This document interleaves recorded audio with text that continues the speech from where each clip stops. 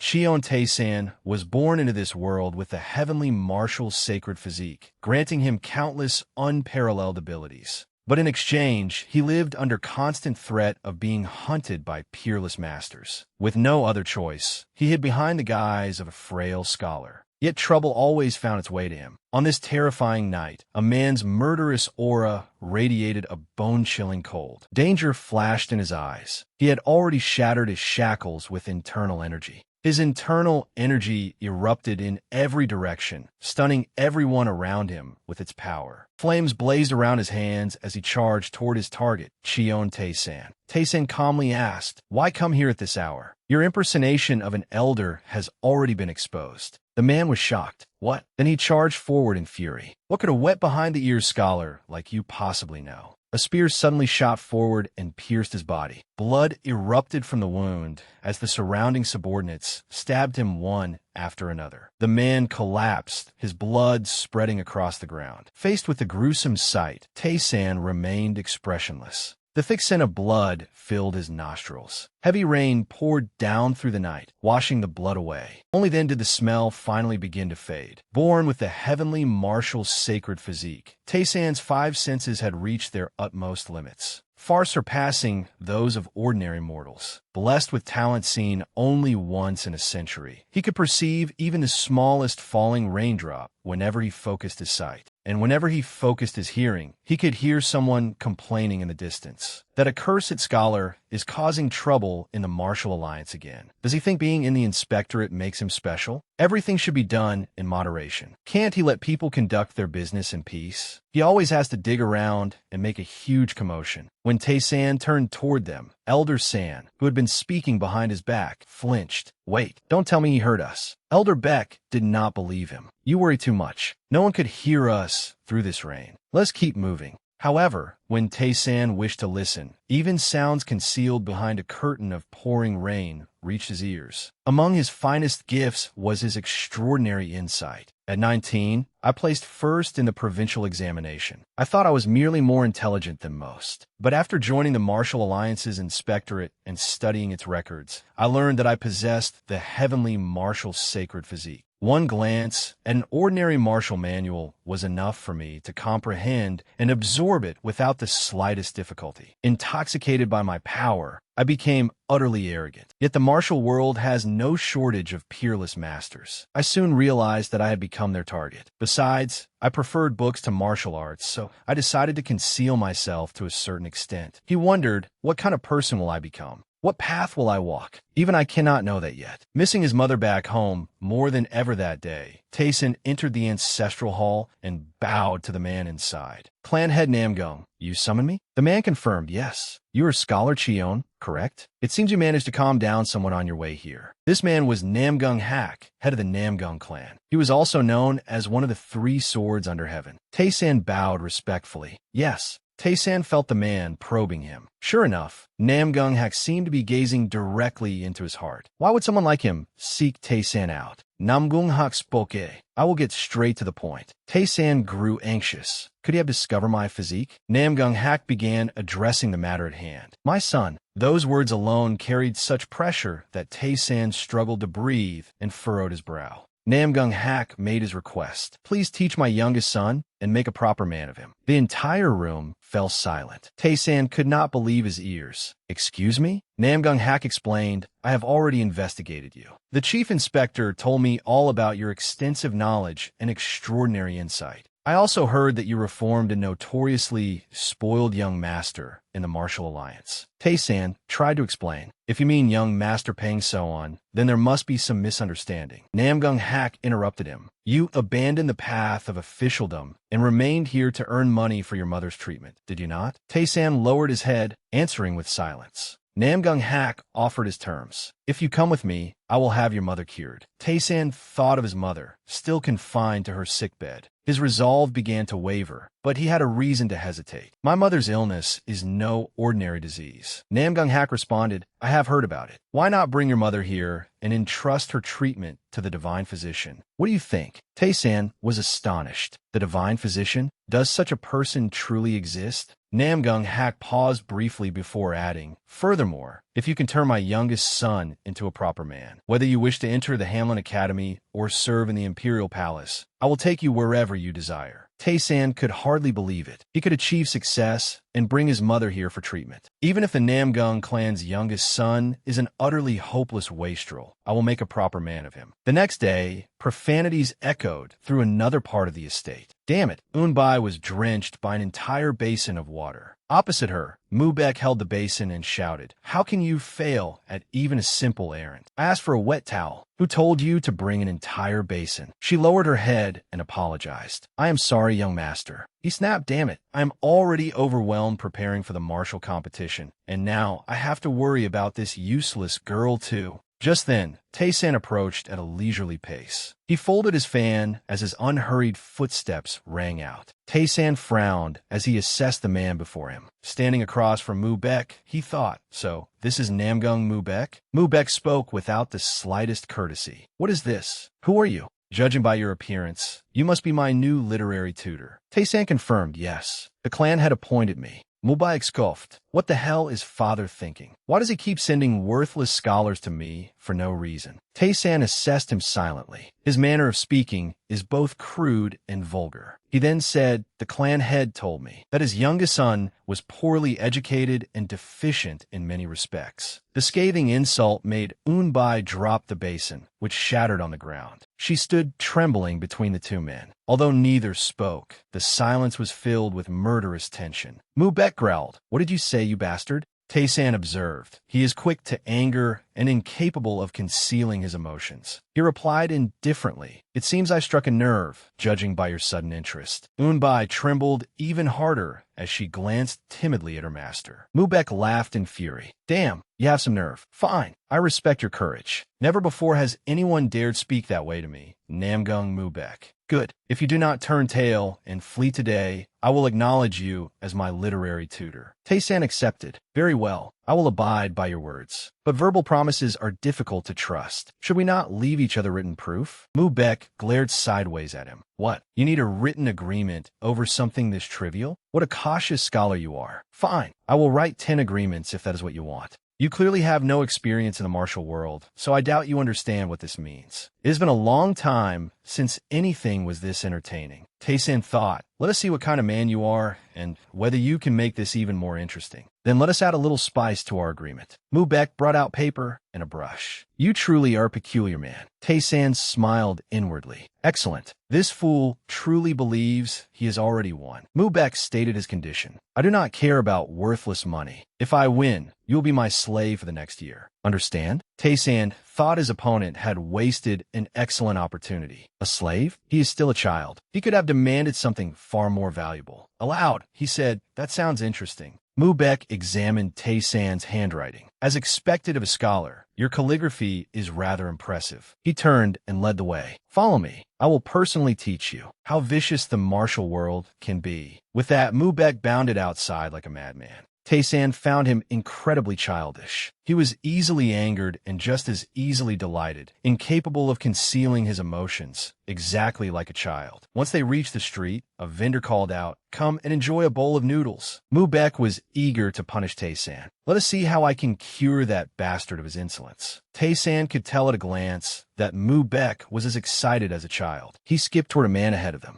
Anticipation gleamed in Mubek's eyes as he focused on Zhongyi. Mubek raised his hand high, then struck down with tremendous force. Zhongyi quickly turned around. "Who was that? You. What do you think you were doing? You had better have a good reason for what you just did." Mubek pointed toward Tae-san. "Of course I do. Ask that man about it." Tae-san was speechless at Mubek's actions. Mubek licked his lips. "You bookish scholar, I will teach you how harsh life can be." Look at him panicking, too frightened to speak. How amusing. Having caused trouble, Mubek turned and fled. Zhongyi assumed a fighting stance and prepared to deal with Tae-san. "Are you that young master's attendant? I will give you one chance to explain. Why did he strike me?" Tae-san frowned as he assessed the man. Tae-san was rather surprised. Even after being humiliated like that, he did not draw his sword. He is neither from an unorthodox sect nor the criminal underworld. Moreover, No one in Hefei would dare speak so casually to Namgung Mubek. He must be an outsider. Out of all these people, Mubek chose precisely the right person to provoke. He is no ordinary wastrel after all. Tae-san bowed. Although it was not my intention, allow me to apologize on his behalf. However, judging by the three-colored tassel wrapped around your sword's hilt, you must be a martial artist of the Exalted Righteousness sect.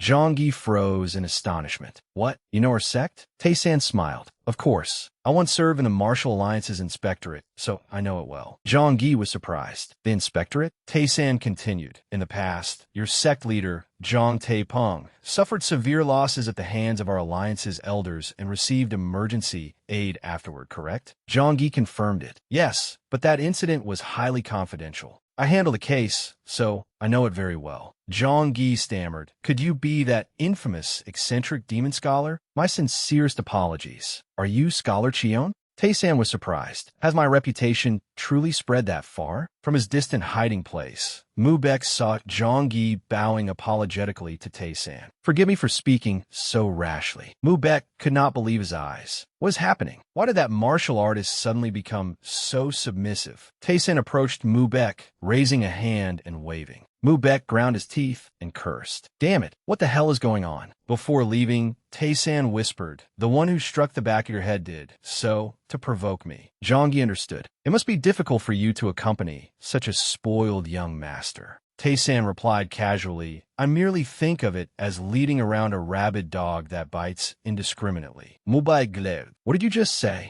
Zhangyi remarked. The reckless young master of the Namgung clan actually dared antagonize the world-renowned demon scholar. I suddenly feel sorry for him. Standing too far away to hear, Mubek grew restless with curiosity. What are those two whispering about? I am dying to know. Tae-san exclaimed with interest. Things will become entertaining from this point onward. Mubek could only watch as Zhangyi treated Tae-san with great respect. The failure of his plan left him seething with resentment. Tae-san casually waved the fan in his hand. Mubek asked curiously, what exactly did you say to that martial artist? Tae-san walked away without concern, then turned and said, nothing important. I merely offered him a sincere apology. Mubek remained behind, furious. Look at that bastard. This will not do. I must crush him completely and stamp out that budding arrogance. The more I look at him, the more irritating he becomes, especially that face. It looks nothing like mine, and he even carries himself with that insufferably refined air. Mubek began devising his next plan.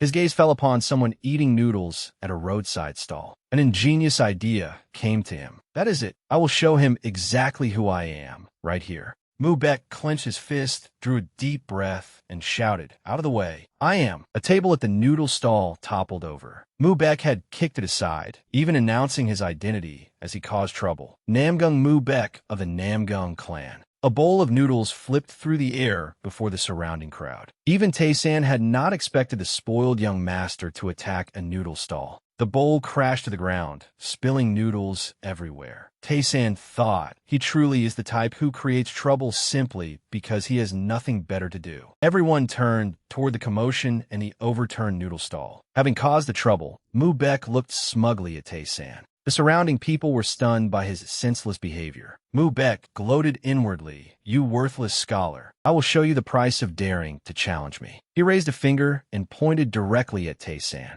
Mubek declared, from this moment onward, the scholar standing here will explain everything that just happened. Pay attention. Everyone turned toward Tae-san, demanding an explanation. Mubek believed an impoverished scholar could never afford to compensate them. Mubek approached, placed a hand on Tae-san's shoulder, and whispered, use that slippery tongue of yours. To settle this peacefully too, Tae-san replied, if that is what you desire, young master, then I shall obey. Tae-san swept his sleeve aside and stepped forward. He was annoyed. Namgung Mubek is being unreasonable again. But no one here would dare oppose his tyranny. Countless eyes focused upon Tae-san, forcing him to confront the situation Mubek had deliberately created for him. Tae-san closed his eyes and calmly regained his composure. When he opened them again, he had devised a plan. Merchants of this street, listen carefully. From this moment forward, beginning with this noodle stall, all stall fees along this street will be managed by young Master Namgung Mu-Baek of the Namgung clan. Tae-san pointed toward Mu-Baek as he spoke. Mu-Baek froze, never expecting the trouble to be redirected toward him. What? Tae-san asked. Is that not correct, young master? Mu-Baek scoffed. Why would I manage this wretched market? Inwardly, he fumed that Tae-san had dared invoke the Namgung clan's name without permission. Several people objected. Wait, scholar. This street is managed by our Practical Truth sect, and we collect the stall fees. Is this not going too far? This was precisely the reaction Tae-san had wanted. The corner of his mouth curled upward. I was wondering what worthless group managed this place so poorly. So is you. If you continue collecting stall fees, young Master Namgung Mu-Baek will personally punish you in the name of the Namgung clan. Surely the young master is not inferior to the Practical Truth sect? Provoked, Mu-Baek shouted, What? Of course I could do a better job. Tae-san shouted to the others. You heard him. Furthermore, the stall fee will be set at 1 coin per month. The crowd erupted. 1 for a month? Did he just say 1 for a month? As expected of the Namgung clan, the Namgung clan has finally stood up for us. Now that I think about it, he kicked over that noodle stall to lure out the pragmatist sect. Everyone kowtowed before young master Namgung Mu-Baek. Thank you, young master. The rapid turn of events left him frozen. They are thanking me just for doing something so trivial. Someone shouted. Young Master Namgung Mu-Baek is a true hero. Young Master Namgung Mu-Baek is the only one who cares about us. Cries of Namgung Mu-Baek resounded throughout the market. An unfamiliar emotion surged within him. This feels amazing. Everyone is chanting my name. This was precisely the plan Tae-san had devised. After analyzing countless spoiled young masters in the martial alliance, I reached a conclusion. Most of these stubborn, childish troublemakers suffer from a psychological disorder caused by a lack of affection. It can be cured with just a little care and affection. Right now, Mu-Baek was reveling in the crowd's praise. Tae-san glanced to the side, where someone calmly sipped her tea. From upstairs, they watched Mu-Baek skipping happily through the street. Do you know that scholar? This is the first time I have seen him around here. He must be the Namgung clan's new scholar. He looks no older than that spoiled young master, yet he handled him with such ease. Wayang replied, He is merely a scholar. I do not believe he is anyone worthy of your attention, little princess. So-on answered, If he can so easily tame Namgung Mu-Baek, the thorn in the Namgung clan's side, then he has clearly reached an extraordinary level. For the sake of our mission, investigate him. She set down her teacup and rose. And as for that matter, Wayang waited for So-on to continue. Where has the precious object been placed? Wayang replied, It is being kept at the mountain stronghold. That is currently the safest place for it. Meanwhile, Mu-Baek demanded, Tear up that agreement in front of me right now. Tae-san remarked, A single bank draft would have sufficed. Why did you bring 100 heavy pieces of silver? Mu-Baek snapped, Why should I make things convenient for you? Not a chance. Tae-san remained indifferent. Suit yourself, but you must stand there until I finish counting them. What? What if the amount is short? Tae-san counted the coins one by one, making Mu-Baek increasingly irritated. How infuriating. That bastard. Mu-Baek no longer wanted to remain there. Just you wait, you devious scholar. Tae-san weighed the coins in his hand. They are heavy. Unbai praised him. Scholar, you were incredible. This is the first time I have ever seen the young master obediently hand over something of his. Tae-san replied, We still have a long way to go. She smiled. That is true. The young master really is a thoroughly spoiled brat. Tae-san gave her an intrigued glance. Unbai immediately became nervous. I must be feverish to speak such nonsense. Please forgive my disrespect. He replied casually, It is fine. I know a little medicine, so let me perform acupuncture on you. Unbai was astonished. You even know medicine, scholar? Besides me, my mother has also been bedridden for a long time. He nodded. Very well, I understand. Gather everyone who needs treatment, not just your mother. Eunbi bowed deeply. Thank you, scholar. Tae-san silently planned his next move. Then I shall begin with those around him and set this spoiled young master's reformation into motion.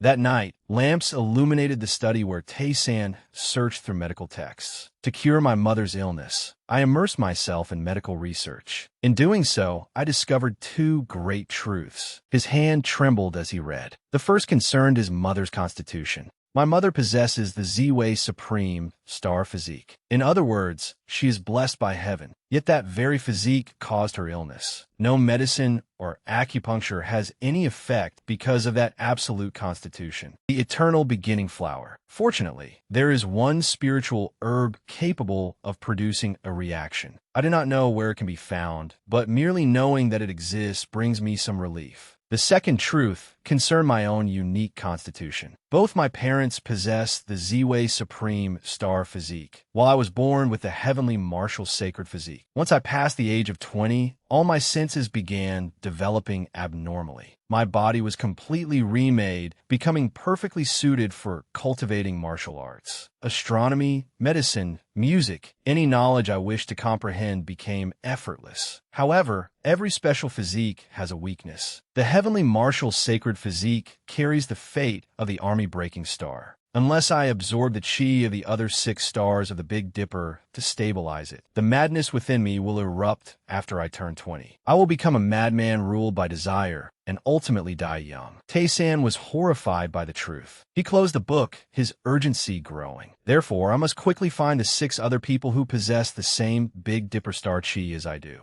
Only then can I prevent myself from descending into madness and escape my fate of an early death. Only then can I save my mother. A memory of the past surfaced in his mind. A man had been sent flying from a building. His body lay sprawled on the floor. Seeing people approaching, he sincerely warned them, "Everyone, it is dangerous in there. You should leave quickly." Their footsteps stopped before him, then continued past. He tried to stop them. "Wait, you cannot go in there." Inside, a man sat drinking amid numerous defeated bodies. Tae-san spoke. All I had to do was find the noisiest, most chaotic place. It was almost too easy. That is where troublemakers, incapable of controlling their madness, gather. The man drained the final drop of liquor. "What did you say? A troublemaker?" He crushed the bottle in his hand. "What the hell do you know? How dare you run your mouth? I am Pyong So-min, son of Elder Pyong Gyo-jeol of the Martial Alliance." Tae-san casually waved the fan in his hand. He asked with interest, "Is that so?" "As for me, I belong to the Martial Alliance's inspectorate." At that moment, Unbai waved a hand before his face. "Scholar Cheon Tae-san, what are you thinking about?"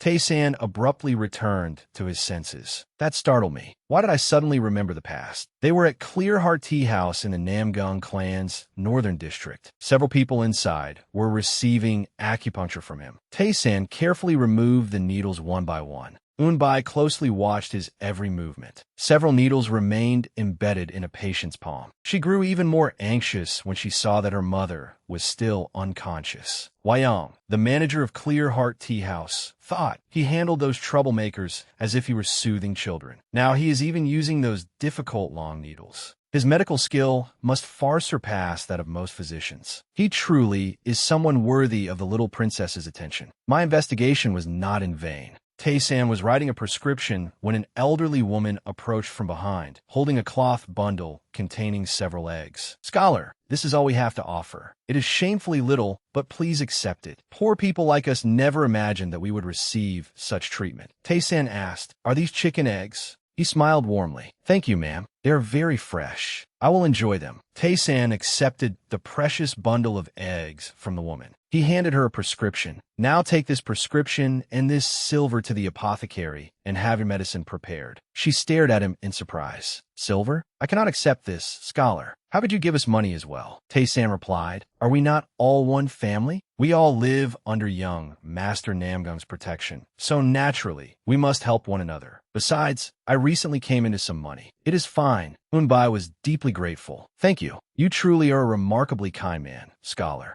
He smiled gently. "It is late. Everyone should return home and rest." The people in the room began rising from their beds. "Thanks to you, scholar, I can move my shoulder again." Tae-san turned to Wyong and cupped his hands. "Thank you for letting us use the tea house so late at night. It has been a great kindness to us." She replied, "You may come whenever you wish. Next time, I will arrange a place farther inside so that no unsavory rumors arise." Her consideration pleased him. "Thank you." Tae-san thought, the owner of this tea house is even more beautiful than I imagined. If I could spend a night with a woman like her. An indecent image appeared in Tae-san's mind. He recoiled in horror. What did I just imagine? I must hurry and find the people who possess the Big Dipper Star Chi. He left the tea house. and Wyong escorted him to the entrance. So-on asked from inside, "How did the investigation go?" Wyong answered, "Little princess, Cheon Tae-san is from Wuhan in Hubei. His family was once an influential regional power, but after his father died and his mother fell gravely ill, their scholarly household declined. His character is not bad, but he reportedly has many enemies. While working for the inspectorate, he repeatedly exposed corruption and personally punished the guilty, earning many achievements. Whether they were branch chiefs, pavilion masters, or hall leaders, he spared no one. He even brought down an elder of the martial alliance." So-on was astonished. "He even brought down an elder?"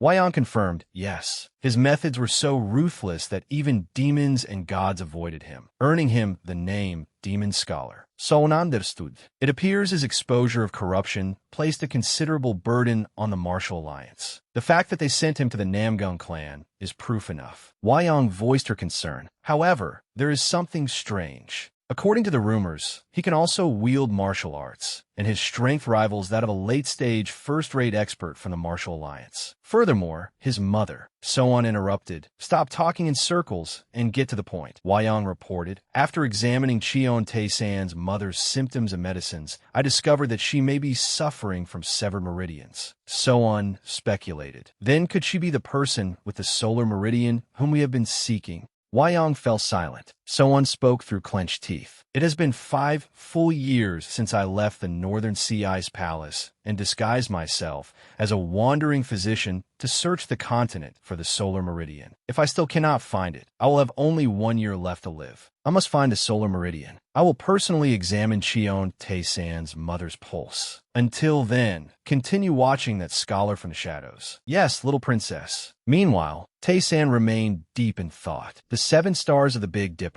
Where could the other bearers of their chi be? Those born with such chi will reveal themselves sooner or later. They may already have achieved many great feats, or even become the leaders of powerful factions. But where could they be? At that moment, Mu Baek approached him. "Tutor, so this is where you were." Tae-san frowned and regarded him warily. Tae-san accepted the book Mu Baek handed him. "What is this?" Mu Baek explained. "This heirloom has been passed down in my family for a very long time, yet no one has ever understood its true meaning. So I decided to try deciphering it myself." Tae-san was surprised. "Is it a secret martial cultivation manual?" Mu Baek replied, "I do not know either. In any case, you're my literary tutor, so help me with it." Tae-san remained suspicious. That troublemaker is asking me for help? What sort of scheme is he plotting now? Outwardly, Tae-san agreed. "Very well. I was growing bored, so I shall take a look." Mu Baek immediately ran off. "Good. I am counting on you." Left behind, Tae-san gritted his teeth. "That brat did it again." Mu Baek was delighted. "You idiotic scholar. You probably think it is merely an ordinary set of cultivation formulas. Once you decipher that book,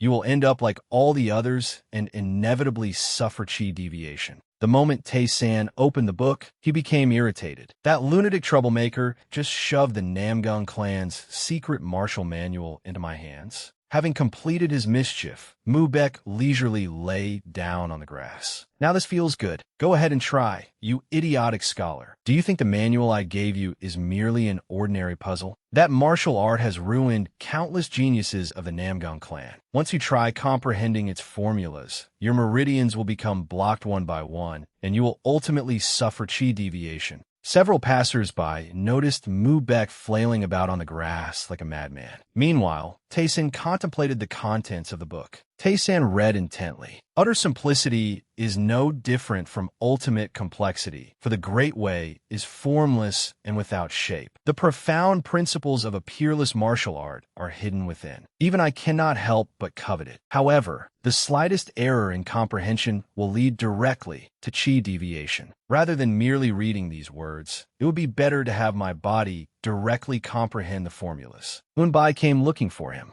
"Scholar," she announced happily, "my mother's condition has improved greatly after taking the medicine you prescribed." "Thank you, sir," Tae-san replied. "I am relieved to hear that." The others who took your medicine were also amazed and praised your medical skill. "Scholar, if there is anything you need, please do not hesitate to ask." Tae-san stood up. "That is perfect. I happen to need someone's help. Would there happen to be a wooden sword available in our inner courtyard?" Eunbai was surprised. "A wooden sword?" When she returned with the news, Mu Baek was shocked. "What? Are you saying saying you gave my wooden sword to Scholar Chion? She trembled. I am sorry, young master. Mubek glanced at the sword in his hand. Seeing him draw the razor-sharp blade, Unbai hurriedly dropped to her knees. Please spare my life, young master. Mubek sheathed the sword and handed it to her. Here, forget the wooden sword and give him a real one. No, a real sword is still not enough. Mubek rummaged through the weapons cabinet. Give him this and this as well. Take everything to him. Meanwhile, as Tae-san held the wooden sword, he silently perceived something. Invisible waves scatter through silence, transcending all boundaries. I do not know the name of this martial art, but its formulas incorporate the principles of esoteric Buddhism. To master it, one must understand the locations and meanings of the 7 spiritual meridians taught by esoteric Buddhism rather than Taoism. Ever since the Central Plains branded esoteric Buddhism as heresy, no treatises or records concerning it have survived. Seeing Tae-san practice, Mubek became smug. That arrangement ensures that anyone who practices it will suffer chi deviation. Meanwhile, Tae-san was attaining enlightenment. However, I once obtained an ancient esoteric Buddhist text from the Martial Alliance's library. That is why I know the exact location of every spiritual meridian. Tae-san's eyes remained tightly shut. As he sensed the energy within his body, his eyes opened. He directed power into the 7 stars and 7 origins acupoints. If I gather my spiritual energy,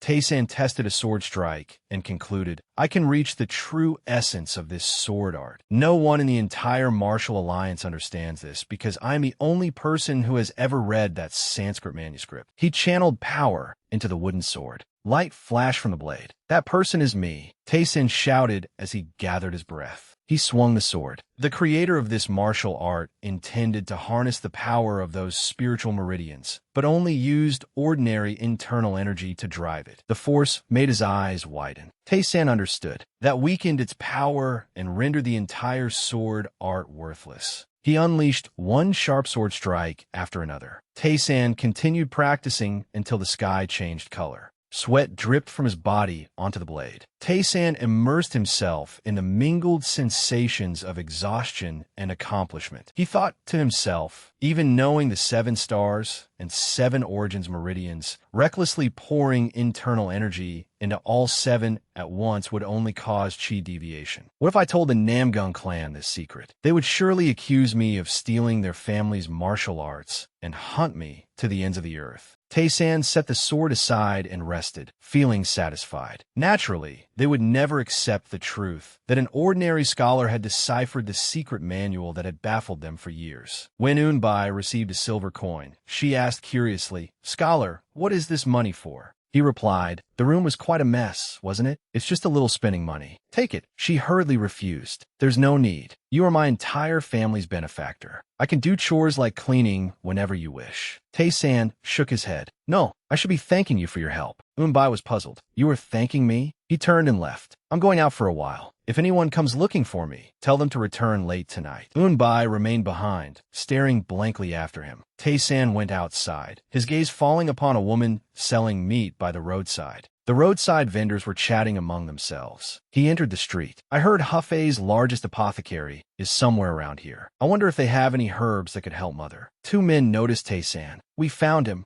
The underling pointed at him. Boss, that's the bastard. Tae-san realized they were watching him. What? Dusik held a butcher's cleaver in his hand. Scholar, do you know how much silver we have lost because of you? I hear the Namgung clan will now be collecting protection fees in the northern district. You must tell them to let us collect the fees again, just as before. Tae-san retorted. Why should I? If you have a complaint, take it up with young Master Namgung. And while I'm at it, let me give you some advice. Do not risk your miserable lives over a paltry protection fee. Do you truly think you can withstand the Namgung clan's wrath? The man replied, You clearly understand nothing. Why do you think we knew you were here? Someone obviously tipped us off. Tae-san flicked open his fan. Is that so? I think I can guess who incited you. By the way, have you ever heard of a martial scholar? Seeing his actions, they mocked him. What, are you going to entertain us with a fan dance? Do you even know the slightest bit of martial arts? The 2 men behind him gradually closed in. Dusik ordered, Boys, take very good care of him. A bald man charged first. Yes, boss. He sprinted madly toward Tae-san. Tae-san began lecturing them. Do you understand this principle? I read about it in a book recently, and only then did I fully comprehend it. Spiritual energy began radiating from the fan in Tae-san's hand, the energy flowing through those spiritual meridians. The man thrust out his fist. Still running your mouth? The spiritual energy surged in waves as Tae-san blocked the punch with his fan. The man's entire body crashed to the ground. He struck with such force that the ground caved in, and fresh blood sprayed from his mouth. At last, the bald man lay motionless. Tae-san explained, a wave spreads outward from a single point, growing more powerful as it expands. Dusik was stunned. This brat really knows martial arts? Tae-san turned his attention to him. You come here too. Dusik immediately changed his tune. No, that won't be necessary. Now that I think about it, we were rather disrespectful to you earlier, scholar. It must have been a misunderstanding. Brothers, let's leave, Tae-san said coldly. Why are you suddenly pretending to be honorable martial artists? Drop the act. I still have something to investigate. Terrified, Dusik pleaded, please give me a moment. After beating his face swollen, Tae-san finally asked, what did you say your name was? The man introduced himself. I'm Doshik. Tae-san recognized the name. I see. So you're Dusik. If I hear so much as a rumor that you are collecting protection fees in the Northern District again, I will personally crush every bone in your bodies and make you crawl on the ground for the rest of your lives. I will spare you today only because you stopped at collecting protection fees. They shouted in unison, thank you, young master. But he was not finished. However, how should I put this? I still have a few matters to investigate. Shall we continue for a little longer? Dusik paniked. We were wrong. At sunset that same day, at the Hunter Herbs Hall, Tae-san was still disappointed. If my opponents had been a little stronger, I could have fully tested the profound meaning of the mnemonic. What a waste of such a good opportunity. Nothing can remain intact after being struck by those waves of spiritual energy. Should I have an iron fan forged while I am at it? No, forget it. I'm not a true martial artist anyway.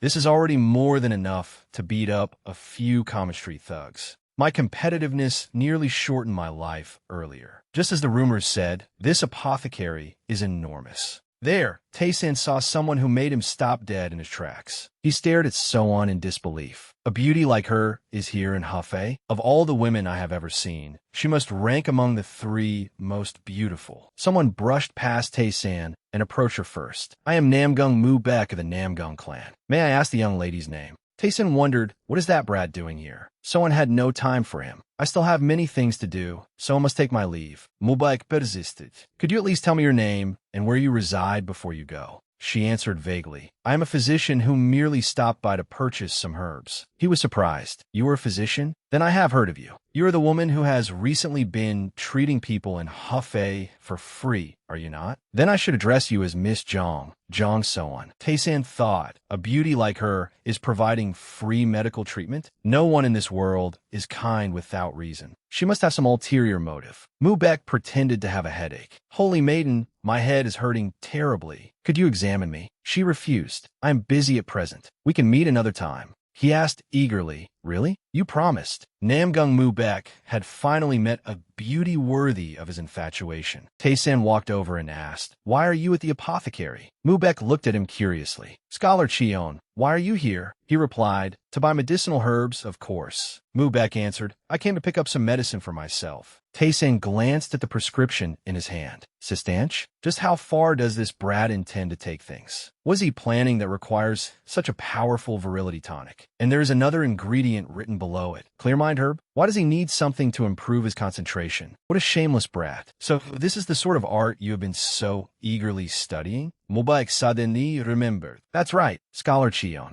Have you deciphered the secret manual I gave you? If you are still immersed in studying it, why do you have time to wander around? If you were truly comprehending the mnemonic, you would not have this much free time, would you? Tae-san replied, I came out precisely because I needed herbs to help me decipher that mnemonic. I have decoded several lines, but it has certainly not been easy. Mu-baek thought bitterly. Just look at that arrogant expression. Mu-baek feigned disappointment. I heard you were a doctoral scholar, so I had high expectations. How disappointing, Tae-san calmly said. However, I have interpreted the lines I deciphered with complete accuracy. The air between them fell deathly silent. Mu-baek stared in astonishment. You deciphered it? Tae-san replied. Of course. Mubek stepped closer. Then tell me what you have comprehended. Tae-san grew wary. Why is he so delighted? Could he sincerely have hoped I would succeed? Tae-san pretended to be reluctant. Is it really appropriate to discuss it here? Mubek replied, you only need to recite 1 or 2 lines of your interpretation. Even if someone overhears, they will not understand. He continued, urging him, tell me. Hurry.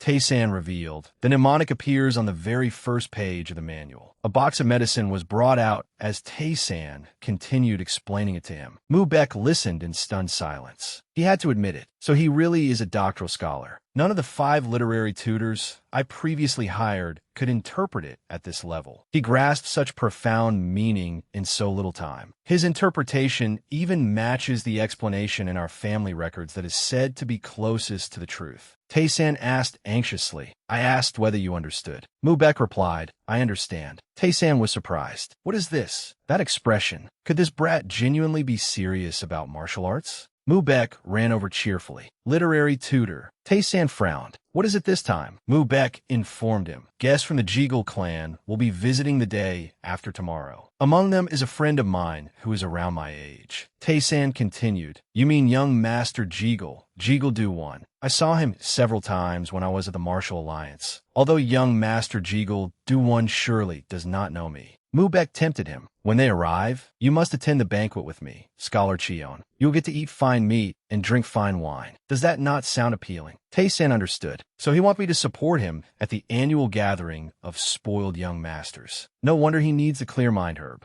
If it is Jeagle Do-One, then he truly is more learned than the other young masters. The Jeagle clan has always placed greater importance on scholarship than martial arts. I hear Jeagle Do-One loves showing off at these gatherings through the 4 arts. Music, chess, poetry, and painting. For a vain brat like Namgung Mubek to ask someone else for help, just how badly must the others look down on him? A battle between brats. How exciting. I cannot wait to see it for myself. A spoiled young master having his pride trampled by another spoiled young master. Just thinking about it is amusing. Mubek awaited his answer. Well, why would you not attend this gathering? Imagining them arguing, Tae-san decided that a contest between arrogant brats might indeed be entertaining. Suddenly, a sharp pain erupted in Tae-san's chest. He froze as beads of sweat rolled down his cheeks. Could it be the influence of a young woman I met earlier? I must find the Big Dipper Star Chi before my condition worsens. Mubek asked impatiently, why are you staring into space? If you do not want to go, just say so. Tae-san studied him. The more I look at him, the more his chi resembles Pyong So-chan's. Very well, let me test it. Tae-san agreed. Very well. Mubek was surprised. What? Really? Naturally, Tae-san would not agree so easily. But I have 2 conditions. Mubek listened. 2 conditions? You are rather demanding. What are they? Tae-san gave his first condition. Please allow me to take your pulse at the wrist.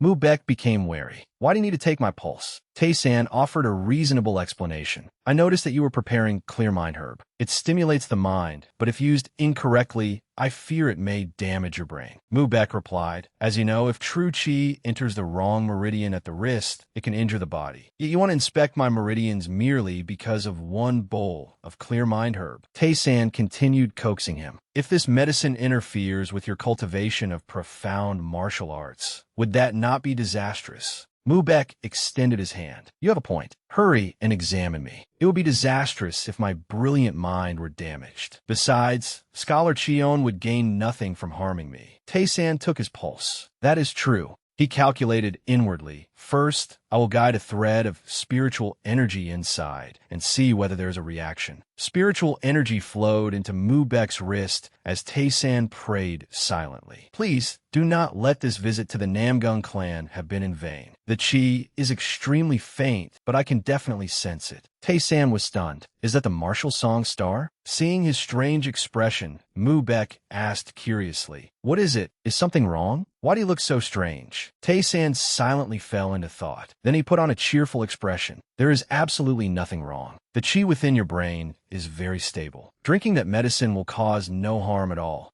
Mubek shuddered. What was that? Hearing you say it like that gives me goosebumps. It seems even Scholar Cheon is astonished by my intelligence. What is your second condition? My second condition is that I be allowed to observe you practicing martial arts. Mubek stared blankly. What? Why do you want to observe my training? Tae-san began acting solemnly. An ancient and prestigious martial family, such as the Namgung clan, must possess its own distinctive principles and path of martial cultivation. To interpret the mnemonic in that secret manual accurately, I must understand the theories behind the Namgung clan's other martial arts. If I can compare it with the swordsmanship you are currently practicing, I will be able to determine its exact meaning. Mubek thought, this is unexpected. Scholars usually regard martial arts as crude and barbaric, not even worthy of a glance. Yet he wants to observe my training personally, all so that he can sincerely decipher those mnemonic verses. Is this what a true scholar is like? Excellent. Then I should make him decipher the entire internal cultivation method I am struggling with. If he succeeds, I benefit. If he fails, I lose nothing. And so Mubek agreed. Very well, I will let Scholar Chion watch me practice, but you must also decipher the internal cultivation method I am currently training. Tae-san asked, I must decipher that as well. Mubek replied, just come tomorrow. Behind him, the corners of Tae-san's mouth curved upward as his plan succeeded. The next day, Mubek brought several books. Should I let you see them? Or perhaps not. Should I? Or should I not? Tae-san did not bother pleading. Then forget it. Mubek hurriedly handed them over. Here. Tae-san was astonished. The boundless azure heaven sword art, one of the Namgung clan's two supreme arts, ranked alongside the imperial sword form, and considered one of the finest sword arts in the martial world. First, it was the internal cultivation method he asked me to decipher, and now this. Why does he keep placing supreme secret manuals right in front of me?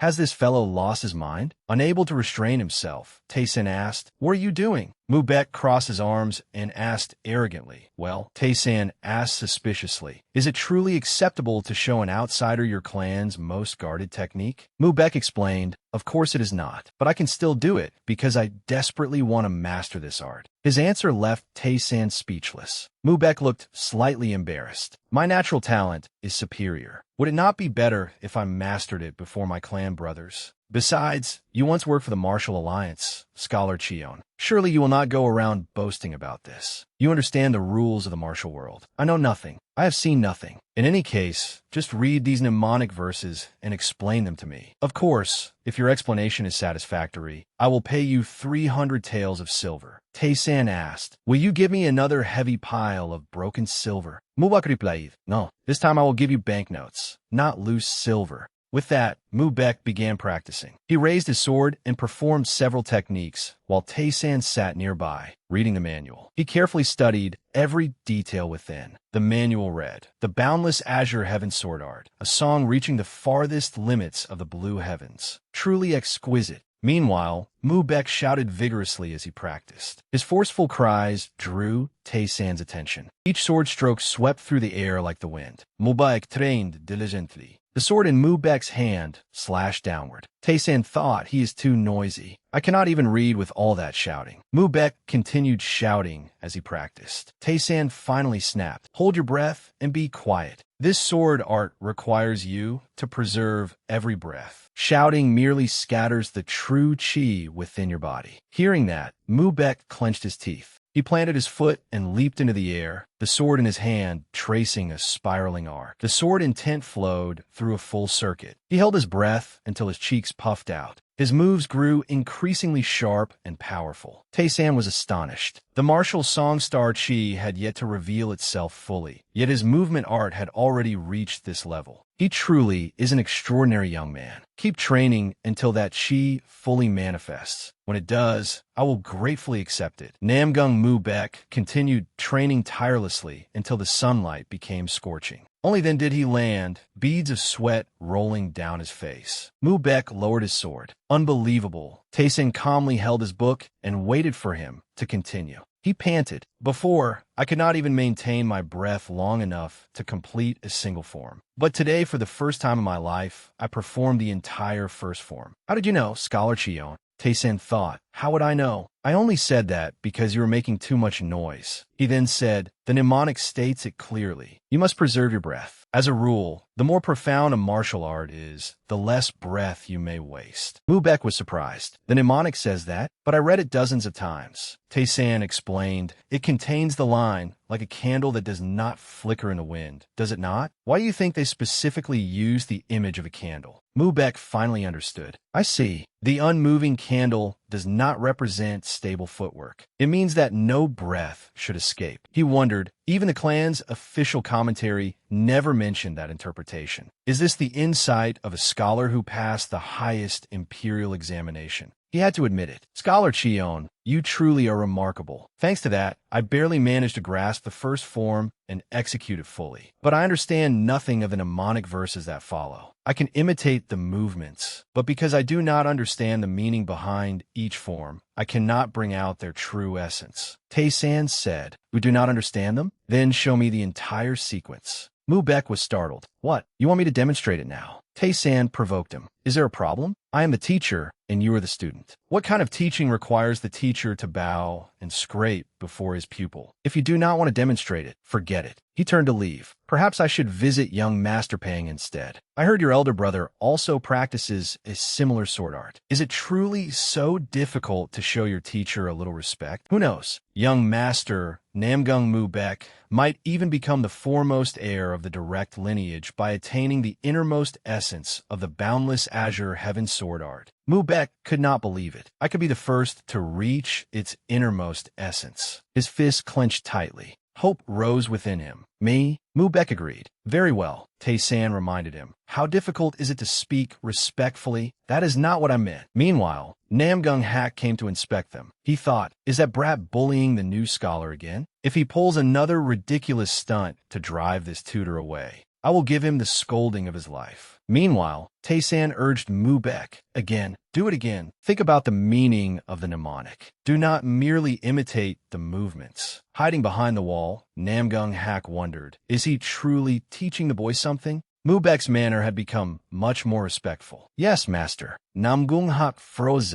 He addressed him respectfully. That brat does not even speak politely to his elder brothers. Yet he shows such respect to a scholar. So it is true. The rumors that Scholar Cheon reformed Peng So-on were all true. My youngest has finally become a decent person. I cannot simply stand here. I must reward Scholar Cheon handsomely. Tae-san continued teaching. Azure Heaven. Boundless. The boundless Azure Heaven sword art. Look carefully. Even its name contains the words Azure Heaven. Namgung Hak's face darkened. What? Did he reveal one of the clan's secret arts to Scholar Cheon? Namgung Hak decided, I must summon that brat and the scholar immediately. Tae-san continued instructing Mubek. Think carefully. Strip away all the ornamental branches and leaves from a mnemonic, and everything ultimately comes down to one principle. Though mountains are high, they remain beneath the heavens. Though waters are deep, they still flow upon the earth. No matter how high a mountain rises, it stands beneath the heavens. No matter how deep the water, it flows upon the earth. Mubek sat down with his arms folded, contemplating those words. Though mountains are high, they remain beneath the heavens. Though waters are deep, they still flow upon the earth. No matter how high the mountain, it exists beneath the sky. No matter how deep the water. Mubek felt as though he were sinking into deep water, and a dazzling light flashed before him. Tae-san was astonished. Did he form a mental vision immediately? His talent for martial arts is truly rare.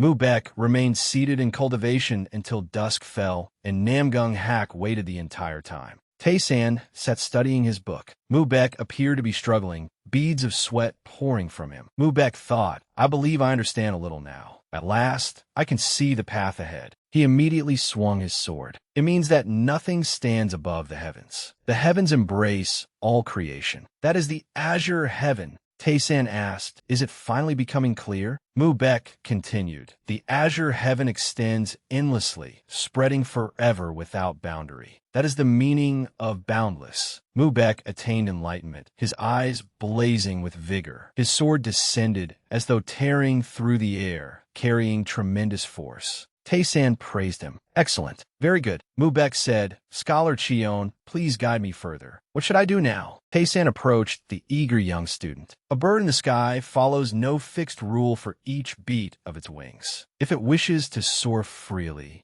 it need only spread its wings and rise toward the heavens. Only one who can truly liberate himself can master the boundless azure heaven sword art. You have spent your entire life behaving however you pleased, like a scoundrel. Surely you understand that feeling. Mubek trembled upon hearing those words. He stared silently at Tae-san and wondered, because I live like a scoundrel, I understand freedom? Mubek placed a hand over his pounding heart.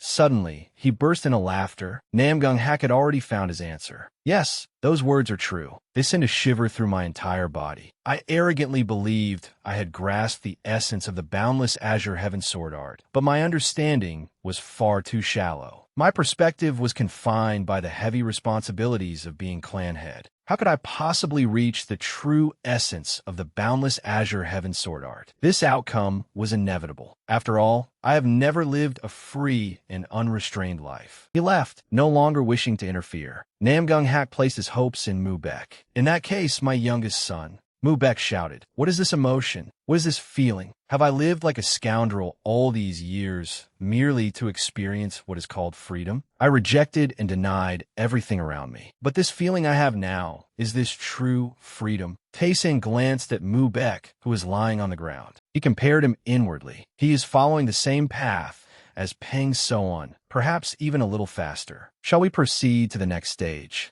The 7 stars of the Big Dipper are the Greedy Wolf Star, Literary Song Star, Giant Gate Star, Prosperity Preserver Star, Chase Star, Martial Song Star, and Army Breaking Star. Of these, the one possessing the fiercest killing aura and greatest destructive power is the Army Breaking Star. One born with a heavenly martial sacred physique bears the destiny of the army-breaking star, fated to destroy himself and face death. To escape that fate, I must absorb the chi of the other stars, just as I obtained the Prosperity Preserver Star chi from Peng So-on. In Cheon Tae-san's room, he was deeply troubled. This is bad. The clan head overheard my conversation with Namgung Mubek. That faint fragrance I noticed on my way here was unmistakably the scent worn by clan head Namgung. An outsider like me seeing the secret manual is an offense that could lead directly to death. The clan head will summon me soon. Unbai arrived at that very moment. Scholar Cheon, the clan head has sent word inviting you to an urgent dinner. Tae-san replied, Very well, I understand. He headed for the door. I will come at once. She asked curiously, I only just received the message. How did you already know? And why do you look so grave? When Tae-san arrived, an entire table of food had been prepared. Tae-san stared blankly at the feast. Across from him, Namgung-hak said, Welcome, Scholar Cheon. He introduced the woman seated beside him. This is my wife. Tae-san clasped his hands. It is an honor to meet you, madam. Namgung-hak glanced at his wife. Madam Namgung asked, Husband, why did you deceive me? Tae-san began to feel uneasy, but she continued, You never told me Scholar Cheon was so handsome. It has been a long time since I met such an elegant young gentleman. Namgung-hak replied, Oh, so that is what you meant. Scholar Cheon, I apologize for troubling you tonight. Tae-san answered courteously, Not at all, clan head. I am the one honored to receive your invitation. Madam Namgung had long heard of his reputation. I hear Scholar Cheon's renown has spread throughout the martial alliance. Tae-san remained modest. I have only earned a small measure of recognition. Madam Namgung praised him enthusiastically. You punish villains and eradicate evil, yet call it merely a little recognition. I find that truly admirable. Scholar Cheon, do you know the verse entitled An Ode to Scenery and the Redress of Injustice? Its spirit greatly resembles your own. She was exceedingly warm and welcoming. Tae-san felt greatly relieved and recited, How could injustice dare rise above the proud pine? Injustice shall inevitably be felled by the raging wind. Madam Namgung marveled. The rumors were true. You're not only accomplished in literature and calligraphy, but also well-versed in music and painting. Tae-san replied tactfully, You flatter me, madam. I regard them merely as refined pastimes for my leisure. Yet inwardly, he wondered, was all my worry for nothing? Suddenly, Namgung Hak slammed his hand onto the table. Madame Namgung turned toward her husband in confusion. Tae-san's recently relaxed heart tensed once more. Namgung Hak's expression darkened. Scholar Cheon, let us end the pleasantries and address the matter at hand. His face turned grim. Let me be direct. You surely know that spying upon our clan's secret arts is a grave crime punishable by death. You saw the mnemonic verses of our clan's secret art, did you not? Tae-san felt an oppressive pressure bearing down upon him. A terrifying silence descended over the table. Namgung Hak declared, "You dare to view a secret art of the Namgung clan." Tae-san thought, he knows about the entire conversation. Madame Namgung is Mubek's mother, and the pressure from the clan head is suffocating. To escape this predicament, I must rely on the madam, not the clan head. Namgung Mubek is her greatest weakness. I must exploit that thoroughly. Tae-san formed a plan and began steering the conversation. That is correct. Everything happened because the young master personally requested it. Namgung Hak was unconvinced. Is it your entire defense? Tae-san answered firmly. When young master Namgung Mubek showed me the boundless azure heaven sword art,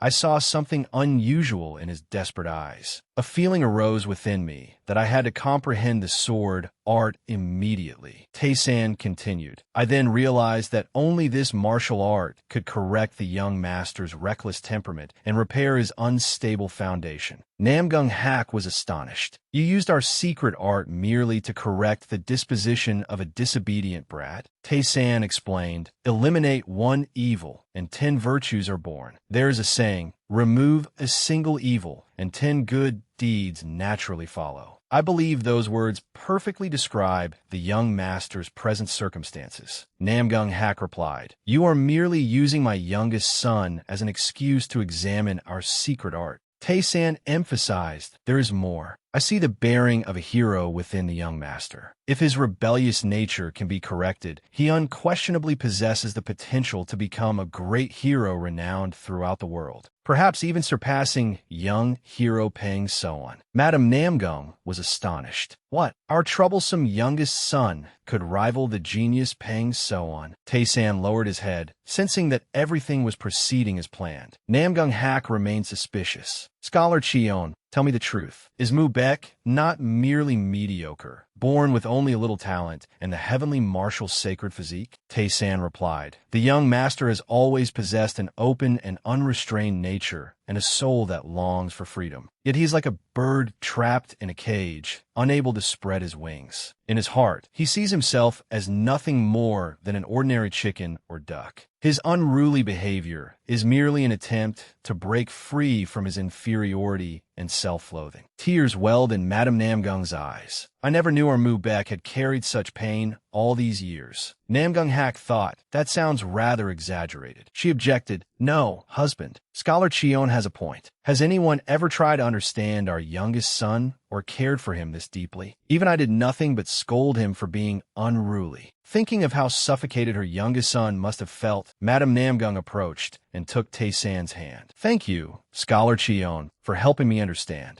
Namgung Hak reminded her, my lady, one of our clan's 2 supreme arts has been revealed to an outsider. How can we treat this lightly? She refused to listen. Is that so? I am not a martial artist, so I know nothing of such matters. But as a mother, whether it is the boundless azure heaven sword art or the imperial sword form, I would gladly sell either one if it could save my son. In my eyes, that troublesome son is more precious than any martial arts manual. Namgung Hak was stunned. My lady, Tae-san silently watched them argue. Madame Namgung slammed the table and rose. Then why not cut off one of his arms and let the matter end there? That way, he will never be able to practice martial arts again. Would that satisfy you? Her words left Namgung Hak speechless. Seizing the moment, Tae-san rose and declared, I swear upon my life, if I ever allow the Namgung clan's martial arts to spread beyond its walls, you may cut off both my arms and take my head as well. I will harbor no resentment. Namgung Hak finally relented. Is that so? Then I shall give you one opportunity. You surely know that members of the Zhuge clan will visit tomorrow. Once again, they will use the pretext of a friendly martial contest to humiliate my youngest son. My youngest has never defeated his opponent even once. Tae-san understood. Clan head, you mean that I must ensure young Master Namgung Mu-bek wins tomorrow's friendly contest. Namgung Ha confirmed, correct. If you succeed, I shall grant you an official position and permit you to study the Namgung clan's secret arts. Tae-san stared at him in astonishment. Namgung Hak added, but if you fail, you must offer up your head. With Tae-san's abilities, he should understand the meaning behind those words. Tae-san thought, the clan head's intentions are perfectly clear. He wants to keep me here, but he also requires me to pass this test. In other words, he needs a legitimate justification, an excuse that will persuade the elders and the Namgung Council. Namgung Hak continued, I shall say no more. If you can truly give my youngest son wings, will he not finally be able to soar freely? Tae-san clasped his hands sincerely, bowed his head, and accepted the proposal. The couple saw Tae-san off. Madame Namgung leaned happily against her husband. Husband, it seems you had already decided to keep Scholar Chion here. My words earlier were rather reckless. Please forgive me. He replied gently, not at all, my lady. I understand how deeply you care for our youngest son.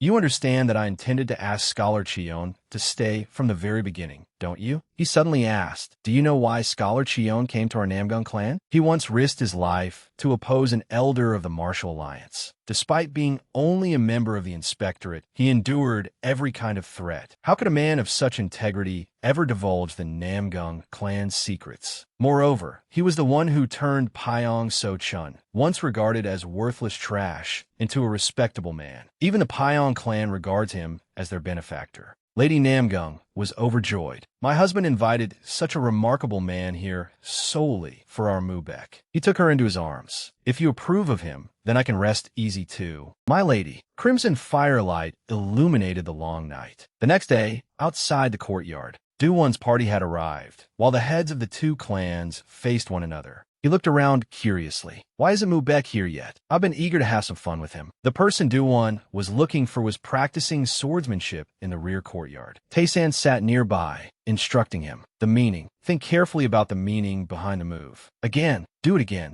Mu-bek agreed. Yes, master. Just then, Do-won kicked the door open and entered. Open up. Both of them turned toward the door. He mocked. Why is the Namgung clan's main gate so short? So this is where you were, little brother Namgung. Tae-san found the form of address amusing. Little brother Namgung? Mu-bek sheathed his sword and greeted them. You've arrived. Do-won asked curiously, little brother, are you training for this year's match? It's been a long time, but you don't seem very happy to see me. I'm trembling with excitement just thinking about fighting you again. Mu-bek thought, look at him. I remember him already being tall when we were at the Martial Alliance. Did he grow even taller? Do-won thought, this brat is quite amusing. Do-won continued provoking him. Did you get shorter? No, you just got taller. Do-won rubbed Mu-bek's head. Little brother Namgung grows more adorable by the day. Mu-bek irritably blocked his hand. Did you come here just to boast about your height? Do-won became furious. What? Boast about my height? Martial arts, scholarship, music. I have countless things to boast about. Yet you think height is all I have? You truly grow more arrogant by the day. He glanced at Tae-san. Is it because of that newcomer? That scholar hasn't even bothered to greet me. He just sits there fanning himself with that arrogant expression. Do-won shouted, hey, what's your name? Tae-san calmly waved a fan in his hand,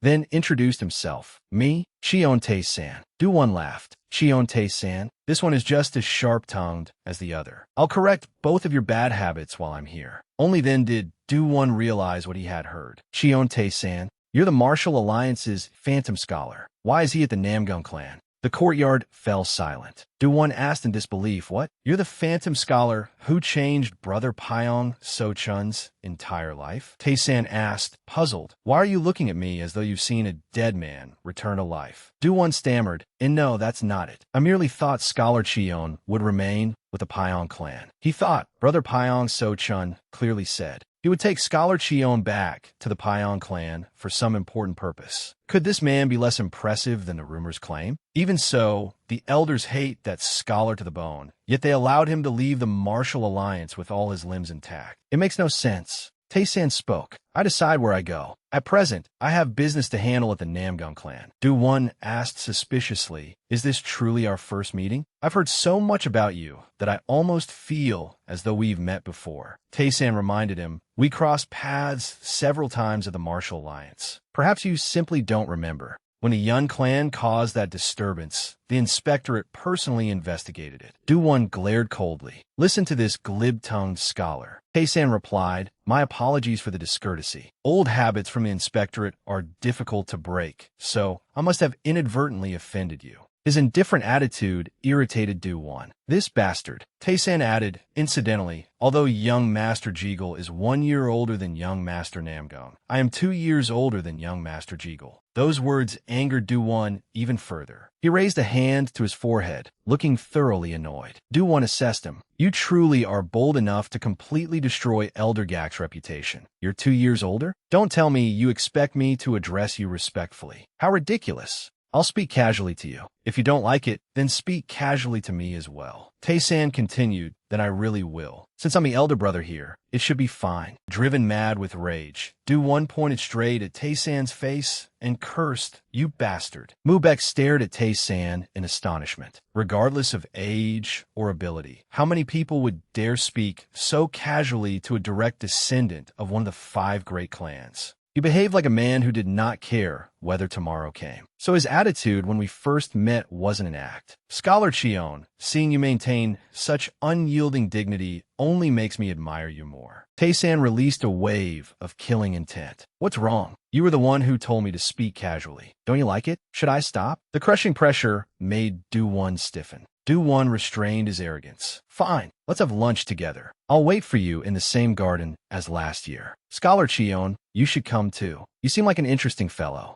Tae-san answered casually, certainly. Thank you for your gracious invitation. You're more amusing than I expected too, little Do-won. That form of address made Do-won freeze. Little Do-won, he struggled to suppress his anger, holding it in until veins bulged across his face. After watching the furious Do-won leave without causing further trouble, Mu-baek turned back to Tae-san. He gazed thoughtfully at him, then suddenly staggered as though he were about to collapse. He exclaimed admiringly, Scholar Cheon, you're far more impressive than I imagined. I heard you sent that terrifying Elder Gak straight to hell, and now you even dare tease Jeagle Do-won like that? And is it also true that you turned Brother Pyong So-chun into a respectable man? Tae-san observed. It seems honorific speech has become firmly attached to the young master's tongue. Mu-baek explained, after hearing you interpret the secret manual and witnessing how you handled Jeagle Do-won, how could I not admire you? Tae-san replied, young master, you've changed, and it is a welcome change. From now on, I shall also speak respectfully to you. Mu-baek asked curiously, Scholar Cheon, you seem to have changed as well, though I don't feel very different. Tae-san revealed, Pyong So-chun was exactly the same at first. Mu-baek was startled. Pyong So-chun, if you call him directly by name before becoming close, you'll bring disaster upon yourself. Unlike me, that brother always swings his fists first. If that happens, you'll truly be as good as dead. Tae-san countered, but he and I aren't friends. He calls me his big brother. Mu-baek clearly did not believe him. That brother looks at scholars as though they're stray dogs on the street. That joke is too ridiculous not to laugh at. Tae-san pressed his lips together and said nothing. He promptly walked away, leaving Mu-baek staring after him in surprise. Was he serious? The two of them entered a flower garden. Tae-san looked around. Is this the demon-suppressing garden? Mu-baek confirmed that's right. 50 years ago, when the demonic cult rebelled, a terrible calamity descended upon the martial world. At that time, the ancestors of the Namgung clan who had mastered the essence of the family secret arts volunteered to fight on the front lines and accomplished countless military feats. In exchange, however, most of them lost their lives on the battlefield, turning it into a great tragedy. That is the main reason why the boundless Azure Heaven sword art could not be passed down in its entirety. This place was named the Demon-Suppressing Garden so that we, their descendants, would never forget our ancestors' hatred and dying wishes. Tae-san understood. I see. This truly is a place of profound significance. Do-won was leisurely listening to music there. Mu-baek glared angrily. That bastard. I can't believe he dared bring courtesans into the demon-suppressing garden this year.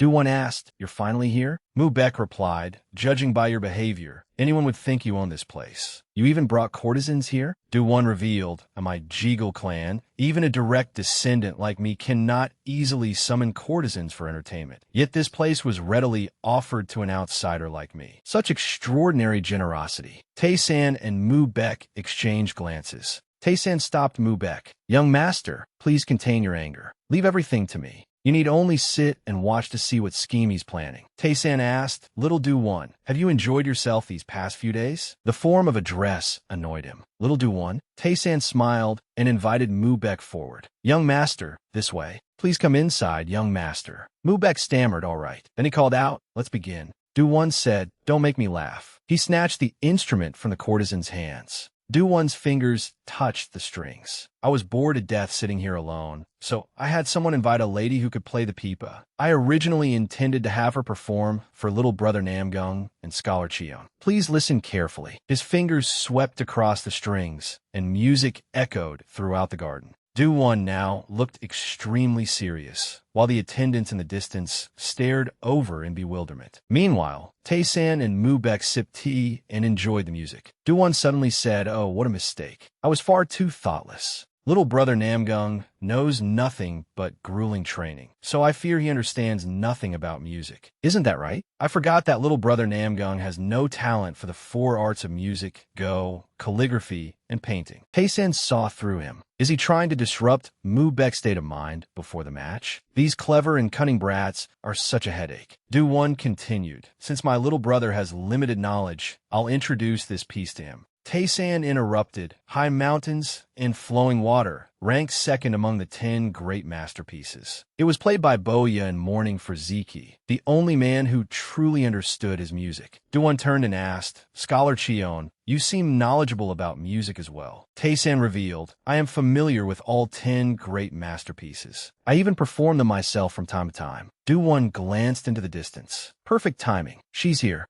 The other 2 also looked in that direction. Do-won revealed, I invited several more people. How could such a wonderful performance be held without an audience? I also invited a special guest. She is the foremost courtesan of Hefei. Some people blushed when they saw Changyo. Isn't that Changyo of the Heavenly Music Pavilion? Why is a woman acclaimed as a master of the Guqin and Pipa here? She approached in an eye-catching pink outfit, her beauty utterly dazzling. Everyone present, including Mu-bek, was captivated. Her beauty truly was unparalleled. Tae-san glanced at Do-won. Look at that detestable brat. Is he showing off that he has enough influence to invite Changyo here? He even deliberately gathered a crowd so she could listen to his performance and judge his skill. Welcome, Lady Cheonjo. Your intentions are obvious, brat. Do-won smiled brightly. Very well, let's see how my music is judged. In truth, I'm looking forward to witnessing Scholar Cheon's abilities. Namgung Hak's party was strolling nearby. He spoke first. I hear the young masters are holding another friendly match this year. Jigul Do-san replied confidently. Isn't the outcome already obvious? Namgung Hak answered. This year will be different. Do-san probed, is that so? Has young master Mu-bek attained some new insight? Namgung Hak answered cryptically. Insight? He has finally learned to use his head a little. Do-san narrowed his eyes warily. Is that so? Then, since this match represents both of our clans, why don't we wager the escort rights of our security bureaus on the result? Namgung Hak thought, you cunning old fox. He plans to settle the security bureau's dispute with a single match. He commented, that sounds interesting. When Namgung Hak agreed, a calculating look appeared on Do-san's face, while Namgung Hak's expression turned cold. Back among the youths, Changyo introduced herself. Thank you for inviting us. I am Changyo. Do-won saw that all his preparations were complete and the audience had fully assembled. Anhui's foremost musician had also arrived. Very well, we shall leave the judging to Lady Changyo. Why don't we go outside and begin the contest? You're not nervous, are you? Tae-san replied. Nervous? Not all. Merely thinking about competing against you excites me. Incidentally, since we've decided to compete, why don't we both perform the same piece? Do-won was surprised. The same piece? Do-won suspiciously glanced at Tae-san, who was holding a pipa, then accepted. Very well, I agree, but I will choose the piece. You claim to know all 10 great masterpieces, so naturally you must know White Snow and Early Spring. Tae-san lightly flexed his fingers. White Snow and Early Spring. That is merely a basic piece. I performed it several times before. Do-won thought, White Snow and Early Spring isn't a piece anyone can master after only a few attempts. His boasting has gone too far. I'll crush you so thoroughly that you'll never dare climb over my head again. His fingers touched the strings. His nimble fingers plucked the instrument, sending music ringing throughout the garden. Chanyo noticed. The moment young Master Jiggle-Do-One began playing, the atmosphere changed. Song Ran agreed from behind her. Yes, Sister Chanyo. Although my eyes cannot see, I can still imagine every note falling like a snowflake. The garden suddenly felt colder, astonishing everyone around them. Namgung Hak's party heard the music. He frowned. Are they competing with musical instruments this year? Jiggle-Do-San stroked his beard. It seems they wish to amuse themselves before the martial match. He thought, is Do-One using music to suppress his opponent's spirit this year? What a clever child. Do-San asked curiously, is young Master Mu-Bek also proficient in music? Namgung Hak replied, I've never seen Mu-Bek touch any instrument. It seems his literary tutor will compete in his stead. Do-San was surprised. His literary tutor? Who is this literary tutor? The entire garden seemed enveloped in icy air. Do-One asked arrogantly. Well, he was delighted with himself. My playing has already reached the level of a true master. Tae-san idly picked at his ear in boredom, shocking Do-One. A man who can barely imitate the melody dares to boast?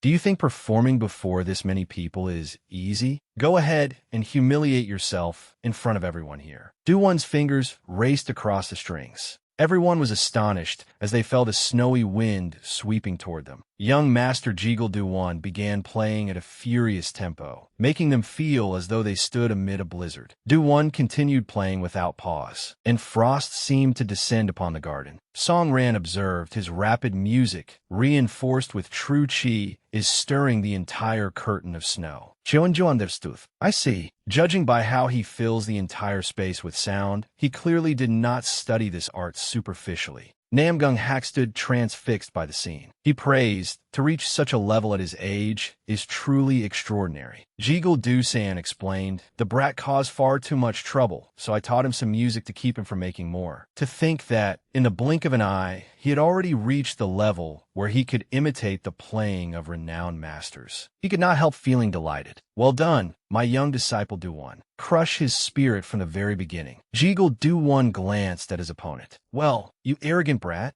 now show me those pathetic skills of yours. Lady Nam stood beside Namgung Hak. He turned and asked, My lady, who do you think will win? She replied, Young Master Jiggle-Do-One is far more formidable than I expected. Namgung Hak continued, So you believe Jiggle-Do-One will win? Lady Nam replied confidently, No, Scholar Cheon will still win. Consider it a woman's intuition. Cheon Tae-san exhaled slowly. He gently raised his hands and began playing his piece. Tae-san closed his eyes and immersed himself in the music. His fingers glided lightly across the strings. Do-One froze when he heard the music beside him. Song Ran could hear the difference. They're playing the same piece, but their interpretations are completely different. If young Master Jiggle-Do-One is emphasizing the white snow, then that scholar seems to be depicting spring. Mu-Bek stared in astonishment. Scholar Cheon. Meanwhile, Do-One was losing his composure. Not bad. Seeing Tae-san completely immersed in his own, playing only made him more resentful. But you are still no match for me. My furious melody will overwhelm everything.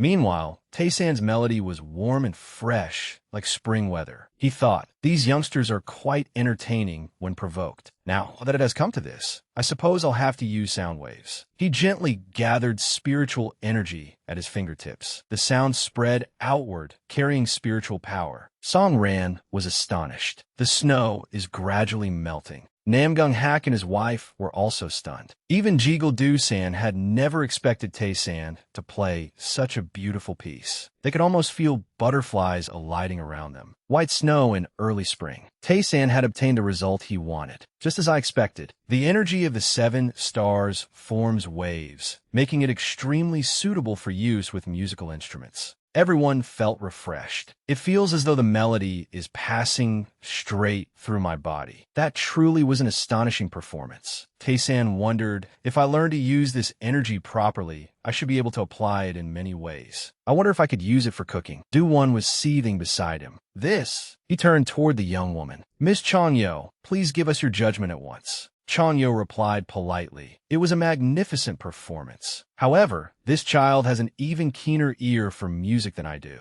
She has lost her sight, but her hearing far surpasses that of an ordinary person. Do-won understood. Are you saying this child is even more capable than you? The woman hailed as the finest musician in Hefei. He glanced at the young girl. A blind child. Very well. Since she cannot see, I can trust her to give a fair judgment. Do-won accepted the proposal. Fine, go ahead. Between my playing and Scholar Chion's, tell us which was superior. The two of them waited for Songran's answer. Do-won asked again, who was better? The young girl replied, because I cannot see, I do not know who played which interpretation. Even so, I could see it clearly. In white snow in early spring, amid the swirling snow, I saw spring bursting into bloom, and every falling snowflake transforming into a butterfly. Do-won refused to accept it. What? Are you saying I was inferior to that scholar? The people around them reacted differently. Do-won turned and glared at them. Mu-baek then stepped aside. Tae-san approached Chang-yo. That was truly admirable. Ever since I began studying music, I have always searched for a Ziki of my own, and it seems my Ziki has been here all along. May I ask your name, young lady? The young girl blushed as she introduced herself. My name is Songran. I am merely a blind girl. How could I be worthy of being called your Ziki? Enraged, Do-won called Mu-baek out by name. Namgung Mu-baek, what are you doing?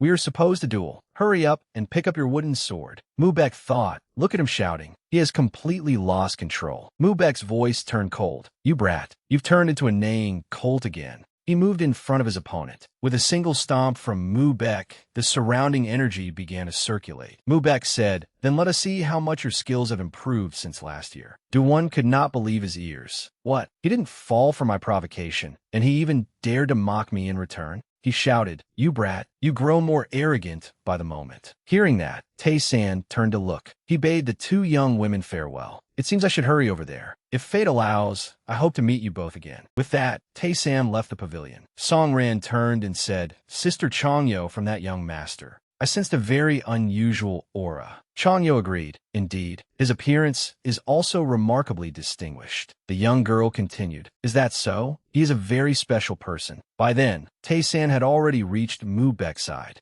Namgung Hak had stepped aside to wait. Mu-baek quietly called out, Scholar Chion, when I heard high mountains and flowing water just now, I vaguely sensed the fourth form of the boundless azure heaven sword art. I feel as though I'm close to grasping a clue, but it is still unclear. Am I heading in the right direction? Tae-san replied, my understanding of the fourth form is similar. Boya severs the strings. Just as Boya once had a kindred friend named Ziki, who fully understood his music. To comprehend the fourth form, you must become Ziki and understand Boya completely. Mu-baek realized what he meant. I must become Ziki? Do-won mocked him. Mu-baek, are you learning martial arts from a scholar now? Mu-baek snapped. Why are you so talkative? What, are you asking about my weaknesses? Namgung Hak gave Do-won an irritated glance. Mu-baek did not fall for the provocation. Young Master Jeagle, there is nothing strange about learning martial arts from a scholar. The martial path does not belong solely to martial artists. For someone raised in the Jeagle clan, which values scholarship as highly as yours does, your way of thinking is remarkably narrow-minded. Do-won could not believe that Mu-baek had mocked him. That bastard. The people behind them began whispering. They called Jeagle Do-won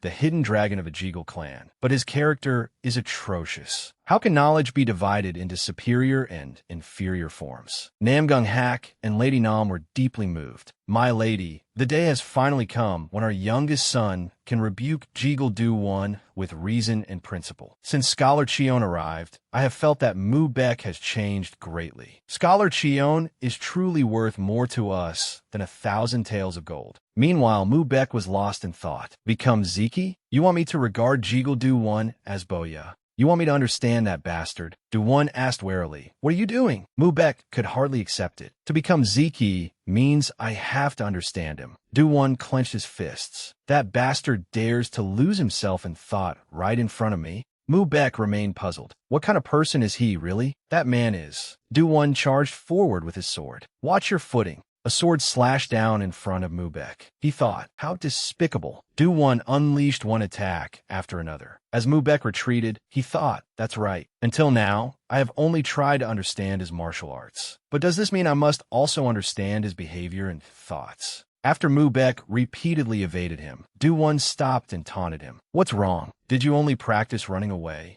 Or are you too afraid of me to fight back? Mubarak smirked. That's right. He is despicable and only knows how to use words to probe his opponent's weaknesses. Seeing him still trying to lure me into his trap is almost pitiful. Have I truly matured this much? Mubek replied, I was merely checking whether your skills had improved, but I am deeply disappointed. You haven't changed at all since last year. Do-Won grew even angrier. You must have a death wish. Mubek remained calm. Isn't that sort of abuse excessive for a friendly duel? Do-Won charged at him, determined to punish his opponent. Mubek observed him carefully. Even his attacks are full of deception. He pretends that he intends to strike deep into my left side, but he is exploiting his advantage, using his long arms like whips to alter the attack and aim directly for my neck. Mubek leaned backward and evaded it. He finally understood. Now I understand both your personality and your martial arts. Every one of your moves is far too easy to predict. Do-Won stared at him in confusion. What? Mubek had formed a plan. If I continue provoking and belittling him, he will try to suppress me by flaunting his strength. Do-Won continued pursuing him. You bastard. Let's see if you can escape my sword this time. The sharp blade swept outward.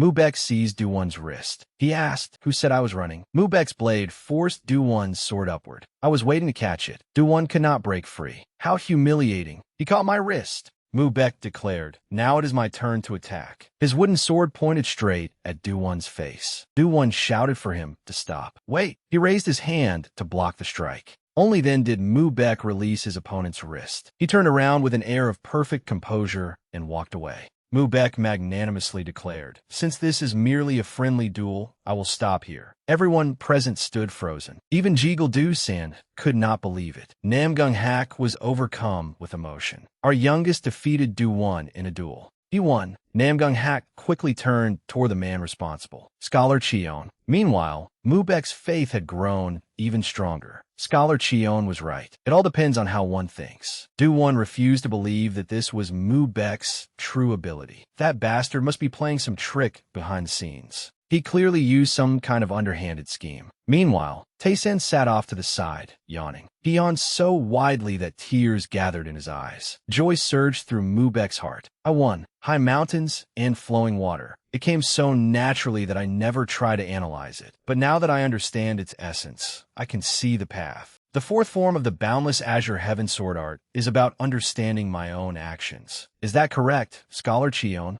Sitting behind him, Tae-san casually waved his fan. Mubek was confused. What is with that indifferent look? He could not help feeling dejected. Is someone like me still not good enough? Behind him, Do-Won insisted. That's right. There is no way you won through your own ability. If we had been using real swords instead of wooden ones, I would have won. Mubek asked, why are you so angry? If winning and losing matter that much to you, shall we just call it a draw? Do-Won demanded an answer. What? Tell me, how did you see through my techniques? Did that scholar over there teach you? Tae-san's lips twitched again. The duel is already over. Why do they still have so much to say? Mubek relented. If you truly cannot accept the result, I will give you another chance tomorrow. The way Mubek phrased it sounded absurd to Do-Won. A chance? Fine. Very well. Tomorrow, I will confirm it for myself. We'll see whether you truly know how to counter my clan's martial arts. Tae-san interjected. You really are like a child. They say that if you give a child a hammer, everything in the world looks like a nail. Young Master Jiggle looks exactly like that right now. Do-Won fumed. What did you say? I have tolerated this scholar long enough. He charged toward Tae-san. Mubek refused to allow it. That bastard is taking his anger out on Scholar Cheon. I cannot allow that. Mubek stomped down and launched himself forward. Scholar Cheon still has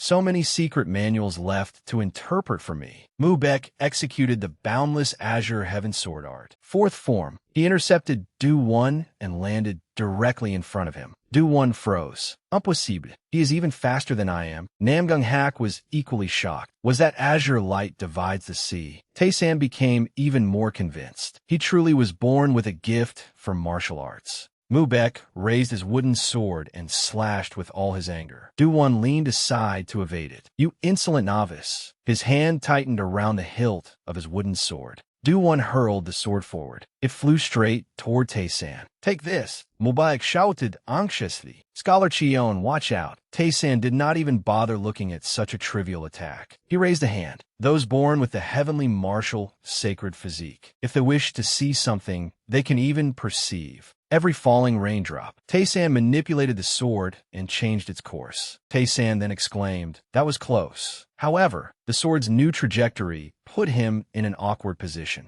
It was now flying toward Jiggle-do-san. The sword is heading this way. Namgung-hak immediately drew his sword. He knocked the wooden sword off course, slicing it cleanly in half. Namgung-hak asked, "Elder, are you all right?" Jiggle-do-san replied, "I am fine." Namgung-hak's hand was still trembling slightly. He had seen it clearly. The sword had carried a spiraling force. Scholar Chion's sleeve concealed it, making it appear as though he had simply dodged. But when the sword emerged, its force had been amplified far beyond what it possessed when it first approached. The fifth form of the boundless Azure Heaven Sword Art. Azure Dragon ascends to heaven. Scholar Chion did not merely interpret the mnemonic verses. Did he actually execute the sword art himself? Understanding the theory and applying it are two entirely different realms. No, that is impossible. It must have been a coincidence. Even if he is Scholar Chion, he cannot possibly be such an unrivaled genius. Jiggle-do-san felt deeply ashamed. Jiggle-do-one, you fool. You cannot even accept the result, and now you intend to further disgrace the Jiggle clan's reputation? Is this the shameful conduct I taught you? If you wish to learn how to win, you must first learn how to lose. You foolish boy. Do-one trembled under the rebuke and collapsed to his knees. Meanwhile, Mu-Baek was in shock. "I executed Azure Light Divides the Sea on my very first attempt." Tae-san thought, just as expected, "I truly am an unrivaled genius." How fascinating.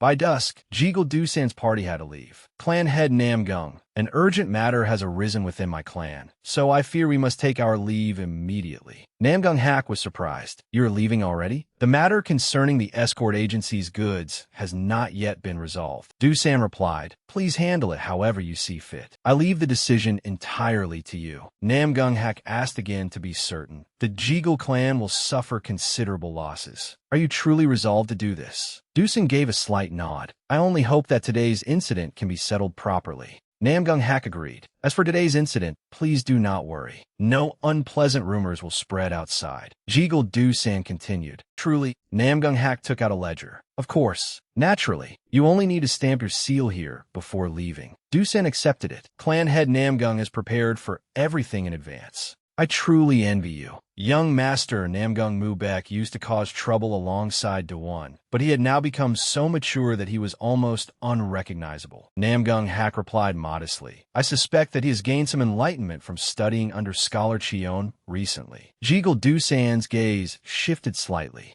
Do-san turned his attention toward Tae-san. "You mean the scholar who played the music earlier?" Meanwhile, Mu-Baek boasted proudly, "Did you see that? That was my Azure Light Divides the Sea." Do-san frowned. "You called him Scholar Chion. Is he the Martial Alliance's phantom scholar?" Namgung-hak remained silent at the question. That night, two people approached a house at the foot of the mountain. They opened the door and entered. So-on and Wyong frowned as they looked inside. A torch flared to life, revealing a vast cavern within. Someone was sealed inside a block of ice, while droplets of water trickled down its surface. So-on asked coldly, "What is happening?" "Do not tell me the ice crystal is melting now." Outside, heavy snow blanketed the land in white. Inside the cavern, the torch cast a warm glow. Stunned, So-on approached the block of ice and touched it. "How can this be? Only the palace lord and I possess enough power to melt the ice crystal." Wyong asked anxiously, "If the glacial sacred physique truly awakens, can we reclaim the ice palace that was seized during the Elders' Rebellion?"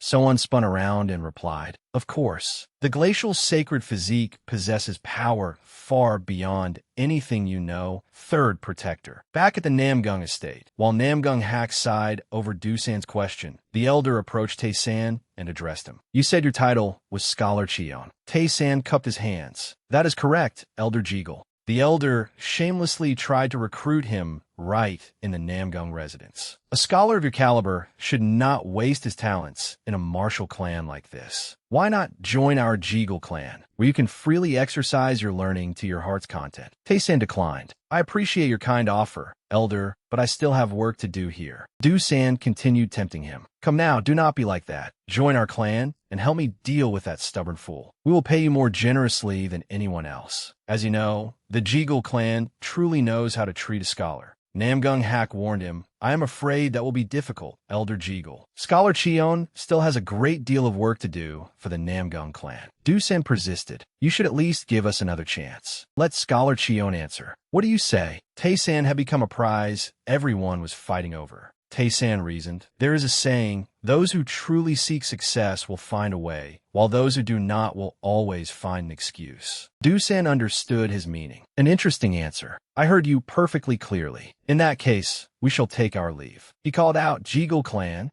it is over. Let's withdraw. Dusan swept his robes aside and departed. Members of the Jeagle clan stood in rows on either side and gradually withdrew. Watching from behind, Namgung Hak remarked, those who know nothing about Scholar Cheon are merely acting out of greed. Thank you for today, Scholar Cheon. It is entirely thanks to you that our youngest young master can finally live like a proper human being. Tae-san replied modestly, the young master is like steel. Steel must be forged with praise to become strong. I merely offered him a few words of encouragement. Namgung Hak replied, I will remember that. Meanwhile, Chonggyo was walking toward the street. Two figures wrapped completely in cloaks approached them. Song-ran turned and looked in the direction they had passed. Chonggyo teased her. What is it? Is Scholar Cheon's performance still lingering in your mind? The young girl admitted, yes, sister. We have heard countless pieces at the Celestial Music Pavilion, but I have never heard anything like that scholar's music. Chonggyo agreed. That is true. Even I cannot escape its lingering resonance. It must be even more intense for you, since you are so sensitive to sound. A wave of sound swept toward them.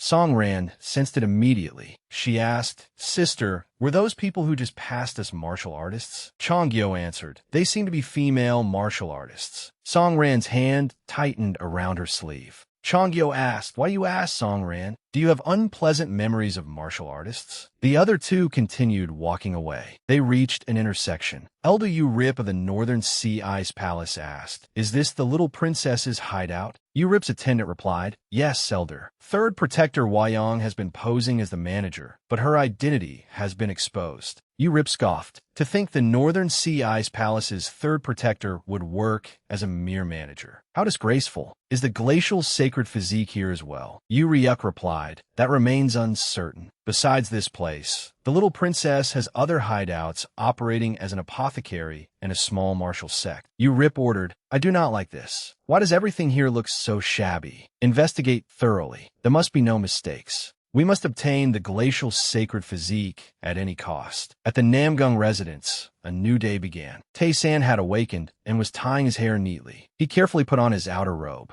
Once he was fully dressed, Eunbai stared with wide eyes. See, I was right, was I not? Mubek answered from behind her. You certainly were. Scholar Cheon, you are not a martial artist, so why is your body so well trained? Are the rumors true? Are you a scholar accomplished in both literary and martial arts? Are you a secret weapon cultivated by the Martial Alliance? Tae-san stared blankly. A secret weapon? What are you talking about? I was simply born with a strong body, Eunbai remarked. That makes you sound even more suspicious, Scholar Cheon. Mubek agreed. Exactly. That is the most typical sort of lie. Tae-san observed them. Seeing Eunbai talk to the young master like this, it seemed she had grown quite comfortable around Namgung Mubek. Mubek frowned and glanced at the smiling girl beside him. Tae-san suddenly remembered something. That reminds me, I heard a rumor yesterday as well. Namgung Mubek, the divine dragon of the Namgung clan, defeated the Jeagle clan's once-in-a-century prodigy, the Hidden Dragon. Mubek immediately began showing off. Scholar Cheon, you heard about that too? What you heard is true.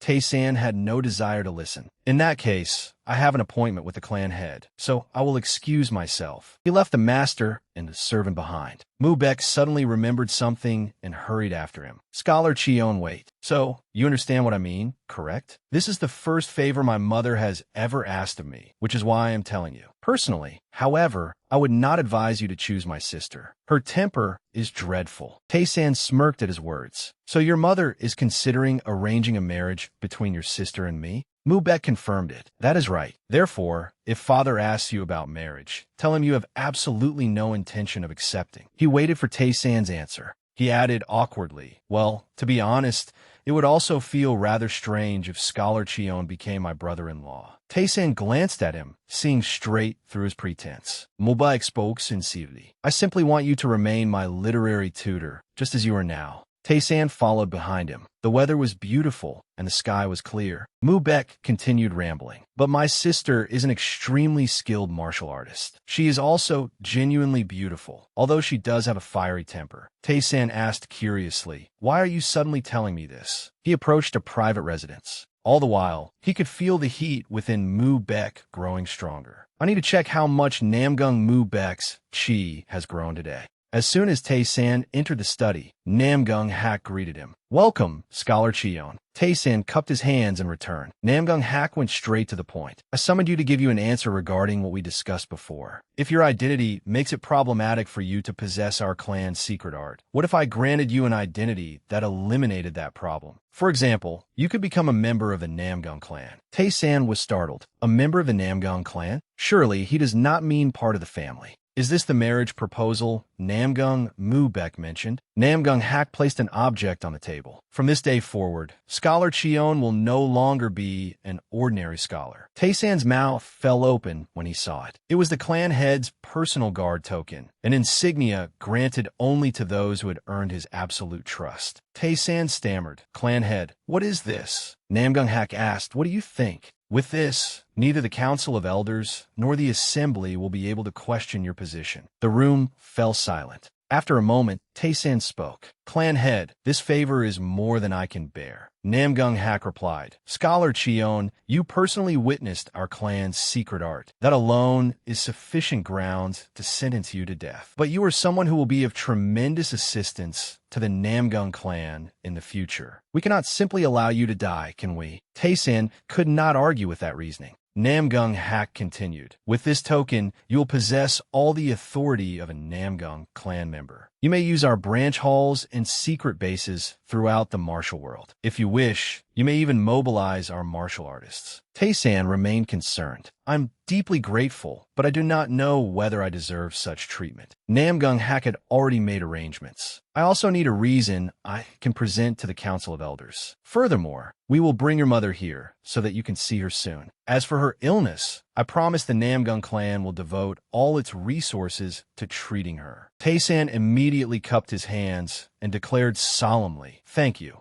After their discussion ended, Tae-san left the study. He began making plans. "Mother will be coming here soon. I must quickly gather all the information I can about those medicinal herbs. It has been a long time since I last saw her face. I want to see Mother again as soon as possible." Mu-baek had been waiting outside for Tae-san for quite some time. He announced, "Scholar Cheon, we have a serious problem. I recently discovered that people are calling me the Divine Dragon. If the rumor spreads across the entire continent, will everyone not soon be calling me the Divine Dragon? They will all be shouting, 'Brother Divine Dragon.'" He continued, "But I do not enjoy pretending to be a good man." Mu-baek thumped his chest. He posed dramatically. "Should I become a scoundrel instead? Or is it my destiny to become the Divine Dragon of our clan? Scholar Cheon, please enlighten me." His posturing left Tae-san speechless. "Listen carefully. The scoundrel is you, young master, and the Divine Dragon is also you. An ordinary person would struggle to become even one of the two. But Namgung Mu-baek, the greatest degenerate under heaven, can certainly become both. Become the scoundrel Divine Dragon." Mu-baek looked enlightened. "I understand." Tae-san left him behind and walked away. Mu-baek suddenly realized that something was wrong. "Wait, no. Should an ordinary scholar not tell me to stop being a scoundrel and uphold the dignity of a hero?" Tae-san replied, "There is nothing better than being capable of acting like a scoundrel when necessary. As you know, there are many things in this world that cannot be resolved by heroism alone. What matters is that you are moving in the right direction." Those words left Mu-baek frozen. Mu-baek wondered, was that the same attitude that allowed him to charge straight into a crowd of Martial Alliance elders? He hurried after Tae-san.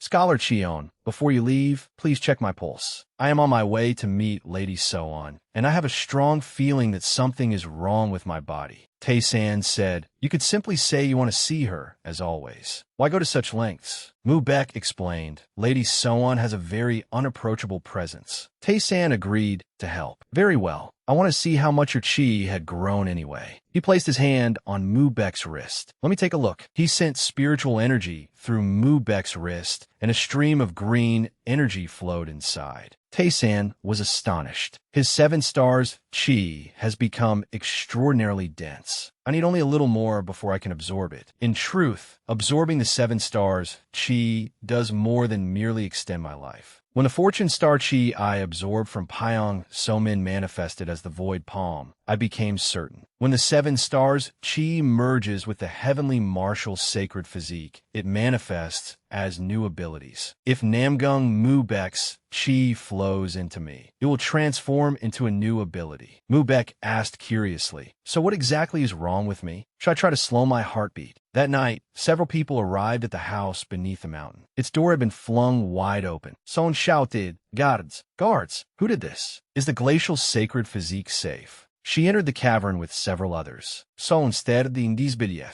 the block of ice before them was empty. She exclaimed, "The glacial sacred physique is gone? How could this have happened?" Third protector, have you ever heard of the glacial sacred physique awakening by itself? Wayang reported, "In all the records of our palace, there is not a single line mentioning the glacial sacred physique awakening on its own." Soan ordered, "Search the entire surrounding area thoroughly." Suddenly, they heard movement nearby. Wayang stepped in front of her. "Who is there?" 2 people emerged from the darkness. Yurip spoke. "So this is where you hid it, little princess." Soan had not expected to be followed. "Elder Yu, why have you come here? Have you finally come to kill me, just as you killed the palace lord?" He replied, "It was an unavoidable choice. Surely you understand that, little princess. The Northern Sea Ice Palace has always been jointly governed by the palace lord and the elders. But the palace lord foolishly tried to eliminate the elders faction, so we merely retaliated." Soan retorted, "Was that not because your faction brought the blood cult into the palace? Has the ice palace improved in any way since then?" The 2 sides stood facing each other. Yurip demanded, "Hand over the glacial sacred physique. It belongs to the ice palace, not to you alone, little princess." She shot back, "Why? Do you intend to offer the glacial sacred physique to the blood cult as well?" He stood silently without answering. Yurip criticized her. "The blood cult will serve as our foothold for entering the martial world. You do not need to view it so negatively. Besides, you do not have long to live, do you, little princess? Have you found a bearer of the solar meridian who can prolong your life? How much longer must we live beneath the burden of this fate?" After speaking, Yurip watched their reactions. He proclaimed, "We must enter the martial world and break free from this fate. We must make the Ice Palace one of the great pillars of the martial world." Soan refused. "Never. The Ice Palace has value only as long as it remains in the Northern Sea," he declared. "Your thinking is even more antiquated than the previous palace lords. For the sake of our disciples and our Ice Palace, I will kill you if I must. Little princess, we will enter the martial world. Now hand over the glacial sacred physique immediately." Yurip's shout produced waves of force that surged toward the opposing group. Soan was caught off guard by the attack. Suddenly, shards shot outward, leaving Yurip stunned. Wayang and Soan were equally shocked. He exclaimed, "What are those fragments of the ice crystal? Did you melt the glacial sacred physique?" Soan could hardly believe her eyes. She tightened her grip on her sword. Soan revealed that the glacial sacred physique had awakened on its own and disappeared. Yurip thought it sounded like a joke. "What nonsense are you talking about? The glacial sacred physique awakened on its own? How could it possibly awaken by itself? Could the ice crystal truly have melted from within?" She replied, "We are still trying to determine what happened." He demanded, "Why did you bring the glacial sacred physique here in the first place?" Soan answered, "Was this not all because of you, elder? Have you ever considered the disaster that would follow if the glacial sacred physique fell into the blood cult's hands?" Yurip retorted, "Why would I hand the glacial sacred physique over to the blood cult? You simply misunderstood me. Right now, we must find the glacial sacred physique as quickly as possible. All of you, search the entire stronghold. Find the glacial sacred physique." Yurip's men obeyed and departed. "Yes, sir." Soan also issued an order. "Third protector, mobilize every available person to join the search. We cannot fall behind Elder Yu. We must find her first." While tensions were mounting on their side, Tae-san was having dinner. He ordered a bowl of noodles and sat down inside the restaurant as it was brought to him. As he ate, he found the broth clearer and its rich flavor even more delicious. The person beside him reported, "Ever since we added the astragalus root Scholar Chion recommended, our number of customers has doubled. It is all thanks to you, Scholar Chion. You flatter me. In that case, I shall enjoy every bite. But Tae-san then realized that his bowl of noodles had vanished without a trace. Where did my noodles go? His gaze fell upon a suspicious figure hiding behind a pillar. Yao Shui was the culprit, grabbing the noodles with her bare hands. Tae-san frowned. Who is that child? Meanwhile, Mu Baek was knocking on doors. Where did she go? Tae-san stared at the girl as she devoured the food like someone on the verge of starvation. What is going on? Who is that young girl? Someone entered and called out, "Hey, little girl." Yao Shui curiously turned to look. Tae-san pointed beneath his table, signaling her to come over. 2 bowls of noodles, please. Another steaming bowl of noodles was soon brought out. The girl beside him lifted the entire bowl and drank every last drop of broth. Tae-san was stunned by Yao Shui's appetite. Only then did the girl ask, "By the way, big brother, what is your name?" "Me? I am Cheon Tae-san." Yao Shui praised him. "Cheon Tae-san. That name suits a handsome big brother like you." It seems the noodles contain astragalus root and goji berries. Their subtle fragrance is very pleasant. Tae-san thought. She identified the secret ingredients instantly. She does not look like a child who grew up on the streets. Could she be a cook's daughter? He asked, "What is your name?" The girl looked confused. "My name? I do not remember." Tae-san continued, "What about your home?" She answered with the same uncertainty. "I do not remember where I live either." Tae-san began to understand. He gently patted the girl's head. "I see."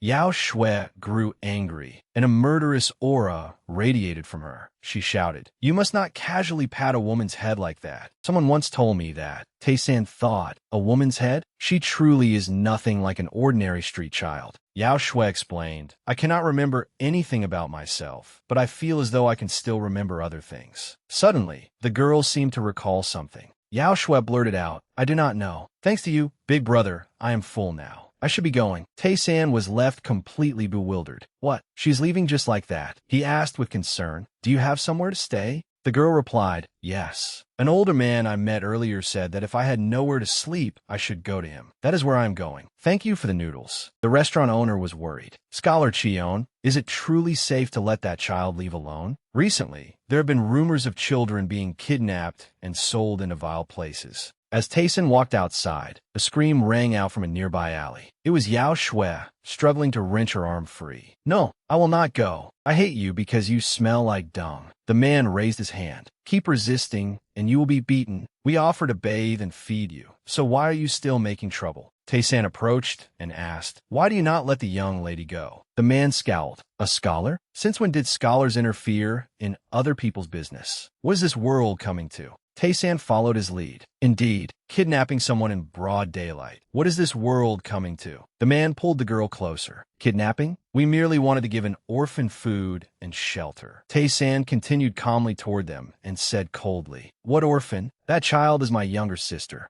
The man clearly did not believe him. "Your younger sister? Do not lie to us." Yao Shui sobbed, "Big brother." The kidnapper ordered his companion, "Do you take us for fools? Beat him until he wets himself." The bald man immediately charged. "Yes, boss." Tae-san tilted aside to evade the punch, then effortlessly knocked the man down. "What? This fellow seems to know a few moves. Hurry, all of you attack together." Just then, another man stepped forward and shouted, "What is all this commotion? I told you beggars not to set foot in the Northern District. Why are you still loitering here?" Dusik recognized Tae-san. "Scholar Cheon, why are you here?" Tae-san replied, "Dusik? What am I doing? These scoundrels tried to kidnap my younger sister, so a dispute broke out." Dusik flew into a rage. "They dared to kidnap Scholar Cheon's younger sister? Those damn beggars have caused trouble in the Northern District before. I have taught them a lesson several times already, and now they dare kidnap someone right in my territory? What are you waiting for? Crush both of them. I will show you how ruthless the Northern District can be." Dusik and his men charged forward. After the situation was resolved, Tae-san remained with Yao Shui. He was troubled. "This child is a real dilemma. I have no idea where I can send her. She is young and dressed in coarse hemp, yet even that cannot conceal her beauty. It would be dangerous to let her wander the streets alone." Tae-san approached the girl and crouched until he was at eye level with Yao Shui. He asked, "Would you like to stay with me until your memories return?" The girl smiled brightly and agreed. "All right, because you do not stink like dung, big brother." Tae-san nodded in understanding. "Of course, that is important." He slowly rose to his feet. "Very well. From now on, I am your older cousin, and you are my younger cousin, Cheon Yao Shui." The girl was surprised to receive a name. Qion Yao Shui.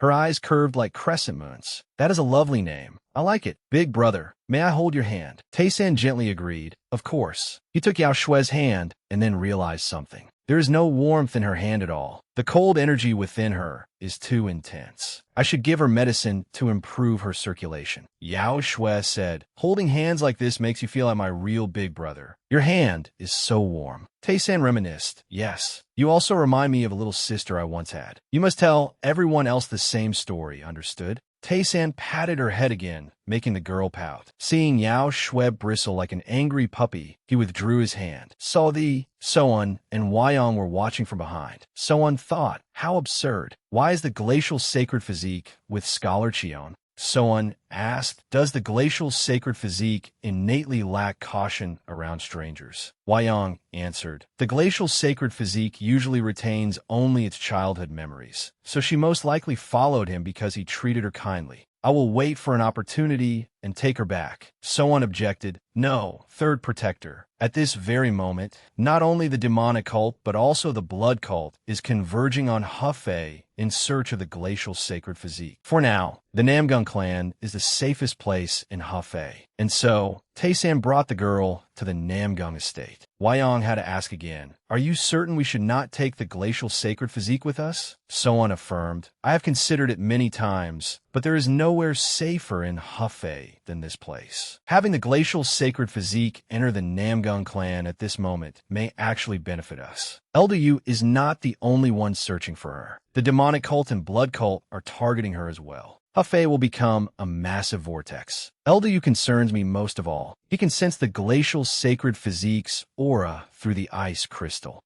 Wyong asked worriedly. Then is it not only a matter of time before Elder Yu finds the glacial sacred physique? Soan pushed something forward. That is why we have no other choice. We must use this. Wyong was startled. Is that not a refined ice crystal? Soan confirmed. Yes. The energy of this ice crystal should be able to deceive Elder Yu. Is there a child who can carry it? Wyong added, you cannot even absorb the energy of the Yang physique, and now you intend to take in the ice crystal's energy as well. Soan declared, I know. It will shorten my lifespan even further. Wyong slammed the table and rose to her feet. What are you saying? Protecting the young lady is my duty, and she also instructed me. Soan cut her off. Enough. The demonic cult or the blood cult could attack as early as tonight and seize the glacial sacred physique. Those words brought Wyong to her senses. She replied dejectedly, I am sorry. I shall immediately prepare a false glacial sacred physique. Soan said, even so, thank you for being concerned about me. Meanwhile, at Scholar Qion Taysan's residence, Yao Shui exclaimed excitedly, is this your home, big brother? It is enormous. She eagerly explored every corner of the room. The three people behind her were rendered speechless by her mischievous behavior. Unbai asked curiously, who is that child? Taysan answered, my younger cousin, Qion Yao Shui.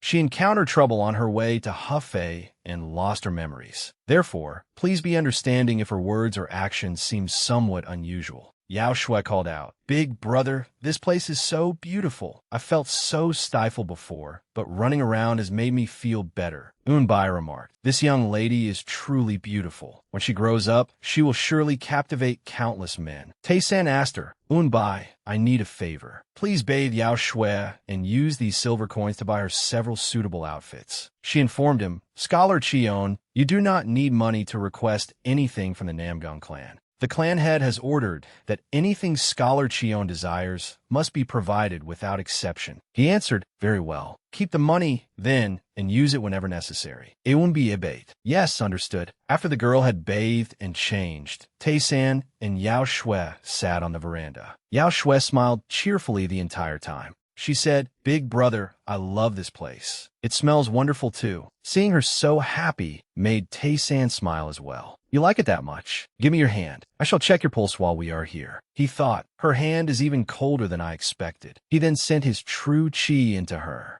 The true qi is flowing wildly. Are her meridians incomplete? His true qi continued to enter her body. It seems to be obstructed. He had no choice but to release the girl's hand. No. Are her meridians incomplete? They feel as though they do not exist, but only because they are too vast. Her meridians are unbelievably broad. Her energy circulates so quickly that even the true chi I sent inside moved too fast for me to perceive. This girl possesses the celestial immortal meridians. Even my heavenly martial sacred physique is a constitution that might appear only once every 100 years. But the celestial immortal meridians may appear only once in 1,000 years. Extraordinary. These are meridians that only someone who has ascended to the realm of a celestial immortal should possess. Even transformation or rejuvenation could scarcely produce them. They should exist only in legends. Such meridians should never appear naturally in this world. The only explanation is that something artificially created them.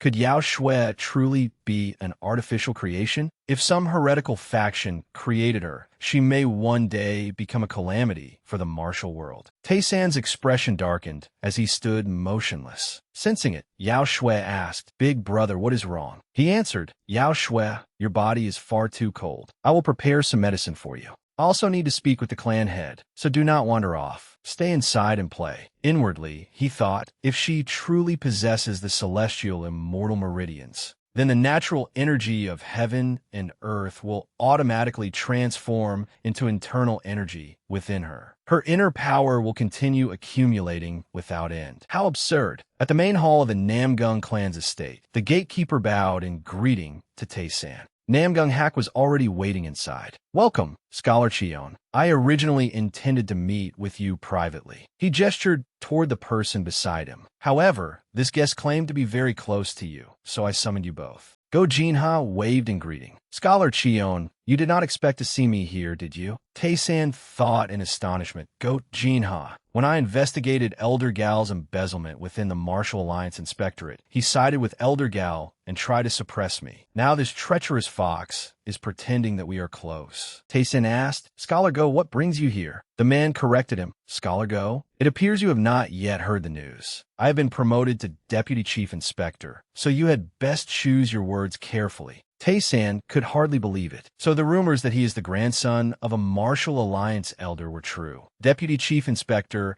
is the fourth highest position in the inspectorate. Did he truly climb that high? Jinaz Nird, now that I am Scholar Cheon's superior, surely I may speak to you informally? Taysan objected. That would be inappropriate. Unless we are at the Martial Alliance, it violates protocol to slight an inspector currently on rotational duty. I would hardly call such treatment courteous. The man snarled, "What? I have tolerated you long enough. You are truly arrogant. The inspectorate has a clear hierarchy, yet you dare disregard rank." Namgung Hak shouted back. "Deputy Chief Inspector Go Jinha, even the Martial Alliance leader would not dare raise his voice before me. Yet you dare berate Scholar Cheon, my honored guest, in my presence." Jinha had no choice but to relent. "I apologize, clan head. Please calm your anger. I acted rashly just now." He bowed his head and admitted his fault. Namgung Hak asked bluntly, "Surely you did not come here merely to cause trouble. Speak, why are you here?" Jinha reported, "We received information that the blood cult and demonic cult are stirring up trouble in Anhui. When I traced their movements, it appeared that they were searching for something. They are both converging on Hefei and racing against each other." Namgung Hak was shocked. "What? Are you saying the demonic cult and blood cult are already on their way here? What in Hefei are they searching for?" Taysan was also shaken. The entire room fell silent, and no one spoke. Then he voiced his doubts. "But if the demonic cult and blood cult are searching for something, should the Martial Alliance's 6th Division not be handling this matter? Why is the inspectorate involved?" Jinha glanced at Taysan. Is Scholar Cheon frightened of a few expendable pawns from the demonic cult and blood cult? A mere scholar, such as yourself, could never imagine this. I am operating alongside the commander of the White Tiger Corps. Do you take me for some lowly junior inspector? Seeing Taysan remain silent, the man smugly continued, "You have finally shut your mouth. It seems you finally understand your place." From Cheon Taysan's perspective, Jinha looked no different from a barking dog. The man slapped the table and was about to continue. "Scholar Cheon, it has been a long time." Namgung Hak interrupted him. "Scholar Cheon, what brings you to me?" "It has been quite some time." Taysan answered, "Nothing in particular. I merely stopped by to greet you." Jinha was horrified. The clan head greeted him first. What in the world is going on? The head of a Namgung clan, one of the revered three swords under heaven, is speaking to him as though they were old friends. Even I, who far outranks him, must choose every word carefully when speaking to the clan head. Namgung Hak said, I cannot ask you to come every day, but I hope to see you more often. Scholar Cheon, Tae-san replied, I still have matters to attend to, so please excuse me. I will visit whenever my schedule permits. Clan head. Before leaving, Tae-san glanced at Jin-ha. And you too, Junior Inspector. He gave the man a cold smile. Until next time, Jin-ha could hear the mockery in his voice. That bastard. Tae-san left in a foul mood. Because of that rat, I could not explain everything to the clan head. Meanwhile, the blood cult and demonic cult are both making aggressive moves in pursuit of something valuable, if it truly is a treasure.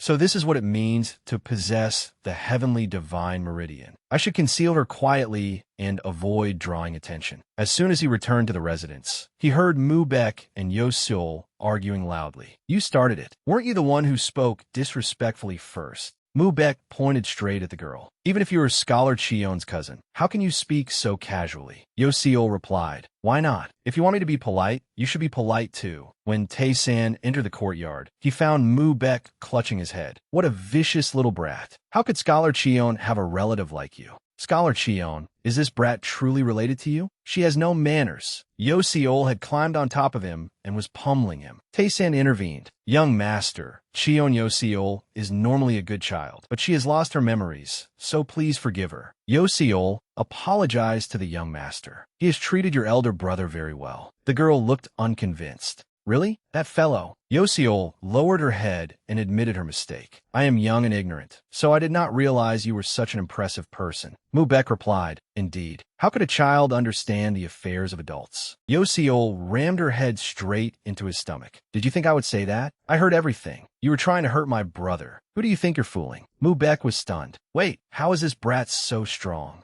Unbai entered carrying tea. Young master, I brought tea and refreshments. The girl happily ran over to take them, while Mu-baek remained bewildered. Is this because I have not slept for the past few days? That really hurt. Tae-san asked, young master, how did your visit to Physician Gu go? Mu-baek replied irritably, do not mention it. Physician Gu was not there, and Hunter Herb's hall was completely empty. Strangely, all the medical attendants had disappeared as well. It was as though the clinic had been abandoned. Tae-san was surprised. There was not a single person at the clinic. He thought to himself, 100 Herb's hall closed and vanished after Cheon Yo-seol appeared. That is far too suspicious to be a coincidence. I also have no idea what the demonic cult and blood cult are seeking. If it is Cheon Yo-seol they seek, can I truly protect her? With my current level of martial growth, I can only contend with second-rate martial artists. Is keeping her hidden truly the only solution? Unless I obtain an ability that can drastically increase my internal energy. Mu-baek approached from behind and studied him. He asked curiously, Scholar Cheon, what is you so deep in thought? Tae-san denied it. It is nothing. Mu-baek spoke solemnly. Scholar Cheon, I, Namgung Mu-baek, am willing to listen to your concerns.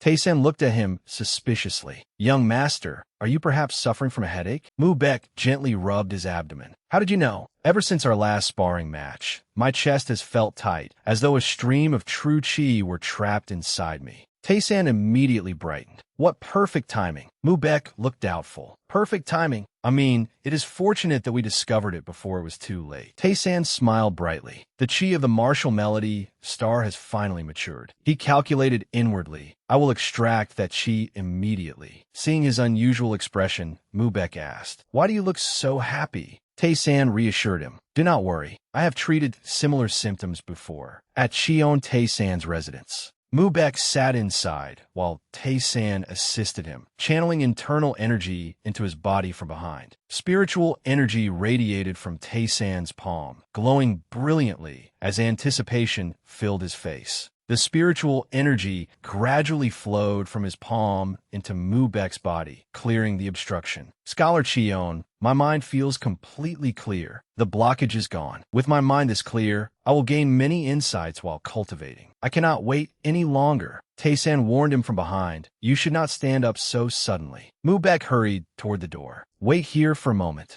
Scholar Cheon, Tae-san thought, so he's going to seek enlightenment. Young Master Mubek may still act immaturely, but whenever martial arts are involved, he is utterly sincere. The spiritual chi dwelling within Tae-san, absorbed from Pyong Sochun's fortune star, intertwined with the martial melody star chi of Namgung Mubek. It resembled something I once read about in an esoteric manual. Only the heavenly martial sacred physique can manifest the chi of the 7 stars and 7 sages. The 7 stars chi will soon grant me a new ability. The first was martial growth, and it took me some time to recognize it. But the second ability is easier to identify because my body is already reacting. Tae-san gazed at the spiritual energy surrounding his fists. Is this strength? He looked around the room until his gaze settled on a large boulder. He approached and touched it, eager to confirm his theory immediately. A boulder this size would probably require 3 or 4 martial artists just to move. But if this new ability is physical vitality, then this boulder, I should be able to push it sideways by about a foot. Tae-san applied force with both hands as spiritual energy radiated from his energy core. He exerted himself and lifted the enormous boulder into the air. Even after lifting it, Tae-san remained dumbfounded. What? I barely used more strength than it takes to pull weeds, yet I lifted this so easily? If I possess this ability, I should try wielding a sword. His smile gradually became dangerous. Tae-san lowered the boulder. Only then did he understand. So this is why they say that anyone who gathers all the 7 stars primal chi will become no different from an immortal. With only 2 streams of primal chi, I can already display this much power. Tae-san contemplated the 7 stars primal chi. He placed a hand on the boulder, his expression turning grave. This is a power that only someone possessing the heavenly martial sacred physique can awaken. Does that mean I am the only person capable of wielding the power of the 7 stars? Tae-san began experimenting, lightly swinging his arm. A current of chi swirled around him, and the sword in his hand became saturated with spiritual energy. The true chi within Tae-san surged. I merely accelerated the circulation of the primal chi, yet both my strength and speed increased dramatically. Now outside, he looked at his sword with satisfaction. Tae-san thought, a heavy sword is difficult to wield quickly. Under normal circumstances, a swift sword cannot be heavy. The coexistence of those 2 traits has always been considered impossible. Yet the faster I circulate the primal chi, the more my strength and speed are amplified. Every sword strike he unleashed carried tremendous power. Tae-san formed a plan. If I integrate both qualities into the boundless heavenly sword art, his movements became smooth and agile. After completing a sequence of techniques, Tae-san froze. He sensed his true chi taking the form of a dragon. He vaguely recognized it. Is it the Azure Dragon? Although faint, it was unmistakably the Azure Dragon. The descriptions in those ancient verses were not exaggerations after all. Tae-san looked up at the Azure Dragon, his mouth falling open in disbelief. Yoseol was wielding a wooden stick like a sword. Never before had anyone managed to combine strength and speed simultaneously. Before Tae-san's eyes, an entire forest of blossoms seemed to appear. He watched the flower petals drifting through the air and realized that Shion Yoseol had imitated the Azure Dragon. Tae-san could not take his eyes off the girl. Natural chi was gathering around her. Is this her innate power? Yoseol enthusiastically swung the stick in her hand. She had actually created a trail of sword intent, each strike both powerful and graceful. Tae-san was even more shaken. Is this the power of the heavenly, immortal, divine meridian? The girl waved to him. Big brother, should I shift my strength to the left here? When I shifted to the right, something shoots out of my arm. The stick flew out of her hand. Tae-san stood there in a daze. The girl stared blankly at the stick on the ground before reaching a conclusion. Then it must be the left. When she resumed swinging the stick, Tae-san hurriedly stopped her. Enough, Chion Yoseol. Put the stick down. Tae-san walked over to her. He studied her thoughtfully. I was born with a heavenly martial sacred physique and possess abilities beyond ordinary people. Yet this child's gifts far surpass what I believe talent could be. She completely skips the process of comprehending and analyzing the mnemonic formulas. A single glance is enough for her to learn something. Her talent is truly earth-shattering. Yoseol used the stick to draw two figures. Tae-san was certain. Yes, if the 9 great sects or 5 great clans learned about this talent, no, even a martial alliance would never leave her alone. Worse still, if the heretical sects or blood cult discovered Cheon Yoseol's existence, they would forcibly implant every evil art and forbidden technique into her body. Once she perfected all those martial arts, the most terrifying absolute tyrant the world could ever imagine would be born. Yoseol continued waving the stick around. Tae-san snatched it from her. Cheon Yoseol, promise Big Brother one thing. You must never play with a stick where anyone else can see you. You may only do it when I give you permission. He knew that if anyone noticed her talent, disaster would follow. Tae-san asked, can you do that? Yoseol replied sadly, but playing with sticks is fun. He offered her a condition. In exchange, I will buy you noodles every day. What do you say? The girl brightened. Noodles every day? Yoseol nodded repeatedly. Yes, I promise. Tae-san smiled and asked, then shall we go inside and practice together? The girl answered innocently, I can play with sticks with Big Brother? That sounds wonderful, Big Brother. Tae-san thought, Cheon Yoseol's extraordinary abilities have awakened my curiosity as a scholar. Can Cheon Yoseol make plum blossoms bloom? I taught her the 5 forms of the plum blossom sword art that I studied in the Martial Alliance archives, and she filled the entire room with the fragrance of plum blossoms. Producing the scent of plum blossoms is a realm achieved only by elder-level masters of the Manhwa sect. Yet she accomplished it as though it were nothing. Tae-san stared in disbelief. This is absurd. The girl sniffed the air. It smells wonderful. Is this a dance that creates fragrances? Big Brother, is there anything else? Her choice of words shocked him. Fragrance? Dance? Just where did you come from? Yoseol scratched her head. Me? Where did I come from? The first thing I remember is I opened my eyes inside a cave. There was a lot of cold, white stuff all over me. Tae-san inferred cold, white stuff. Does that mean she emerged from ice? The girl confirmed it. That is right. Tae-san sensed something was amiss. Wait, how could a person emerge from ice? A possibility suddenly occurred to him. Could Cheon Yoseol possess the glacial sacred physique of the Northern Sea Ice Palace? The girl resumed practicing with the stick. Behind her, Tae-san's mind went numb. Is Cheon Yoseol truly the glacial sacred physique? If she possesses the glacial sacred physique, then it is an existence known only to the upper ranks of the 9 great sects and the heads of the 5 great clans. Why would the glacial sacred physique appear here? Tae-san fanned himself several times, needing to calm down and analyze the situation. He pieced everything together. I found her on the street and brought her with me on a momentary impulse, only to discover that she is a little sister with heaven-defying talent. Does wielding natural chi exhaust her?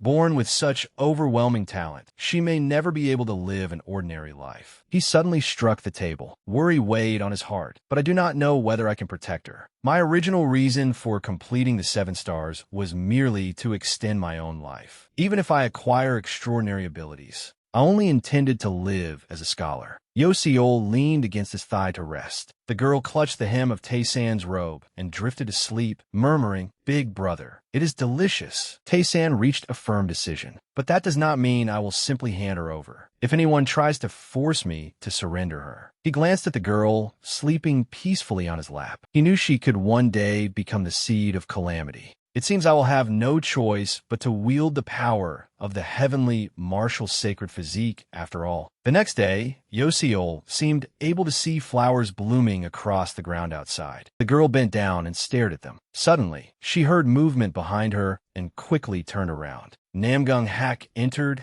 and immediately noticed the girl gradually stepping out from behind the wall. Namgung-hak asked, Why have I never seen this little girl before? Who are you? Yoseol asked in return, Who are you, old man? He laughed. Old man? Yes, indeed. I truly am an old man. I'm a master of this estate. The frightened girl dropped her stick. The master of the estate? Did you come to demand rent from my brother? He asked curiously, Who is your brother, that you dare speak like that? Yoseol answered, Cheon Tae-san. Namgung-hak was surprised. You are Scholar Cheon's little sister? But I have never heard that he had such a young sister. Tell me, pretty young lady, what is your name? She introduced herself. I am Cheon Yoseol. Let's be friends. What is your name, old man? He replied, This old man is called Namgung-hak. The girl was stunned. What? Namgunghak? I heard people at the market say the Namgung clan is the strongest family in the martial world. Does that mean you are the strongest person there? He answered modestly, your praise is quite pleasant, but there are many people in this world stronger than I am. Tayson finally hurried outside. Clan head, what is happening? Did you come to see the young master? Namgung Hak replied, I merely came to visit Scholar Cheon. I happened to meet this charming young lady, so we began talking.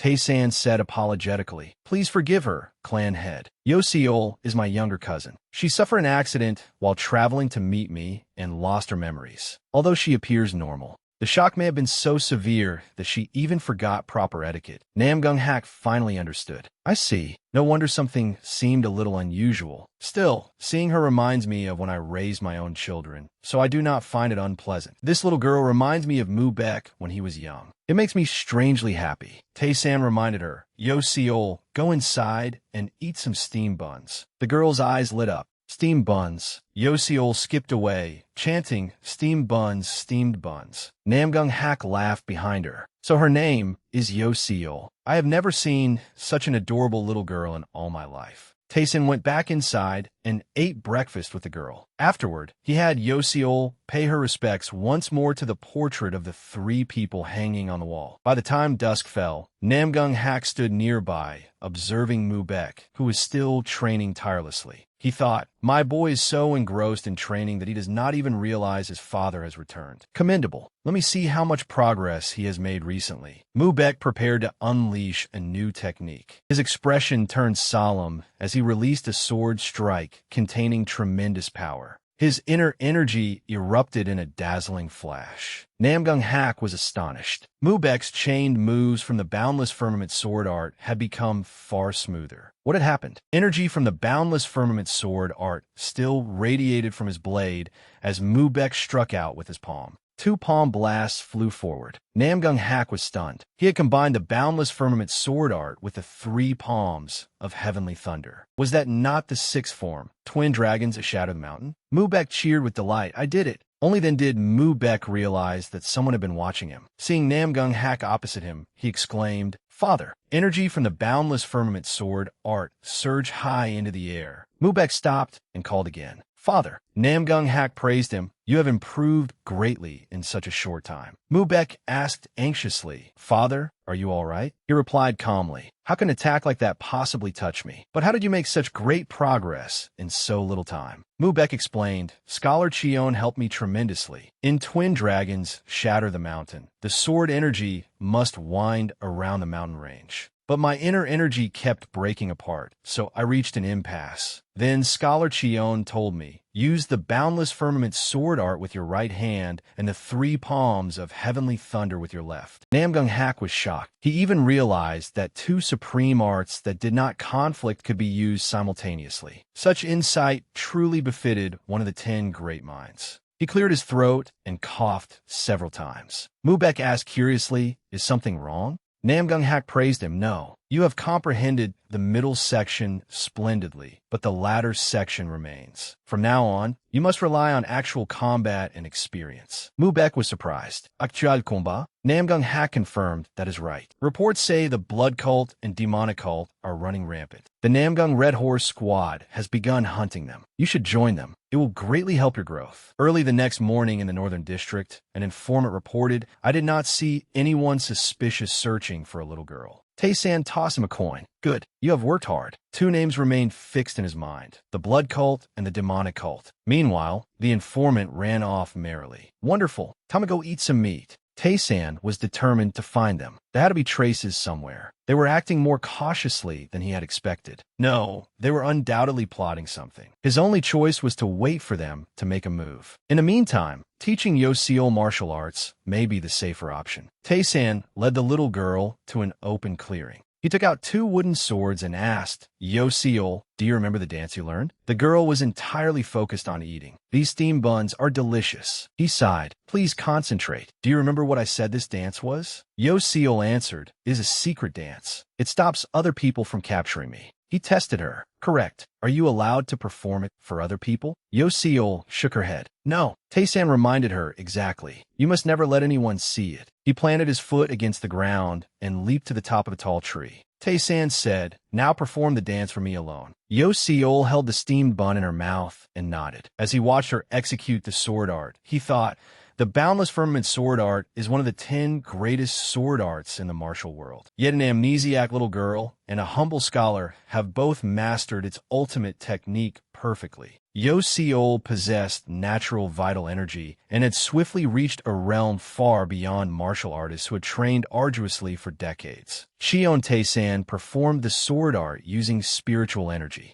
Within mere days, both had reached a realm that even a martial genius might never attain in an entire lifetime. Tae-san thought, if we wished, could we not become the strongest under heaven? The moment the girl stopped, she looked suspiciously to one side. A wooden sword flew toward them from afar. Tae-san quickly blocked it, deflecting the wooden sword toward a boulder. Yo Seol remained bewildered, unable to understand what had happened. He warned her carefully, "Remember to be cautious." The wooden sword shattered into fragments. Tae-san frightened her with a warning. "You must restrain your strength while practicing the sword. If you leave traces, you will attract those people who smell like dung." The girl scowled. "Those dung-smelling people? I hate them." He urged her, "Come on, let's go down the mountain." "Do you want noodles?" She answered, "No, I want steamed buns." Tae-san was surprised. "Steamed buns again?" Yo Seol whined, "Steamed buns are my favorite." That night, Tae-san put on dark clothing and moved without leaving footprints. His feet swept swiftly across the rooftops.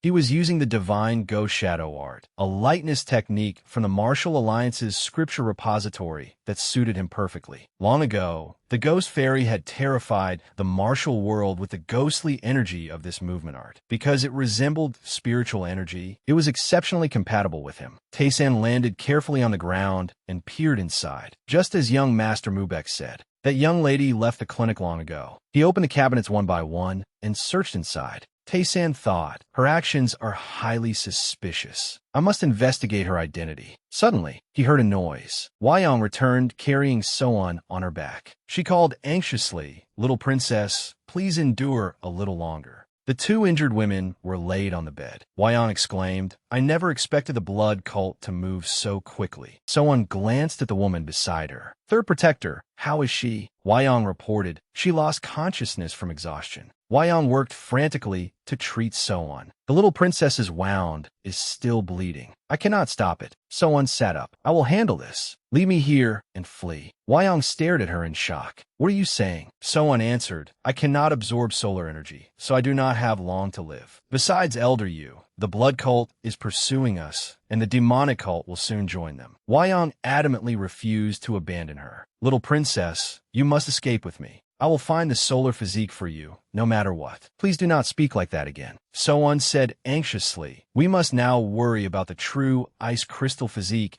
at the Namgung clan. Although I gave this girl an ice crystal pill to protect her, if she is captured, the secret of the Azura will be exposed." Listening from behind them, Tae-san thought, did she do this because she knew Yo Seol possessed the true ice crystal physique? She created a false ice crystal physique to deceive the others. Then is Lady Soan from the Northern Sea Ice Palace? Tae-san stopped hiding and stepped out. Hwayong spun around. Soan could not identify him. "Who are you?" He removed his mask. "You know me, Scholar Cheon." Soan struggled to stand and asked, "Did you hear everything?" Tae-san nodded slightly in reply. She said, "I never expected Scholar Cheon to be here. I did not detect you at all. It seems the rumors in the martial world were true. You are the Martial Alliance's secret weapon. I had only heard rumors and remained doubtful, but you have truly reached the realm of concealing your presence. You deserve to be called a transcendent master beyond the first rate." Hwayong was shocked by the revelation. Soan said, "Good. I now know you are protecting the ice crystal physique. Take this girl with you. Only then can you protect the child already in your care." Tae-san refused bluntly.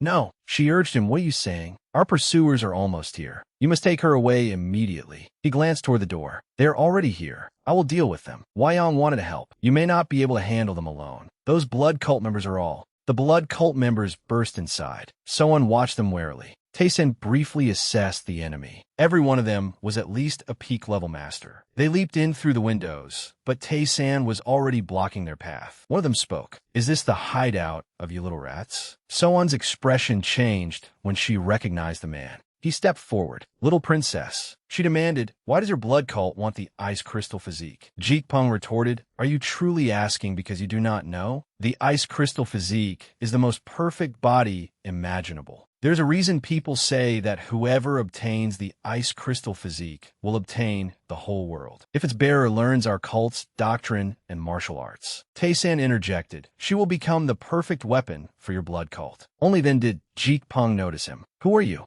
Tae-san answered, "Think of me as nothing more than a scholar who came to treat a patient. That should put you at ease." Killing intent surged from Jeekpung. "Insolent fool! How dare an ordinary scholar behave so arrogantly before me?" He ordered his men, "Drag him over here." They charged forward. "We obey." So-on clutched her chest and collapsed at her knees. Scholar Cheon, Wayang hurriedly supported her. "Little princess, are you all right? I must examine your wound immediately." So-on ordered, "Third protector, hurry and help Scholar Cheon. He cannot defeat them alone." But one blood cult member had already been knocked down. Jeekpung could not believe Tae-san had defeated one of his men so easily. Another man, restrained by Tae-san, roared, "You damned scholar! Let me go!" Tae-san continued gripping his wrist tightly. Tae-san hurled him to the floor. Several others charged forward in fury. "You bastard!" Tae-san leaned aside to evade a sword slash while aiming a palm strike at his target. Tae-san struck the man from behind, making him vomit blood in agony.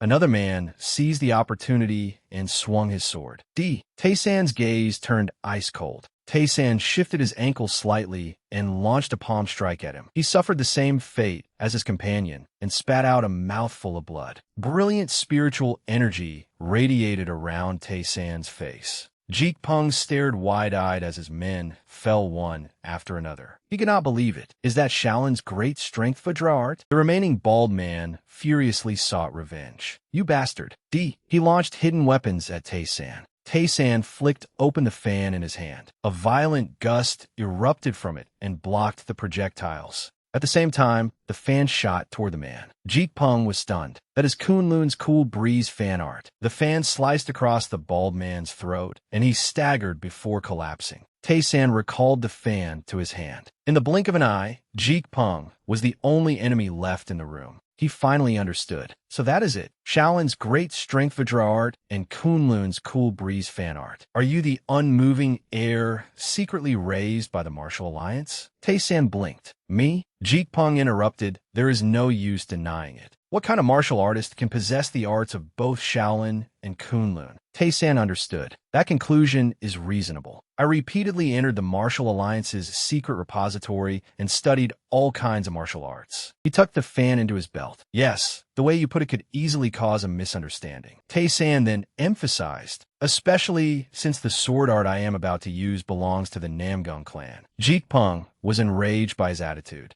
Arrogant fool, So-on spoke up. I only want to ask one thing. How did you learn that the ice crystal physique was with me? He mocked her. Idiot. Who else would dare reveal information about the ice crystal physique? She had her answer. The Council of Elders? So they have finally decided to destroy the Ice Palace. Blood-red energy poured from Jeekpung's blade. Tae-san was surprised to see the weapon. He knew its origins. Is the Crimson Saber. Tempering its saber art with inner energy creates the 8 Crimson Dragon Heart Sabers. The martial world knows it as a saber art of the Azure Point sect. But it truly became infamous because a disciple murdered his master, stole the saber art, and joined the blood cult. Tae-san remarked, I never expected to meet the famous Crimson Dragon, the Azure Point demon here. Jeekpung warned him, now that you know my illustrious name, should you not kneel and beg for your life? Tae-san found his grandiose manner of address absurd. Your illustrious name? If I remember correctly, you have not reached a level worthy of such airs. He gritted his teeth and shouted, Insolent wretch, I will teach you some manners.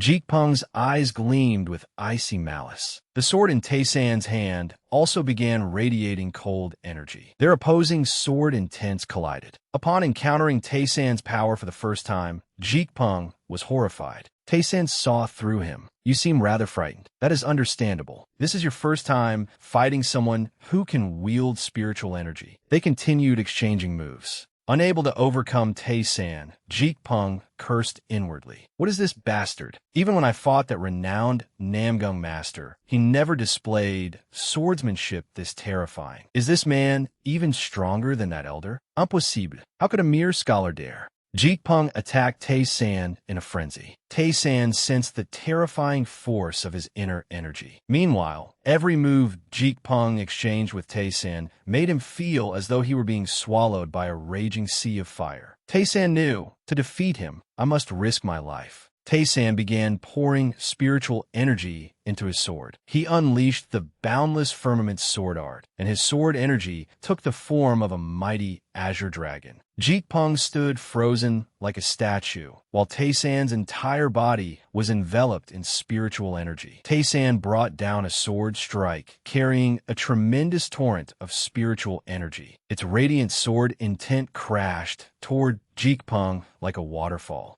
With eyes as sharp as blades, Tae-san acted without hesitation. He descended upon Jeek-pung, intent on teaching him a lesson he would never forget. Jeek-pung could no longer remain calm in the face of his fury. Tae-san's cold expression remained completely unchanged. He swept past Jeek-pung like the wind, intending to terrify him. A single strike from Tae-san was enough to bring Jeek-pung down. Even So-un and the third protector were astonished by the sight. So-un seemed to recall something. As I thought, So-un finally realized the truth. He is the Martial Alliance's secret swordsman. An unnatural silence fell over the room, without so much as a sound. Tae-san finally turned when he heard a voice beside him. "My lady," the third protector cried in alarm. "Your wound has lost too much blood." So-un forced herself to speak. "I am all right, third protector." So-un looked up in surprise as Tae-san approached. He only wished to help. "May I examine your wound?" She was slightly embarrassed but still nodded. "Then I will trouble you." Tae-san used everything he knew to treat her. As far as Tae-san knew, inner energy could stabilize the meridians but could not reach the blood vessels deep within the body. Spiritual energy, however, could penetrate deeply enough to reconnect severed vessels.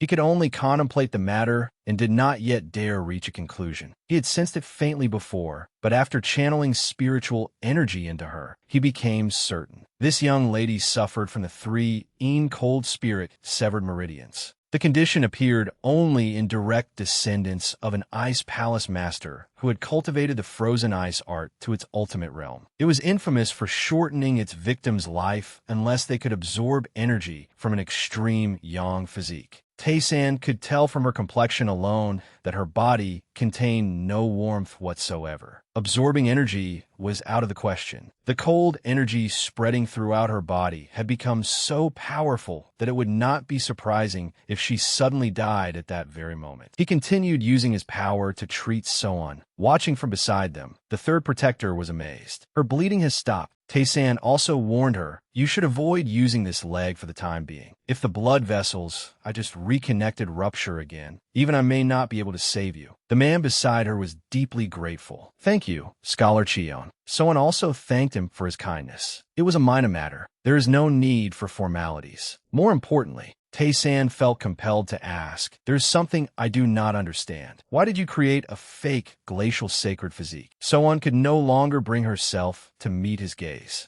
She could only explain the whole story. "Our palace mistress sacrificed herself to protect the true glacial sacred physique, which took a century to complete. As the young palace mistress, I must honor her final wish and protect the true sacred physique. I believe its power will awaken one day. Then I will reclaim the ice palace and become the new palace mistress." Tae-san found this somewhat difficult to understand. "So, you are doing this out of duty? But I still have questions. Why not ask the Martial Alliance for help? If you're the young palace mistress of a Northern Sea Ice Palace, the Martial Alliance would surely cooperate." But So-un understood the situation perfectly well. Is the Martial Alliance not also coveting the glacial sacred physique? That is possible. Tae-san knew the concern she was referring to, but at present, aside from the Martial Alliance, that no other force was powerful enough to stop either the Blood Demon cult or the Demonic cult. It would not be a bad choice. Another idea suddenly occurred to the third protector. "Why not seek the Namgung clan's help? You're staying there, Scholar." Tae-san thought it sounded reasonable. True, but many outsiders come and go from the Namgung clan. It would be difficult to guarantee her safety there. Someone was deeply disappointed to hear that. That is also true. Tae-san offered her another choice. If you agree, my lady, I will request protection from the captain of the White Tiger Unit. With the White Tiger Unit's assistance, you should be able to reach the Martial Alliance safely. Someone had one question she needed answered. May I ask you something? If I demand that you hand over the glacial sacred physique in the future, will you do so? Tae-san refused to accept that condition. The glacial sacred physique is not an object. His answer took her by surprise. That distinction was extremely important to Tae-san. To me, the sacred physique is merely a young girl who has lost her memories. Ever since she began following me, she has always called me her elder brother. If she chooses to leave one day, I will have no reason to stop her. After hearing that, she no longer wished to question him. I understand. Thank you. Tae-san had made up his mind. In any case, they had to find an extreme yang physique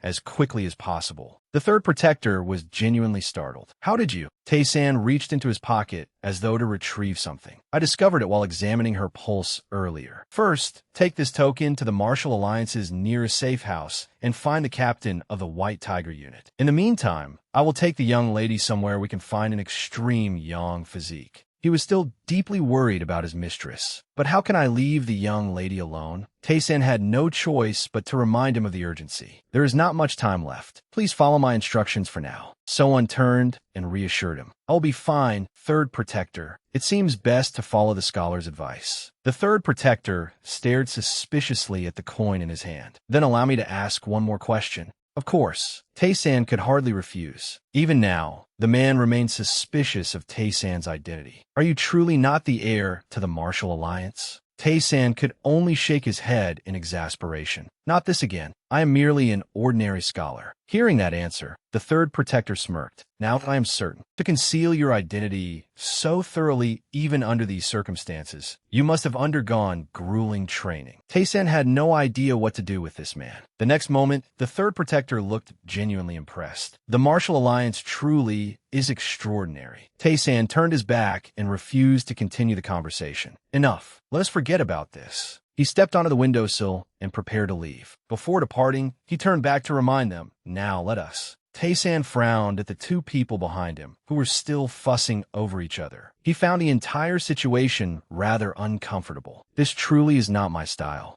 The moon was especially full that night, illuminating the entire sky. Carrying her on his back, Tae-san flew across the rooftops as swiftly as the wind. Even while lying on his back, So-un continued asking questions. How much farther is it? Tae-san replied coldly. We are almost there. We should find several extreme yang physiques there. That answer surprised her. Several. Tae-san remained completely focused on his plan. At last, they arrived at the place he had mentioned. So-un looked around in confusion. Why had they come to a government office? She immediately turned and asked him, Scholar Cheon, why have we come here? Tae-san readily explained, the extreme yang physique we seek is a body overflowing with yang energy. In the martial world, such people can control yang energy through cultivation. But in ordinary life, they tend to be nothing more than depraved beasts. So-un now understood what he meant. Are you saying the extreme yang physiques you mentioned belong to the prisoners here? Tae-san nodded. Exactly. The place looked heavily guarded. But how are we supposed to get inside? When they entered, Eun-young came out to welcome them warmly. What brings you here, sir? Tae-san briefly explained. I need to investigate a family matter, so I wish to meet several prisoners being held here. The official remained accommodating and showed no intention of refusing. If any of them has offended you, I will gladly help you deal with them. Please come inside. So-un silently stood behind them and listened to their conversation. The prison complex was remarkably spacious, and its lamps remained lit at all hours. The two of them entered to inspect the place. Tae-san stopped at one point and peered into a cell. Several prisoners were sitting inside, utterly silent. Tae-san had been waiting for this moment for a long time. I found them. He turned to Tan Man and asked, May we enter the cell and see the prisoners? The guard looked surprised. Inside, a mysterious man in the cell was watching them. Tae-san answered, Yes. This official has already received authorization from the authorities. Even so, Tan Man hesitated. Well, they are criminals, after all. Noticing his unease, Tayson introduced himself and so on. You may not have heard, but we are martial artists affiliated with the Namgung clan. There is no need to worry. Tan Man immediately clasped his hands respectfully. Please forgive this humble one. I failed to recognize such honored guests. With that, he hurried toward the door. I will open it at once. Noticing the commotion outside, Sam Mang looked up from inside the cell. Could this be? Sam Mang looked towards So-on, a woman. Tan Man respectfully stepped aside. Please enter. The moment Tae-san crossed the threshold, Sam Mang and his duplicate lunged out to attack him. Tae-san grasped the situation with a single glance and tightened his grip on his fan. He struck the backs of their necks with 2 powerful blows. Sam Mang screamed in pain, and his duplicate fared no better. The instant those two fell, 2 more men identical to Sam Mang charged from behind. Tae-san swiftly rushed forward to meet them. He leaped into the air and delivered a devastating kick directly to one duplicate's face, then immediately pressed forward. Before Sam Mang could react, a hand was already hurtling toward his face. Tae-san grabbed his head and slammed it into the wall. The impact was so powerful that all strength left Sam Mang's body. Tae-san glanced at the last man in the cell and slowly approached him. Chong-pa trembled in fear as Tae-san closed in. We may be prisoners, but you still cannot treat us like this. Tae-san did not bother answering. He swiftly moved behind Chong-pa and struck him in the back. A single blow knocked him unconscious. Tae-san looked at them with open contempt. Disgusting. These lecherous scum talk far too much. Once everything inside had been settled, he turned toward the door and called to So-on. Everything is ready, my lady. Wearing a slightly uncomfortable expression, she entered the cell. The 4 men lay on the floor, while So-on sat cross-legged with her eyes closed. Tae-san channeled Sam Mang's spiritual energy into her body. Her hands relaxed, and So-on slowly exhaled. When the process was complete, Tae-san rose. Beside him, So-on clasped her hands respectfully. Thank you, Scholar Cheon. Thanks to you, I have survived this crisis. He smiled and advised her. Your lifespan should have increased slightly. Once you reach the Martial Alliance, remember to absorb more spiritual energy. As Tae-san walked away, he glanced back at So-on. There should be plenty there. She stared at him in astonishment. Night had fallen outside. Someone was swiftly gliding across the rooftops. It was none other than Tae-san, with So-on riding on his back. She suddenly asked, Did you just call her Myo Seol?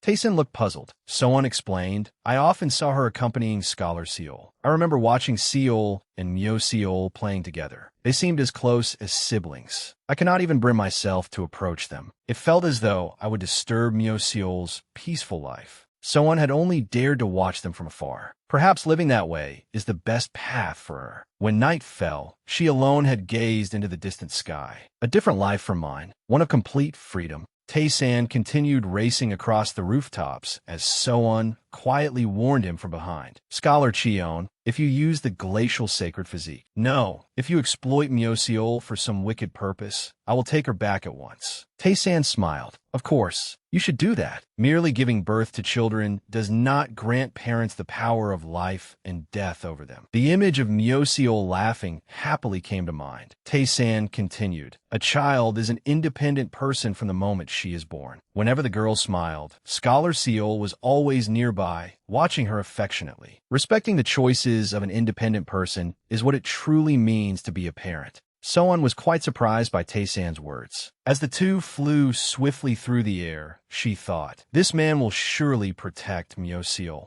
They soon arrived at their destination. Many guards were stationed outside, and Tae-san and So-on entered one after the other. The room inside was brightly lit, and 3 people were standing there. Tae-san stepped forward and greeted them. It is an honor to meet you. I am Cheon Tae-san, currently assigned to the Namgung clan. This lady is the young palace mistress of the Northern Sea Ice Palace. So-on smiled and introduced herself. Iam So-on, thank you for agreeing to our request. One of the men replied, I am Wang Chong, captain of the White Tiger Unit. Miss Wyong has already explained the situation. You were right to request an escort from the White Tiger Unit. Observing Wang Chong's expression, Tae-san thought, it seems he does not know about the glacial sacred physique. Tae-san cautiously asked, I hear that the demonic cult and the blood demon cult have been running rampant in Hefei. That is correct, Wang Chong replied. He continued, their objective is likely to capture the young palace mistress and seize the ice palace. Moreover, Moreover, according to our latest reports, the Ice Palace elders have also arrived in Hefei. Therefore, from now on, please do not act alone, young palace mistress. This is no longer solely an internal matter of the Ice Palace. So answered, I understand. Once again, thank you for your concern, Captain. Seeing that she still appeared reserved, Wang Chong quickly waved his hand. It is merely my duty. Please, there is no need for such formality. He lightly brushed back his hair and confided, hearing about the young palace mistress reminded me of our own alliance. Captain Wang had good reason to sigh. The martial alliance had long been suffering from civil conflict between the alliance leader's faction and the elders' faction. Now, the elders' faction had grown so powerful that it could manipulate the entire alliance. Captain Wang's frustration was understandable, and Taisen listened attentively in silence. Wang Chong addressed him. Scholar Chion, do you remember Zhang Hongji, captain of the Azure Dragon unit? Taisen replied, Of course I do. While I was still serving in the inspectorate, I received a report accusing Captain Zhang of embezzlement. However, many details seemed suspicious.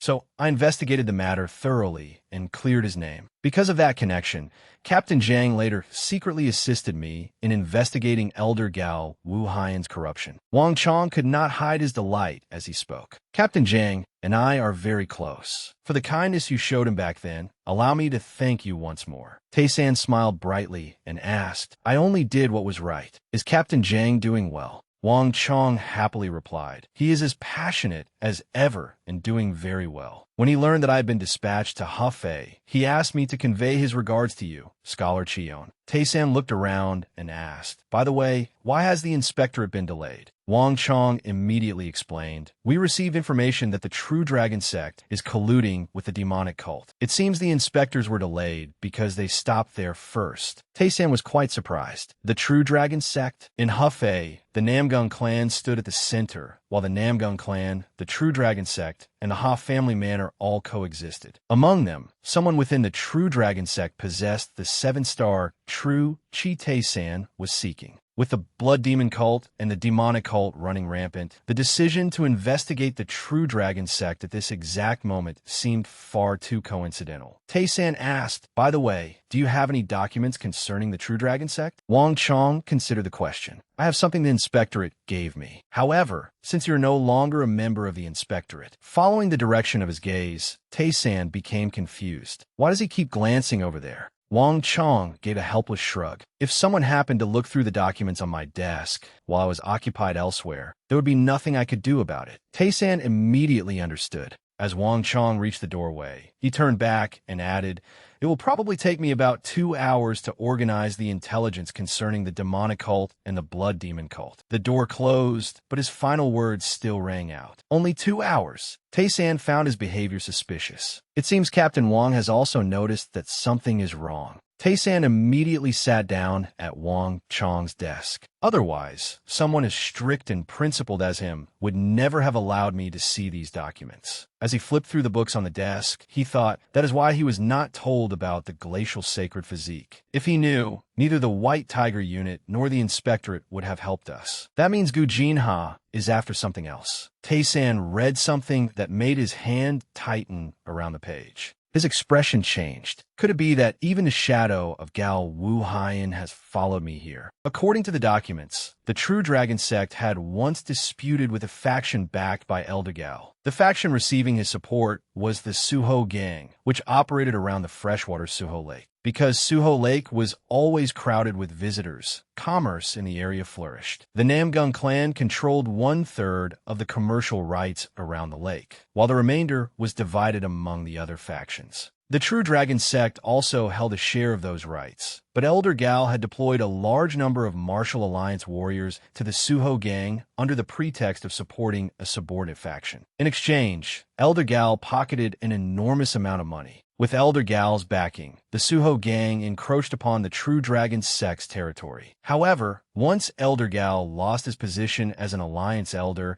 and all the deployed warriors were withdrawn, the weakened Suho Gang was forced to return the territory it had seized. But now they intended to falsely accuse the True Dragon sect of colluding with the demonic cult and drive it out completely. Since they could no longer rely on force as they had before, they clearly intended to destroy the True Dragon sect by branding it a demonic demonic faction. Because Lee Make-song was a notorious scoundrel, they planned to use him to discredit the entire sect. Galvozion or Galvozion. Back when they were still at the inspectorate, the battle between Tae-san and Elder Gal Wu-hyen ultimately ended with both sides suffering losses. Gal Wu-hyen was forced to surrender his seat on the Martial Alliance Council and his elder's seal, while Tae-san was placed on rotational leave. Cheon Tae-san thought that was the end of it, but he had underestimated Gal Wu-hyen's influence. As the gray clouds dispersed, the full moon emerged clearly. Gal Wu-hyen's reach extended all the way to Hefei. Golden lamplight spilled through the doorway. Wang Chong seemed surprised by someone's unexpected arrival. He politely asked, "Did everything go smoothly?" Tae-san courteously replied, "Thank you for your concern, Captain." Wang Chong dismissed the servants. "I was not exactly concerned. I merely had an urgent matter to handle." The atmosphere between Wang Chong and Tae-san suddenly fell silent. Wang Chong abruptly asked for his opinion. "What do you think, Scholar Cheon?"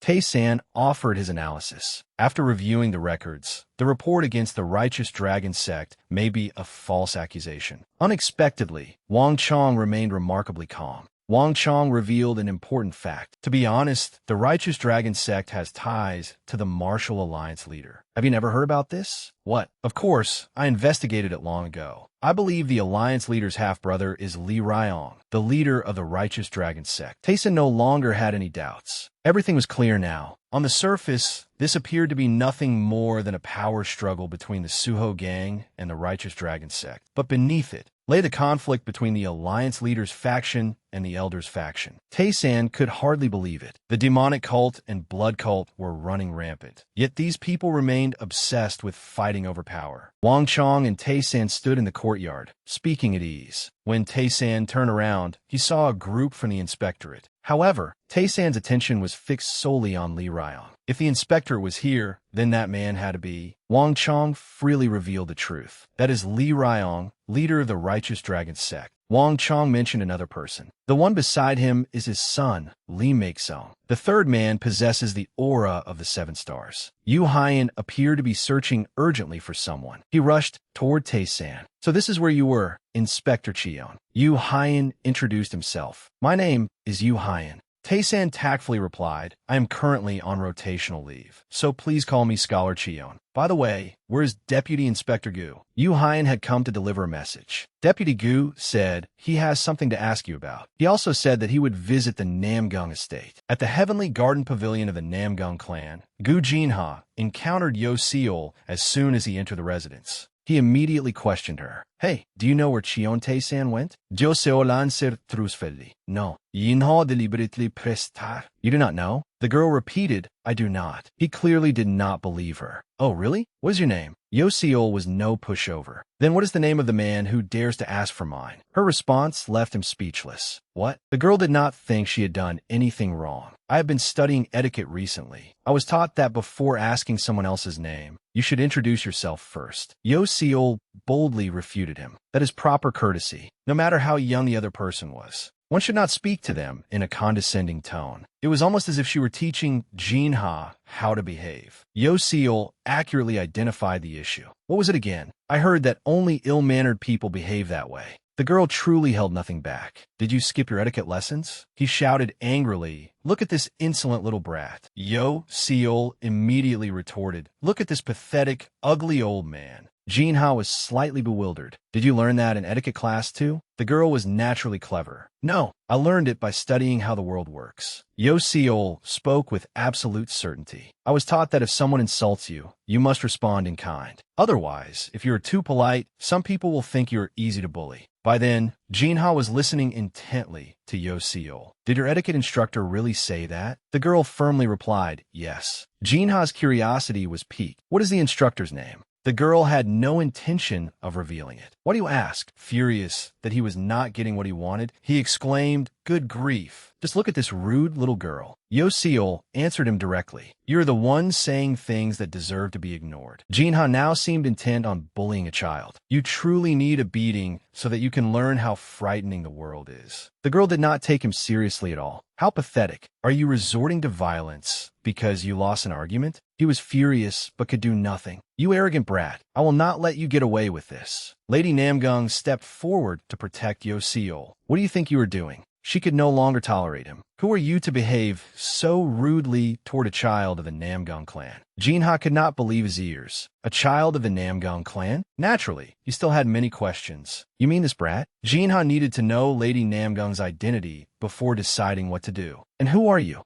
Namgung Hak's imposing aura surged from his entire body. She is my wife. Is there a problem? Jinha cried out in shock. Clan head. Jinha felt as though he had been struck by lightning. Your wife? The wife of the clan head? Lady Namgung maintained the same stern expression. He hurriedly fell to the ground and kowtowed. Please forgive me. I failed to recognize you. Please calm your anger. Namgung Hak could not tolerate the insult. Until now, I have always respected the authority of the Martial Alliance, and yet you dared to barge into my estate. Anyone who harmed Yo-seol would have to answer to him. You even intended to use violence against this precious child? Jinha apparently remained unrepentant, but that child was far too insolent. Namgung Hak no longer wanted to see his face. Guards, drag this man out immediately. Jinha rekaid inadarum. Clan head. The guards promptly obeyed the order. Yes, clan head. In an instant, they seized Jinha by both arms. He had never imagined that he would be treated this way. Clan head, let go of me.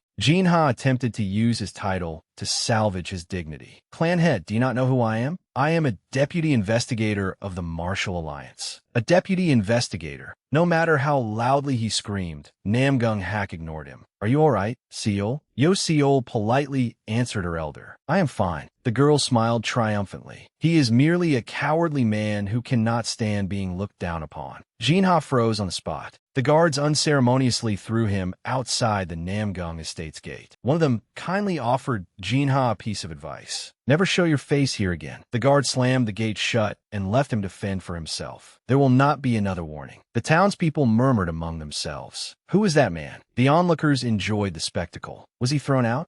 Jinha angrily clawed at the ground. How dare he? How dare he humiliate me like this? He ground his teeth together.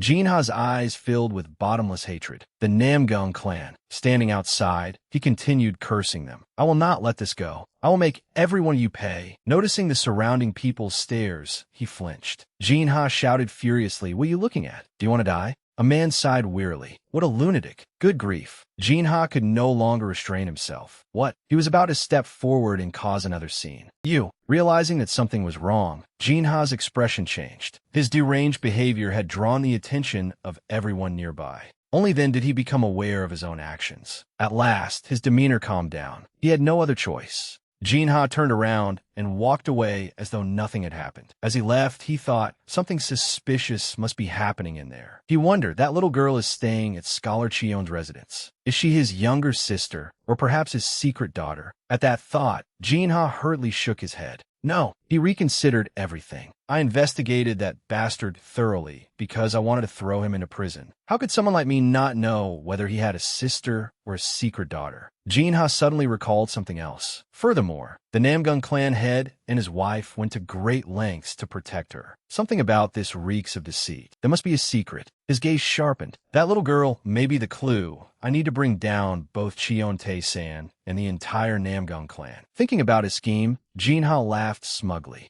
At that moment, a vicious plan formed in his mind. Seeing his expression, Tae-san felt uncomfortable. What is with that look? You look terrifying. Jinha hastily explained, it is nothing. By the way, why are you dressed as though you just robbed someone? Tae-san answered without concealing anything. That is exactly what happened. I just robbed your place. Jinha's expression changed completely when he heard that. He suddenly stared at Soan. So that is the young lady of the Northern Sea Ice Palace. Tae-san coldly questioned him. I heard you were looking for me. Tae-san's disrespectful tone irritated him even more. Jinan nodded. That is right. There is something I wish to consult you about. Tae-san seemed completely uninterested. What can I possibly help you with? You can handle it yourself. Jinha explained seriously. The eldest son of the righteous dragon sect has been accused of colluding with the demonic cult, and evidence has been presented against him. That is why I summoned you. Even when you worked at the Martial Alliance, you were exceptionally skilled at judging scoundrels. Furthermore, you are proficient in medicine, so you are very adept at discerning a person's aura. Jinha looked straight into Tae-san's eyes. Someone like you should be able to distinguish a rogue's aura from the sinister chi of the demonic cult, should you not? Tae-san was deeply displeased. You want me to distinguish an ordinary rogue's aura from demonic chi? In other words, he has already prepared a trap. Tae-san clearly understood his intentions. If I say there is no demonic chi, he will produce the evidence he has prepared and drag me down with him. On the other hand, if someone like me, who opposes the Elders faction, confirms the presence of demonic chi, they will also gain an opportunity to bring me down. Tae-san needed to think very carefully this time. No matter what I choose, this confrontation puts me at a disadvantage. Jina looked Zmag. Surely someone as intelligent as you can see through my trap. He resolved inwardly, just wait. I will drag you into the darkness with me. Tae-san recalled how Gu Jinha had once been humiliated by both him and clan head Namgong. After that, Jinha discarded what little conscience he had left. Tae-san realized what had happened. Before Lee Make-song entered the Martial Alliance grounds, Jinha had already set his plan in motion. Using alleged collusion with the demonic cult as a pretext, he interrogated Make-song, and during the interrogation, Jinha secretly dissolved a demonic path explosive pill in Lee Make-song's tea. Tae-san recalled what it was. The demonic path explosive pill amplifies the sinister chi within whoever consumes it. It can even infect anyone who comes into contact with them. It is a pill forbidden even within the demonic cult. Tae-san studied Jinha's expression. Jinha thought, I do not know where the elder obtained the demonic path explosive pill, but with this, I can implicate both the righteous dragon sect and Shion Tae-san, then destroy them together. Li Rong suddenly spoke. These accusations are completely false. How could my son possibly be colluding with the demonic cult? Jinha remained calm. Considering his reputation in this area, he may have practiced demonic arts before. Li Rong quickly retorted, I know my son's behavior has not always been good, but involvement with the demonic cult is impossible. This is absurd. These accusations are false. Someone must be slandering him. Jinha's tone was deeply sarcastic. I heard there are even rumors that he has been emitting demonic chi. There is no point arguing about it. Enraged, Li Ryong shouted, then examine my son right now and determine whether he possesses demonic chi. Jinha immediately burst into laughter. Exactly. That is why I brought someone capable of determining that. He turned toward Tae-san. When you worked at the Martial Alliance, you treated someone poisoned by the demonic cult's sinister chi. Did you not, Scholar Chion? Tae-san understood perfectly. If I examine his pulse here and offer a diagnosis, I will fall into Jinha's trap. For now, I should refuse. Before he could speak, however, Make-song suddenly collapsed backward. Seeing this, Li Ryong became extremely worried. Make-song, what is wrong? Make-song. Tae-san's expression changed the instant he looked at him. That is, Make-song's face contorted unnaturally. Tae-san recognized the symptoms. Chi deviation. Make-song's entire body rose into the air, shocking everyone. The situation appeared far more serious than Tae-san had expected. Even Wang Chong could not believe what was happening. Jina Buddha triunfansmida. There is demonic chi. Li Ryong's voice trembled. Impossible. My son, it cannot be. Jinha glanced to the side. In truth, parents often understand their children the least. It appears your son has been practicing demonic arts. Li Ryong's voice trembled. There is something strange about this. No matter how much evidence there is. Jinha replied, you still intend to deny it? Jinha turned to Tae-san with a proposal. In that case, Scholar Chion, why not examine his pulse? Then even I will be convinced. Tae-san did not know what to do. If I refuse to confirm the demonic chi, he will use that as an excuse to implicate me. But if I confirm it, the righteous dragon sect will be forced to bear all the consequences. Li Rong looked at him hopefully. Please, Scholar Chion. Left with no other choice, Tae-san agreed. Very well, I will examine his pulse. Li Ryong's face lit up with relief. Jinha was so excited that he almost laughed aloud. He fell for it. Tae-san turned to So-on. Lady So-on, please assist me. She nodded. Of course, Scholar Cheon. He handed her an item. Please use these large needles, infused with cold chi, and insert them into the acupoints along the arteries in his head. Tae-san's voice became urgent. However, you must never touch him directly with your hands. So-on obediently followed his instructions. Understood. How deeply should I insert the needles? After assessing the situation, Tae-san replied, insert 1-3 inches into the 100 convergences point. 1.5 inches will suffice for the others. So-on gently manipulated the needles, making them hover above her hand. Her eyes gleamed as she stared intently at Make-sung's convulsing body. Seizing the opportunity, she directed a needle toward him. Under everyone's watchful gaze, So-on thrust the needle forward. Within seconds, the needle pierced the back of Make-sung's head. Deciding that it was not enough, she launched several more needles. Soon, his head was covered with long needles. When another needle pierced his forehead, his entire body suddenly convulsed. Make-sung's eyes gradually became vacant, and he slowly slumped down. Lee Ryong anxiously stepped forward. Scholar Cheon, will my son be all right? Tae-san gently placed a hand over his own chest. Sect leader, if you wish to save your son, you must trust him entirely to my care. Despite his anxiety, Lee Ryong nodded. Very well, I understand. Please, Scholar Cheon, I beg you. Wasting no time, Tae-san tightly closed his eyes. Jinha wore a triumphant smile as he thought, you are finished. After a moment's thought, Tae-san moved his hand close to the silver needles and sensed their condition. His expression became grave. Demonic chi is inherently unstable and sensitive to temperature. Its activity is greatly weakened by cold chi in particular. Tae-san touched one of the needles. Since the large needles had been infused with cold chi, even the demonic chi dared not approach them. Seeing what he was doing, Jinha smiled even more broadly. He must think I know nothing about the demonic path explosive pill. Without wasting another moment, Tae-san closed his eyes and sensed Make-sung's body. It felt as though he had stepped into an entirely different realm. Cheon Tae-san opened his eyes. For now, he had managed to stop the demonic chi from spreading. He wondered, should I search for the 7 stars chi now? Tae-san raised one hand to suppress it, but inwardly he was astonished. I thought the ice needles would be enough to restrain the demonic chi, yet it is still raging this violently. His brows furrowed in thought. At this rate, finding the energy of the 7 stars will be difficult. In that case, Tae-san formed a small sphere. I will use my spiritual power to drive the cold chi even deeper. A brilliant light erupted from his body, overwhelming the demonic chi. As layer after layer of demonic chi dispersed, Tae-san immediately sensed something. I found it. His spiritual power descended toward the small sphere to examine it. Only then did Tae-san's expression relax slightly. Lee Make-sung possessed the energy of the greedy wolf star. Fortunately, it was neither the prosperity star nor the martial song star, whose energies Tae-san had already absorbed. Upon confronting that energy, however, he realized,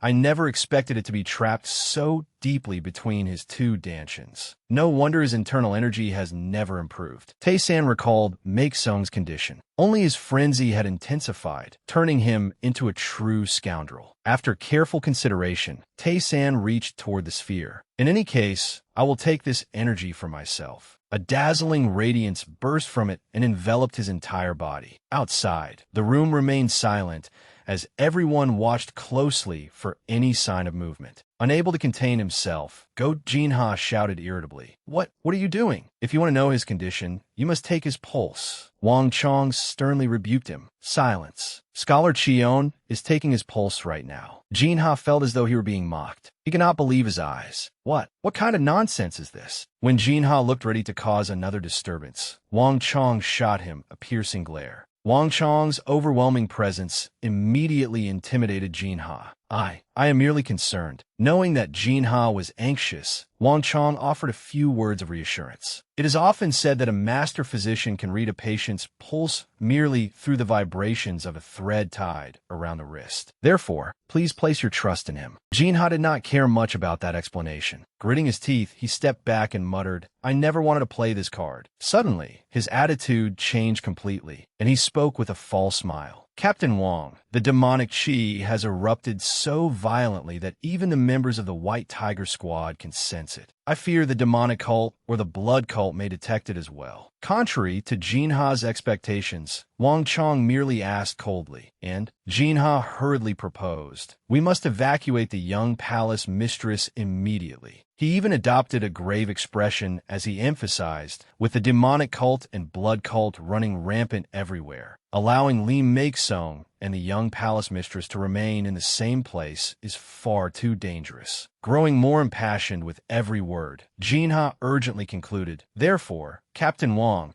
take the White Tiger Squad and the young palace mistress to the second secret base. Jinha smiled confidently and declared, this is an order issued under the full authority entrusted to me by the Council of Elders. He was actually using that authority as a threat. If Captain Wong dared disobey, he would undoubtedly face serious consequences later. Seeing Wang Chong's expression change, Jinha pressed his advantage. You may even be forced to resign as captain, or suffer something similar. Even so, Wang Chong remained deeply suspicious. Still, if we leave everything as it is. Just then, a firm voice interrupted him. Do it. Tae-san slowly rose and instructed them. Follow Go Jinha's suggestion. However, he did not forget to add a cold warning. But before you do, Tae-san swept past Jinha and Wang Chong. The aura emanating from him as he passed instantly left both men stunned. In the blink of an eye, Tae-san lightly placed a hand on Jinha's shoulder. Leaning closer, he warned him, you must explain why the scent of a rampaging demon pill is coming from your body. Wang Chong was startled by the words rampaging demon pill. Jinha flew into a rage. What are you talking about? I told you to examine his pulse. Have you gone mad as well?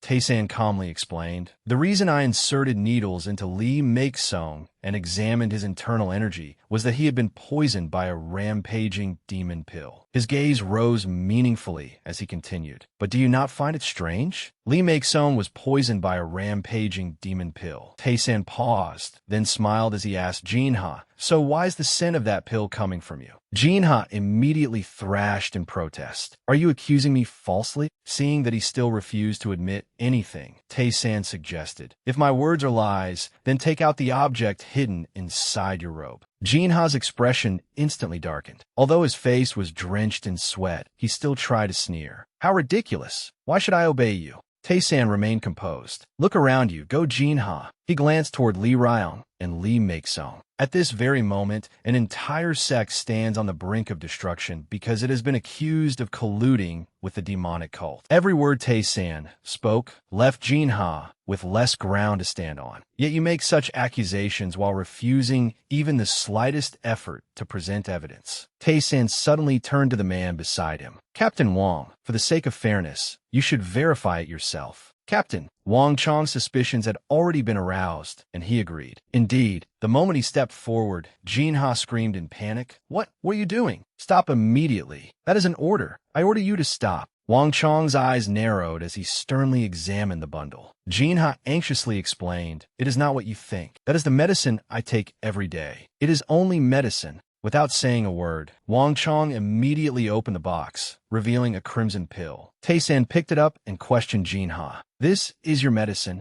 Jinha stubbornly insisted. That is right. Without another word, Tae-san seized his face and held the pill against Jinha's mouth. Then swallow it. Jinha stradol disperately. No, are you trying to kill me? Tae-san frowned and asked, why will you not swallow it? You just said it was your medicine. Jinha's face had turned deathly pale. Panting heavily, he pleaded, no, do not make me swallow it. Realizing Tae-san's grip would not relent, Jinha finally confessed. That really is a rampaging demon pill. I cannot swallow it. The truth was finally becoming clear. Tae-san concluded coldly. You were the one who secretly made Li Meiksong take a rampaging demon pill, were you not? When Jinha tried to deny it again, Tae-san pressed the rampaging demon pill against his mouth once more. If you refuse to confess, then you will have to swallow it yourself. Jinha struggled, but could not break free. You madman, stop. Tae-san lowered his voice again. Go Jinha, you know what kind of man I am. He twisted Jinha's face around until their eyes met directly. I'm the man who once fought an elder. Do you truly think I would not dare force you to swallow it? Tae-san's imposing aura and razor-sharp gaze made Jinha's eyes dart wildly. His gaze remained fixed on the rampaging demon pill. Realizing that Tae-san was not bluffing, he had no choice but to submit. Very well, I admit it. Before everyone in the room, Jinha hesitantly confessed, I secretly made Lee Make-song take a rampaging demon pill. Although Wang Chong had suspected as much, he was still shocked. Everyone else in the room reacted the same way. Li Ryong exploded with rage. Why? Why would you commit such an outrageous act? We have never wronged you in any way. At that moment, a hand gently rested on his shoulder. Wang Chong solemnly reassured Li Ryong. Please calm yourself. This is not an appropriate place to interrogate him. However, Li Ryong could not suppress his fury. But Wang Chong promised him directly, I swear that we will return to the Martial Alliance and uncover the entire truth. Li Ryong was still deeply dissatisfied, but after forcing himself to calm down and think it over, he finally agreed. I understand. Once night fell, everyone began departing one after another. Li Ryong gratefully bid farewell to Tae-san. Thank you, Scholar Cheon. Because of you, our sect escaped annihilation. How could we ever repay such kindness? Tae-san cupped his hands and replied modestly, It was nothing. However, I'm still concerned about your son. His gaze shifted toward Make-song as he examined him once more. Although we have temporarily suppressed the demonic chi, we do not know when it might erupt violently again. Li Ryong could not hide his helplessness. Is there truly no other way? Tae-san answered with certainty. At present, the only solution is for him to cultivate a demonic art and gather the rampaging demon pill's energy within his dantian. Li Ryong was unsure what to do. In these turbulent times, where could we possibly find a demonic art? He approached Make-song and examined him. Frowning, Li Ryong promised his son, My child, do not worry. Your father will save you, even if I must reveal that secret to someone else. Those final words happened to reach Tae-san's ears. That secret. In the spacious courtyard, Wang Chong looked toward the young lady and solemnly reminded her, It is time for us to move to the second secret base, little princess. Song calmly replied, Understood.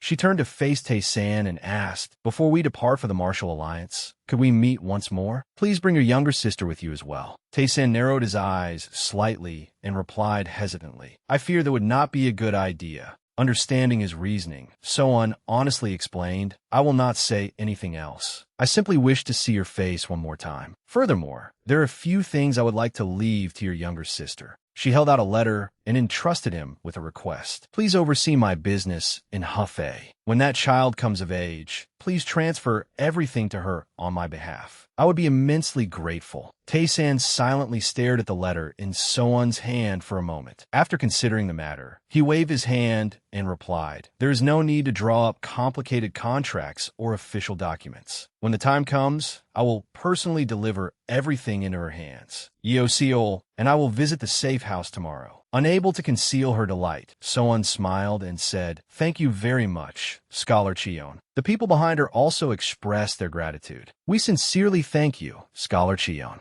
Tae-san smiled contentedly and regarded the people before him with a gentle expression. The following day, just as the sun rose beyond the lush green mountains, Tae-san arrived at Li Ryong's sect. The two men faced each other and exchanged respectful greetings. Li Ryong began solemnly, Scholar Cheon, thank you for agreeing to my humble request. Tae-san politely replied, Please do not concern yourself, sect leader. Without delay, Li Ryong explained sorrowfully, To tell you the truth, Scholar Cheon, I invited you here because I believe a man of your keen insight may hold the key to saving my son's life. Tae-san replied gravely, As I mentioned before, the demonic chi within your son can only be controlled by cultivating a special demonic art. Li Ryong lowered his gaze and confessed, Scholar Cheon, the truth is that long ago, I happened to acquire a secret manual of the demonic path. However, when I studied its formulas, they seemed to resemble an orthodox cultivation method, yet I could not understand them at all. Therefore, I set the manual aside and paid it no further attention. Now that my son has fallen into this condition, I suddenly remembered that demonic art. Could it perhaps offer him some hope? Tae-san asked, "You say it is a demonic manual, yet resembles an orthodox art?"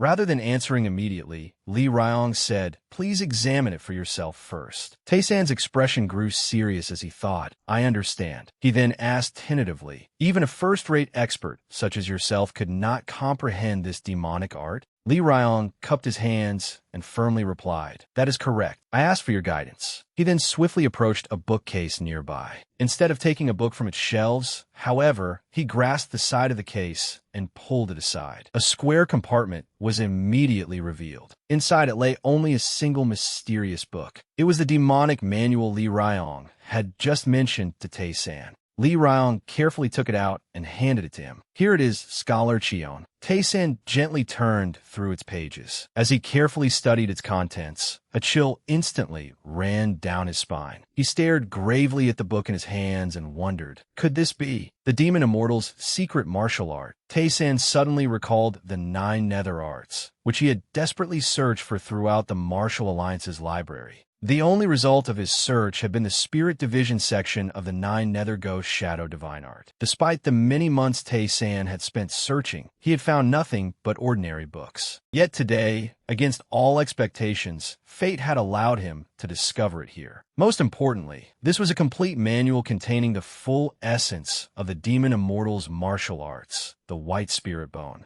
Lee Ryong quickly noticed Tae-san's rapidly changing expression and asked anxiously, "What should we do, Scholar Cheon?" Regaining his composure, Tae-san closed the book and said, "Just as you concluded, it possesses little value as a martial art. However, it is more than capable of restraining the demonic power within your son." Delighted, Lee Ryong exclaimed, "Is that really true?" Tae-san placed the book on the table and assured him, "During my time at the Martial Alliance, I studied methods of cultivating demonic arts as part of my duties. This manual structure matches those methods closely, so there should be no serious problems. If someone from the Martial Alliance comes to investigate later, tell them directly that I was the one who taught him this cultivation method." Tae-san thought that explanation should keep him out of trouble. Lee Ryong stared at him in stunned disbelief, wondering, does this mean we will not be indebted to Scholar Cheon any further? Tae-san approached the bedridden Make-song and helped him sit up. Even if the investigators come from the Martial Alliance, saving a life remains the most righteous course of action. They will have no reason to complain or blame you.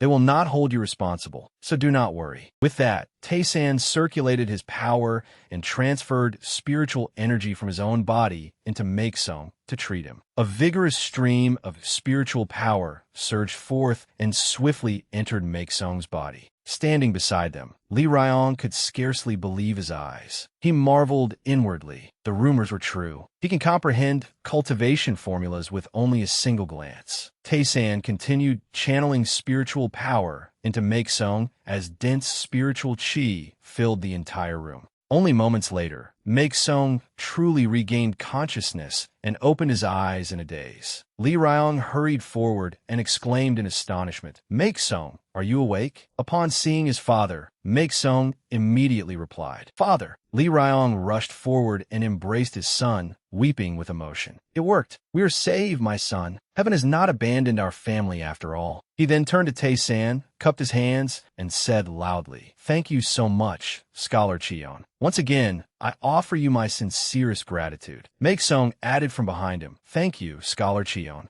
Tae-san handed them the instructions he had just written and solemnly explained, "I have interpreted and rewritten the cultivation formulas here. From now on, as long as your son circulates his true chi according to these instructions, everything will proceed smoothly without further complications." Lee Ryong happily accepted the paper and smiled. "Thank you, Scholar Cheon. We will forever remember this kindness. From this moment onward, I will watch over my son with the utmost care." After hearing this, Tae-san turned and tossed the demonic arts manual into the fireplace, calmly explaining, "I will burn this demonic manual immediately. Keeping it would only invite future disaster." The sect leader agreed without giving it much thought. That is undoubtedly the right decision. Tae-san watched the manual slowly burn while thinking, I have already memorized everything in it. There is no reason to leave any evidence behind. In moments, the demonic arts manual was completely consumed by the flames. Suddenly, an anxious voice came from outside. Sect leader, sect leader.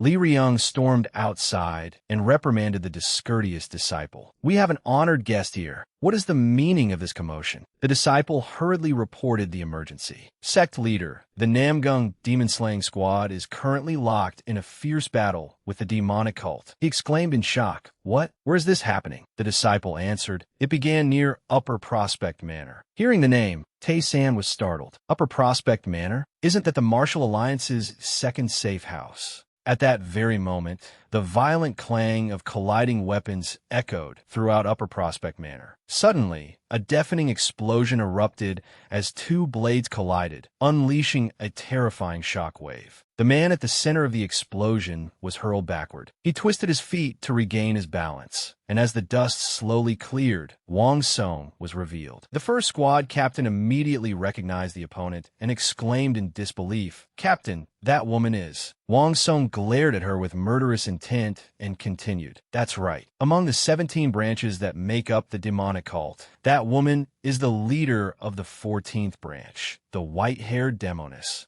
Wu Yuhyang. Without hesitation, Wang Song issued an order. First squad captain, heed my command. Escort the little princess back to the Namgung clan as quickly as possible. He raised his sword toward the enemy and continued with murderous resolve. I will do everything in my power to hold that old monster and her followers back for as long as possible. Across from him, Ju Yang sneered and fixed her blazing red eyes upon her opponent. The first squad captain immediately cupped his hands and replied, Understood, sir. May fortune be with you, and may you return safely. With that, he hurried away to carry out the order, leaving Wang Song alone with the members of the demonic cult. Ju Yang maintained her savage smile and commanded the two subordinates behind her, Capture them. They acknowledged the order and immediately vanished. Only two people remained in the courtyard, facing one another as tension engulfed the entire area. Ju Yang circulated her power, and blood-red spiritual energy flowed from her hands and their long, razor-sharp nails. She licked her lips and stared wide-eyed at her opponent. So, you are the leader of the White Tiger Squad. I wonder what you will taste like once you fall into my hands. Wang Song frowned and replied contemptuously, I cannot understand why the leader of a demonic cult branch would personally take the field. Could it be that you are so desperate to capture the little princess of the Ice Palace? Ju Yang curled her lips into a sneer. Judging by that question, it seems you know nothing about what is truly happening. Wang Song was startled and confused, and an ominous feeling suddenly arose within him. Sensing So-on and the others fleeing, Ju Yang continued, Ignorance can sometimes be a blessing. But since it is you, I shall make a special exception and enlighten you about the thing you have been struggling so hard to protect. Sure enough, So-on's group suddenly sensed danger ahead. Two demons were already waiting in their path, ready to confront them. Ju Yang's eyes widened as her bewitching voice continued. I will also tell you why we are so determined to hunt down the little princess of the Ice Palace. Meanwhile, the hand-stealing demon and the eye-stealing demon grinned excitedly when they saw their prey caught in the trap. The first squad captain found them extremely familiar. After looking more closely, he recognized them as the eye-stealing demon and the hand-stealing demon. So-on turned toward him upon hearing those names. The eye-stealing demon and the hand-stealing demon. He confirmed, that's right. The eye-stealing demon gouges out his opponent's eyes and collects them, while the hand-stealing demon cuts off people's arms and adds them to his collection. They are fiends with grotesque and unimaginably cruel tastes. One of the demons praised her. That woman truly possesses a magnificent pair of eyes. A chill ran down her spine when she heard that insincere compliment. He stared directly at her and said, I could never pass up such a beautiful pair of eyes. Suddenly, a voice came from behind them. You would be better off worrying about your own eyeballs. Another group had appeared, though no one knew where they had come from. Mubek stood with a staff in his hand, looking as composed as ever. The nights ahead of you are going to be very long. Elsewhere, the scene shifted from the forest to a much busier road. Tae-san walked along the road, seemingly deep in thought. He glanced into the distance and could tell that a battle was taking place somewhere within the forest. Countless thoughts ran through his mind. Do I truly need to go there? This is not something I'm obligated to involve myself in. However, as he continued walking, Tae-san suddenly stopped. He had realized something. Tae-san looked toward the forest. Wait, that immensely powerful frost energy belongs to Soan. Why would she appear there immediately after leaving the secret chamber? Tae-san pushed off the ground and set out. Having made his decision, he sped down the road like a gust of wind. Following his own plan and deductions, Tae-san ventured deep into the forest. He stopped atop a tree and carefully observed the area below. Tae-san appeared surprised by what he saw.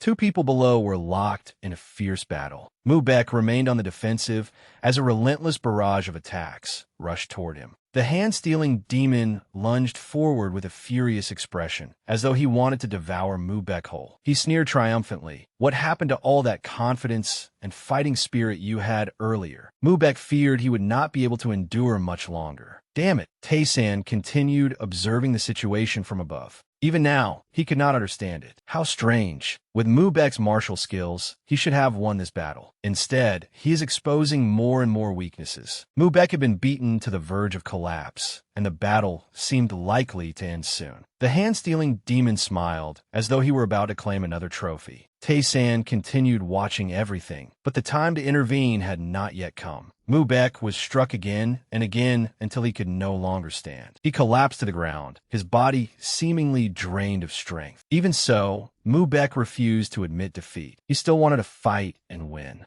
Suddenly, a loud sound rang out from the hand-stealing demon's sword. Unable to grasp what was about to happen, Mu-baek raised his eyes. The hand-stealing demon charged forward with his sword, wearing a vicious expression. I will take one of your arms. At that moment, Tae-san leaped down to help Mu-baek. The hand-stealing demon stared in shock, unable to believe someone else was there. Tae-san remained cold and composed as he landed. A powerful force struck the demon's feet, destroying his balance. The hand-stealing demon was sent flying and barely managed to stay upright. He turned to see who his opponent was and who would dare confront him directly. Tae-san remained perfectly calm, determined to teach him an unforgettable lesson. The hand-stealing demon could not understand it. I am certain I did not sense even the slightest trace of internal energy. Mu-baek heard movement behind him and turned around. It was Yi-won, who merely wanted to check on his condition. Are you all right? Mu-baek did not answer. He snatched the handkerchief from her and wiped the blood from his mouth, still furious about what had happened. Tae-san stood upright and said, Young master, your vast sky, unfettered sword art is indeed flawless, yet I always felt it was missing something. Without turning around, he continued, At last, I understand the reason. What it lacks is killing intent. That statement alone left Mu-baek stunned. Tae-san continued explaining his thoughts. Although I have never personally seen the Emperor's Mantra, if my guess is correct, it must be a martial art designed specifically to amplify killing intent. Mu-baek was shocked. How does he know? Even I have only heard fragments about it from my father.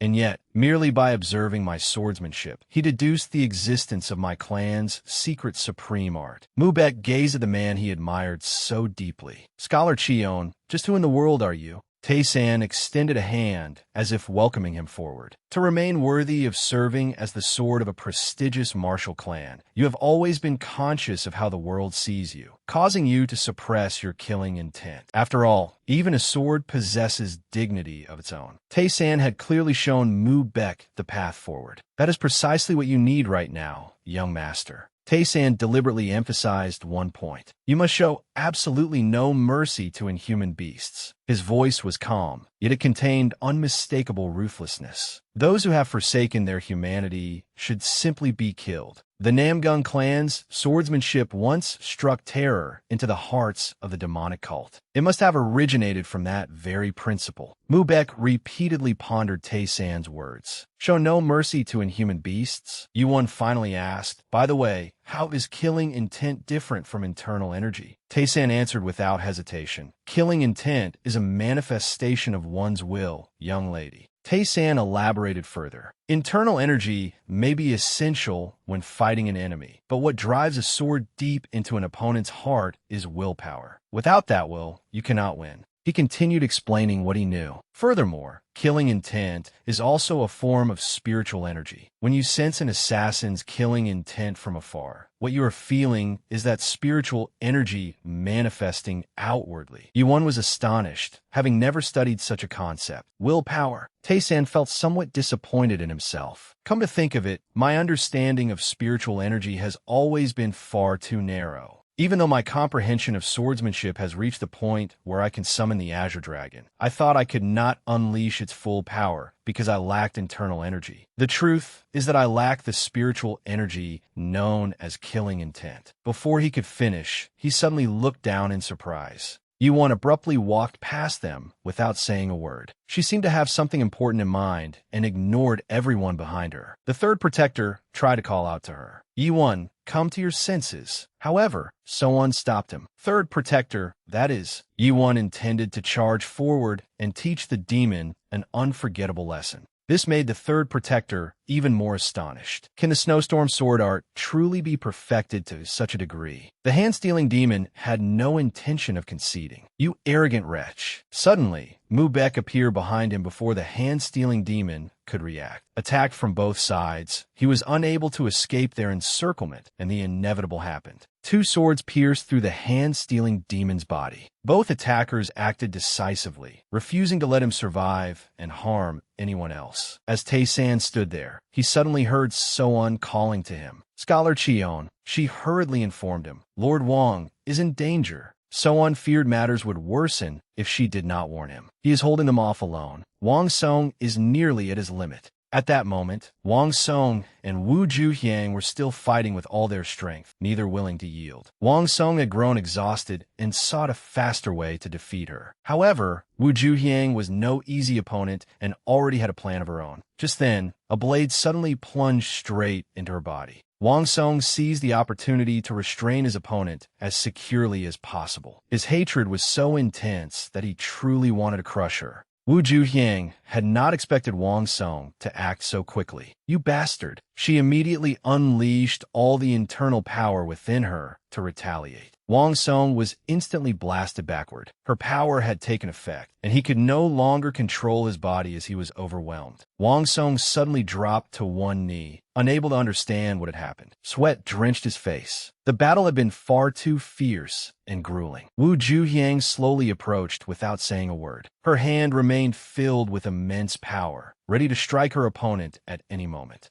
A savage and terrifying Wu Juhyang now stood before Wang Song. She looked smugly at his condition. Did you truly think something like that would be enough to defeat me? Wang Song lowered his head and smiled faintly. I never intended to win from the beginning. If my life can be exchanged for even one arm of the white-haired demoness, then it will be a worthwhile trade. Wu Juhyang burst into laughter, showing no intention of backing down. Excellent. I greatly admire your determination. She extended her hand, which brimmed with power, and raised her razor-sharp fingers. Therefore, I shall send you on your way in an instant. Immediately afterward, Wu Juhyang's expression changed to one of shock. She looked upward as though she had noticed something, and panic swept over her. An enormous beast was about to charge in a battle against her. Wu Juhyang gathered all her strength and desperately tried to defend herself. She was enraged that it had appeared at such a critical moment. Wang Song also had no idea what was happening. Why has such a gigantic creature appeared here?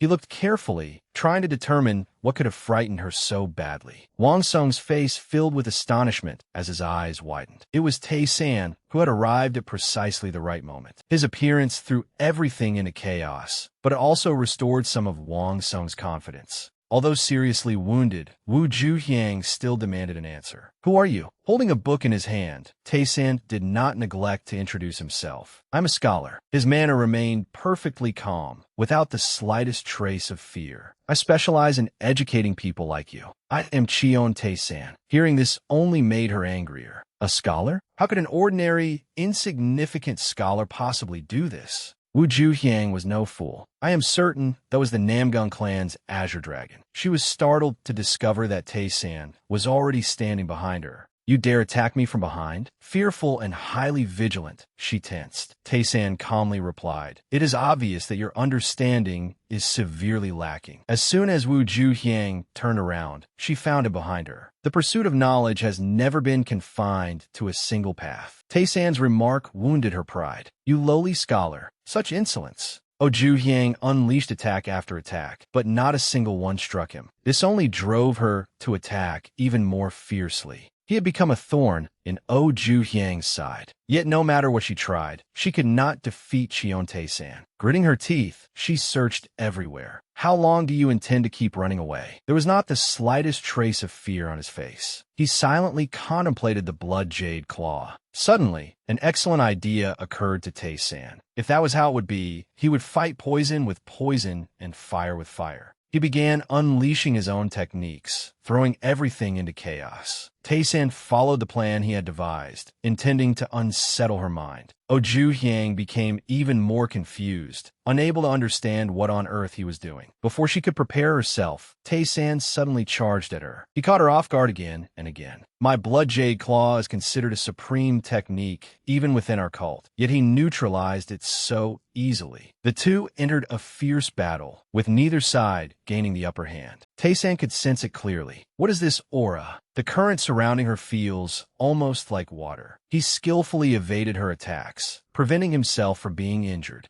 The longer the battle continued, the more Taysan's strength increased. He channeled all his power into his hand, waiting for the perfect moment. Before Juhyang could react, Taysan drove his fist straight into her chest. The blow drained a considerable amount of her strength. After landing that blow, he seemed to notice something strange whenever he approached her. Juhyang finally evaded his next attack, apparently no longer willing to continue fighting. They separated again and stood far apart. Juhyang then shouted an order. "Everyone retreat. Gather at the previously arranged meeting point." Those who heard her order immediately followed her. Juhyang's hatred remained undiminished. Cheon Taysan, I will never forget this grudge. Taysan alone remained there, standing with remarkable composure. Elsewhere, Namgung Hak said, "I am truly grateful to you, Scholar Cheon." Namgung Hak was deeply grateful to Taysan. If you had not intervened, many disciples of our clan would likely have been gravely injured. To Taysan, it had been a minor matter. You flatter me. Yet Namgung Hak still wished to express his gratitude. That is not all. Thanks to you, our Mubek is now praised throughout the martial world as the Azure Dragon of the Namgung clan. That troublesome boy has finally earned the title of the Namgung Azure Dragon Sword. Taysan remained as modest as ever. The young master came to that realization through his own efforts. Namgung Hak no longer wished to beat around the bush. You are as humble as ever. In that case, I will get straight to the point. He placed an object on the table. This is the Heavenly Palace Pill, a secret elixir of our clan. It is merely a modest gift to express my gratitude. Please accept it. I have also had our clan's meditation chamber prepared for you. You may use it freely. Taysan sat alone, contemplating the item. He held the Heavenly Palace Pill in his hand. That's right. For Yoseol's sake, I must become stronger as quickly as possible. Taysan immediately placed the pill in his mouth. Without any further hesitation, Taysan swallowed it. He felt as though he had entered another world. It was dark and utterly deserted, as though he had fallen into a dream. The pill seemed to dissolve within him, transforming the energy inside his body. Taysan remained calmly seated, closing his eyes and entering meditation. But then something suddenly reappeared in his mouth and began writhing. Startled, Taysan spat it out, unable to understand what had happened. He had yet to recover from his shock, and countless thoughts raced through his mind. This can't be. Taysan suddenly realized, my Chi-Si Dantian. Only then did Taysan understand what had happened. Could that thing have actually left my body? He slowly extended a finger, as though attempting to touch the flying Dantian. Taysan wanted to see whether it truly contained what he suspected. The flying Dantian suddenly transformed, releasing a supernatural power. That left Taysan frozen for several seconds. Before he could make sense of the situation, the flying Dantian abruptly shot away before his astonished eyes. It suddenly plunged straight through the floor, carrying a terrifying surge of power. Tae-san was even more astonished by what he had witnessed. He still could not determine the true reason behind it. The flying Dantian darted all over the place while he merely watched, taking no action. Its power continued to grow more terrifying. As it flashed rapidly across his field of vision, Tae-san finally began attempting to bring it under control. He circulated his own power and headed outside.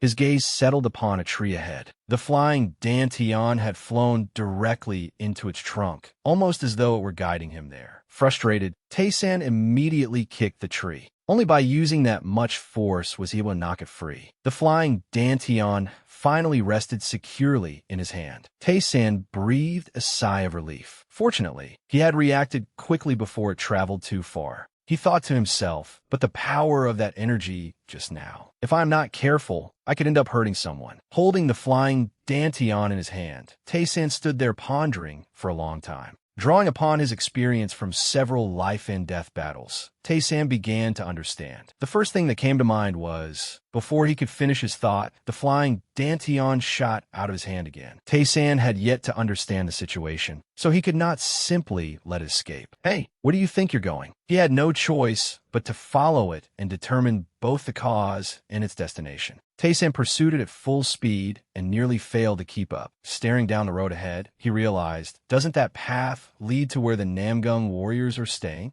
Upon entering, Tae-san confirmed that he had remembered correctly. He carefully tracked the flying Dantian's every movement, though he still had no way to deal with it. He stared inside with an irritated expression. What is going on? It moves as though it were alive. Suddenly, he saw the flying Dantian approach a prisoner. Wait, what is it planning to do? The flying Dantian suddenly flew straight into the prisoner's mouth. Unable to stop it, Tae-san could only grit his teeth in frustration. What the hell? Even now, he could not understand what was happening. Why did it enter his body? This is driving me mad. What in the world is going on? None of the scriptures of esoteric Buddhism had ever mentioned such a bizarre phenomenon. No, come to think of it, a Dantian leaving the body is already utterly absurd. Tae-san turned his attention back inside, determined to observe the situation more clearly. He carefully watched the prisoner's every movement, resolved to uncover the cause. The prisoner appeared to be in terrible pain after the flying Dantian entered his mouth, his expression twisted in agony. Tae-san grew even more bewildered. He could not understand what was happening. Then the flying Dantian emerged from the prisoner's body as though nothing had happened. He was genuinely astonished, but he could only remain outside and observe. The flying Dantian then appeared to head directly toward him at tremendous speed. Before Tae-san could react, it flew straight into his mouth. Taken completely by surprise, he swallowed it before he could collect himself. His entire body trembled at that moment. This feels awful. This thing really is. A change seemed to occur inside Tae-san's body, and his expression abruptly shifted. The flying Dantian continued circulating inside his body without any sign of further movement. Tae-san could clearly sense it. The internal energy in my Dantian seems to have increased. Could have stolen that man's cultivation. By early morning, Tae-san was still sitting there contemplating the matter, but he could not find an answer. This was clearly a Dantian containing 5 years of cultivation, yet after a single night, it gathered another 10 years of true chi. Tae-san shook his head in exasperation. I have suddenly become a thief who steals other people's cultivation. He understood part of the situation now. More precisely, it was a Dantian capable of leaving his body. Tae-san did not consider it entirely bad. It is certainly useful, but I must exercise extreme caution. Suddenly, someone called his name, interrupting his train of thought.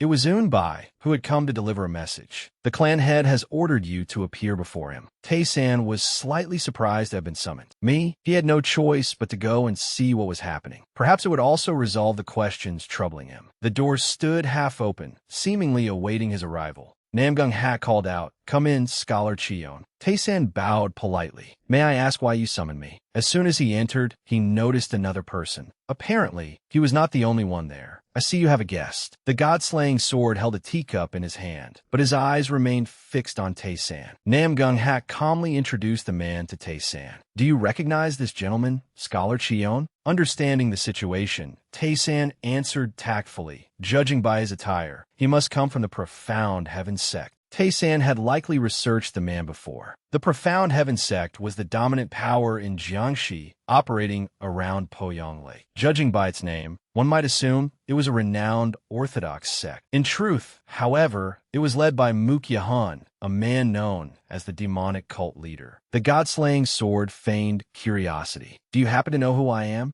Tae-san had recognized his appearance the moment he entered, the scar beside his eye and the sword wound splitting his lip. "Are you not the renowned supreme master known as the god-slaying sword?" The man did not mind being seen through. "You truly are intelligent." The god-slaying sword merely replied, "Indeed, you are as perceptive as the rumors claim." Tae-san remained standing and pretended to be curious. "Have you heard of me before?" Naturally, the man had. "The tales of Scholar Cheon are famous even in Jiangxi. You are the peerless reformer, unrivaled in bringing evildoers to justice." Tae-san felt a trace of delight upon hearing that. "I never expected my reputation to have spread so far." The man no longer wished to beat around the bush. "Then I will get straight to the point. I wish to ask you to reform our sect's young heir, Mook Jeong, the son of our sect leader." Tae-san could hardly believe what he had heard. "What? You want me to?" Never had he imagined that he would one day be asked to reform the son of a demonic cult leader. Tae-san found the request difficult to understand. Surely a famous organization like the Profound Heaven sect has talented scholars capable of handling such a task. The god-slaying sword answered without hesitation, "Of course we do. However, we have yet to find anyone with qualifications and abilities in this field equal to yours, Scholar Cheon." Tae-san still wondered why the man had chosen him. "But I'm a scholar affiliated with the Martial Alliance. No matter how earnestly you ask, allowing me to interfere in the internal affairs of the unorthodox faction." The god-slaying sword's reply surprised Tae-san once more. "This is not merely a private matter of the unorthodox faction.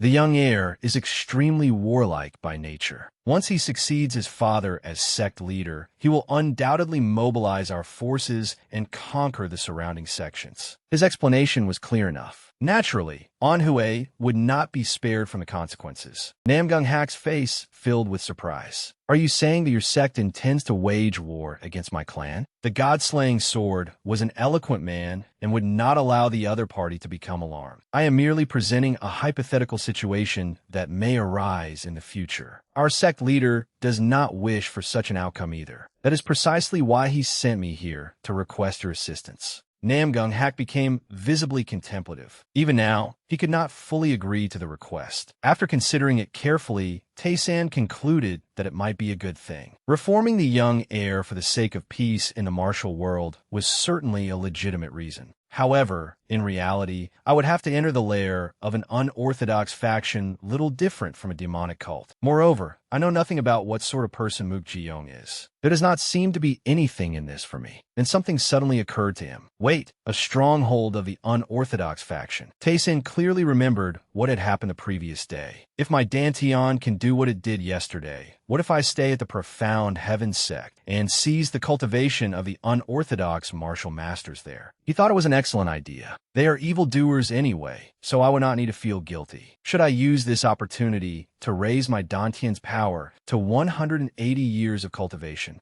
Moreover, Mook Jeong may possess the primordial origin chi of one of the 7 stars. This is not as bad as I first thought. The god-slaying sword seemed to know what Tae-san was considering. Naturally, if you successfully reform our young heir, we will grant you enough money and land to live comfortably for the rest of your life. What do you think of this offer? Tae-san held his fan, appearing hesitant and undecided. The dragon blood pill. He seemed to have devised a plan that could benefit him. Tae-san did not hesitate to get straight to the point. In addition to enough money and land to last a lifetime, you must also give me the Profound Heaven sect's precious dragon blood pill. He had to impose that condition to gain something for himself. If you agree, I will accept your request. The moment Namgung Hak heard Tae-san's words, anger rose within him. Scholar Cheon, Tae-san remained calm as he explained, "Clan head, wealth is merely a worldly possession. If young heir Mook retains his current disposition and assumes power, a bloody war between the orthodox and unorthodox factions will be unavoidable. I am certain you understand that. You must know better than anyone how dangerous a reckless man can be." After hearing that explanation, Namgung Hak's gaze softened and his anger subsided. The god-slaying sword had been observing everything in silence, listening to their conversation. The god-slaying sword then nodded in agreement. Very well, I accept Scholar Chion's condition. In that case, I will consider our agreement settled and take my leave. He stood and bowed respectfully to Namgung Hak. Having concluded the agreement, the god-slaying sword immediately prepared to depart without lingering. Before leaving, he stopped in front of Tae-san and said, "Our sect leader's 60th birthday celebration will be held 15 days from now. I look forward to seeing you there." Tae-san raised his hands and bowed politely, reaffirming his acceptance. "I will set out soon." The god-slaying sword returned his bow. "Then I will see you there."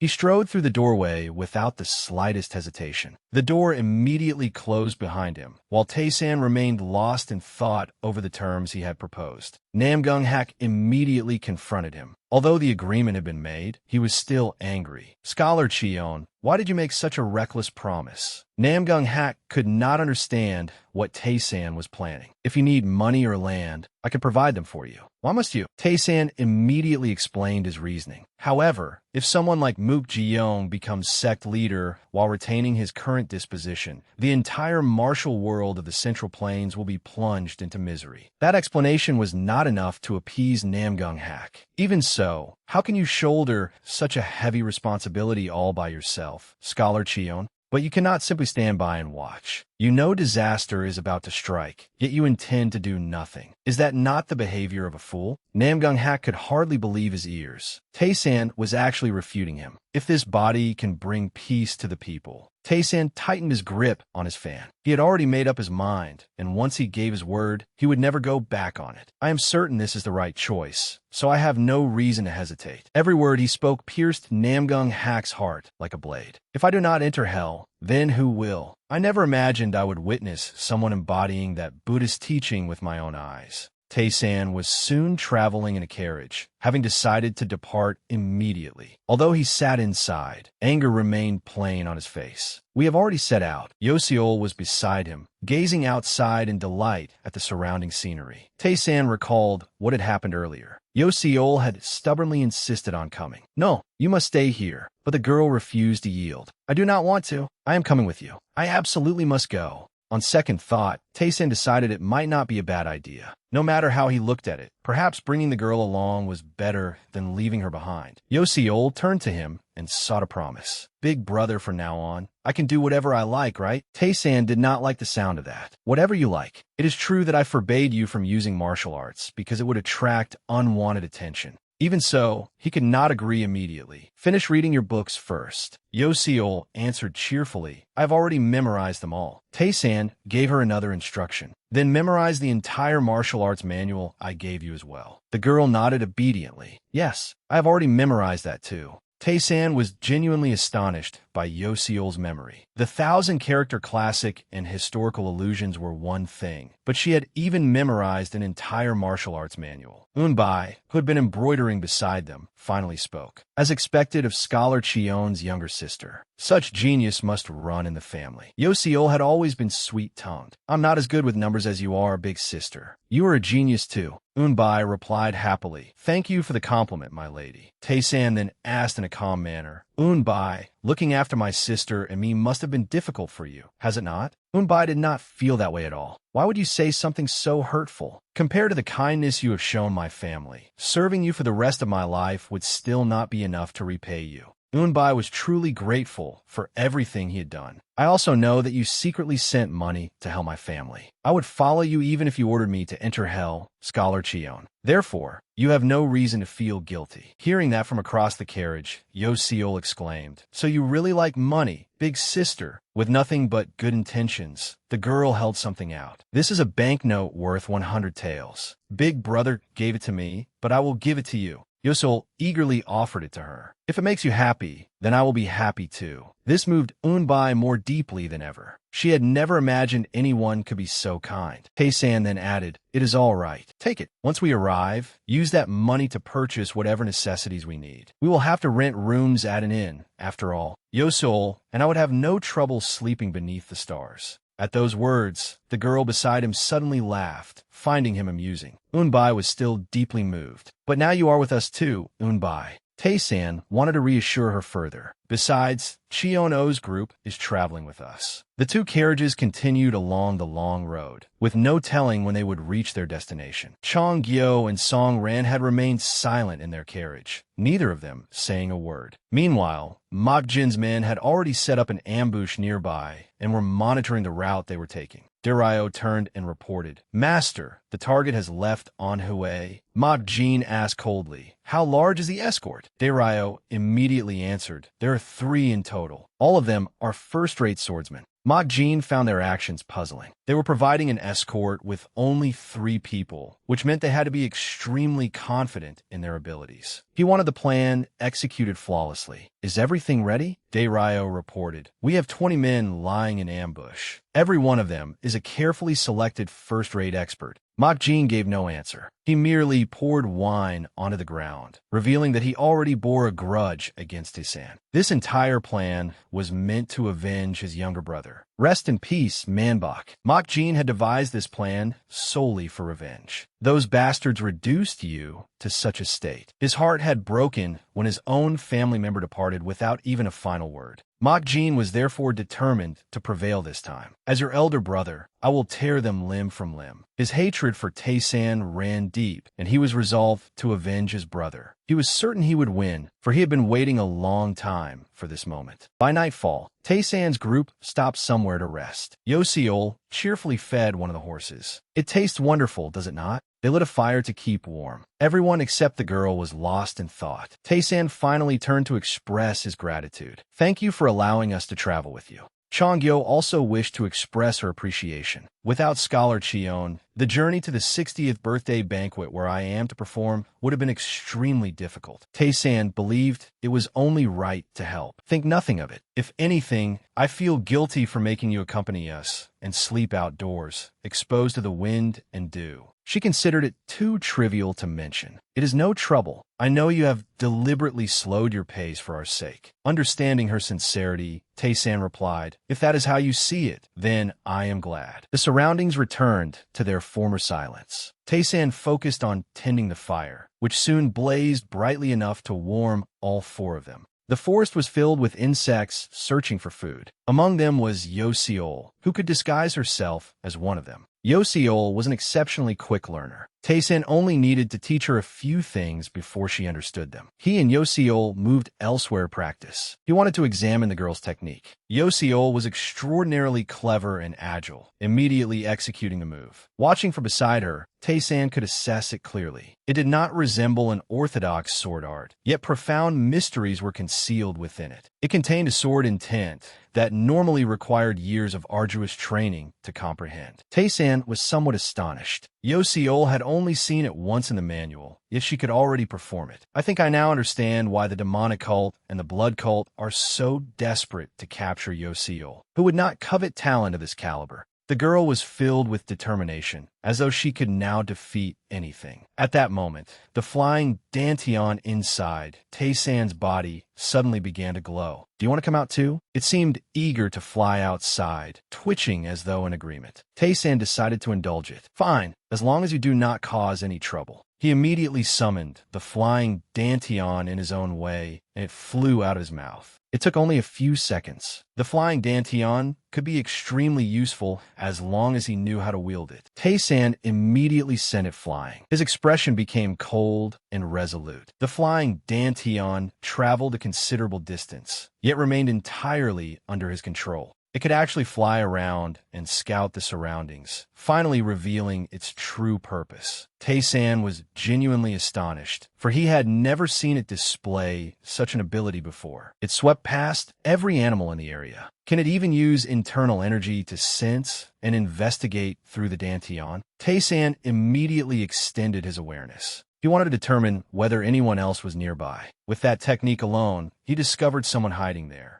Tae-san even recognized the person's identity. It was an expert from the Namgung clan. They care so much about Yoseol and me that, naturally, they would not allow us to leave without protection. Tae-san decided to pretend he had discovered nothing. For now, I should act as though I am completely unaware. He immediately recalled the flying dantian to his hand. He stopped searching, and it returned directly through his mouth as Tae-san opened it. Behind him, Yoseol complained, "Big brother, I am sleepy." It was time for them to return. All right, let's go back. High above them, Uriuk and E-Rip had observed everything. Uriuk had a question and turned to ask, "Elder, she is growing impatient over this matter. When are we going to make our move?" E-Rip was in no hurry and wanted to observe the situation more carefully. Can you not sense the experts secretly protecting them? After hearing this, Uriuk nodded. I can. E-Rip became irritated. Then why did you even ask? With our current strength, we cannot deal with those 5 hidden guards. Uriuk still offered her own opinion. But we cannot continue sitting here and waiting forever, can we?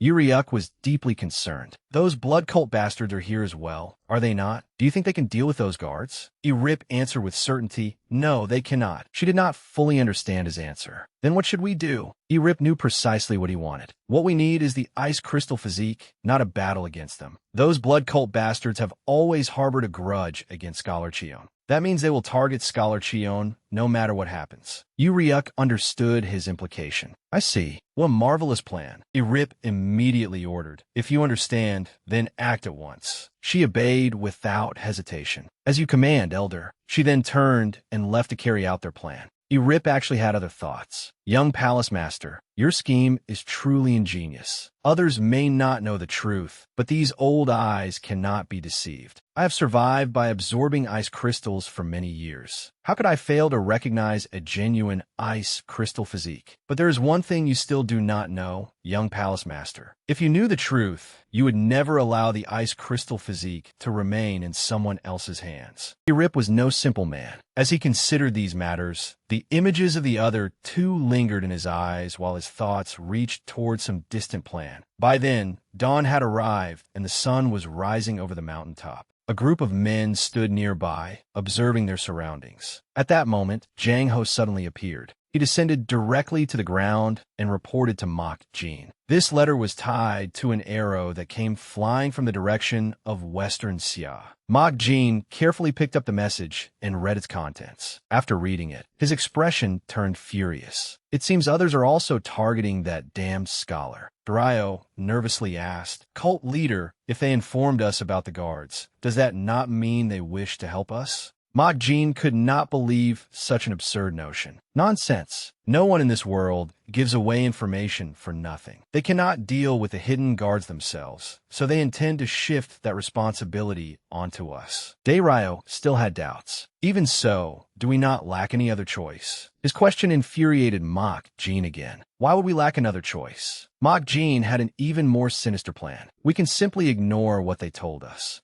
The fact that they revealed the hidden guards proves that they have not abandoned their designs on that damn scholar. Mok Jin understood that they intended to use his forces and then seize the spoils for themselves. Dario was still confused. Then what should we do? Mok Jin gripped his sword and spoke decisively. Listen carefully. We will ignore the hidden guards and attack that scholar directly. Everyone present obeyed his command. Not one of them dared to object. Tae-san's carriage had stopped at another location. He suddenly noticed the birds scattering in every direction. Something was clearly wrong. Wondering what was happening, Tae-san immediately closed his eyes to investigate. After concentrating for only a few seconds, an image of Mok Jin's group appeared in his mind. He opened his eyes in surprise, realizing they were about to ambush him. Mok Jin's aura radiated détermination. A fierce battle was about to begin. Dario and one of his comrades leaped into the air and attacked Tae-san. Left with no other choice, Tae-san retreated while carefully observing their every movement. When Dario initiated the fight, Tae-san easily blocked his attack. The man beside Dario seized the opportunity to launch a surprise attack. Seeing Tae-san being ambushed, everyone shouted anxiously. Scholar Chion, Tae-san hurriedly warned them, "Protect the carriage." At the same time, more yellow-robed men appeared in the air. They attacked Tae-san relentlessly, their numbers continuing to grow. He had no choice but to use the Azure Heaven Limitless Sword Art. He followed it with 10,000 steeds, single flash. His strike swept directly through the group with terrifying power, hurling them backward. However, when he saw that they were unharmed, Tae-san realized they were genuine experts. They are undoubtedly stronger than the blood cult rabble we encountered last time. He involuntarily recalled those who had previously caused trouble for him. Meanwhile, Jang Hae and the others were doing their utmost to protect the carriage. Their cloaks fluttered in the wind as the two sides prepared for battle. Wu Riang stepped forward and called out, "Scholar Cheon." Tae-san abruptly cut him off. "You 5 brothers should help protect the carriage." Wu Riang's expression immediately changed. "So he knew we were here all along." He hurriedly nodded.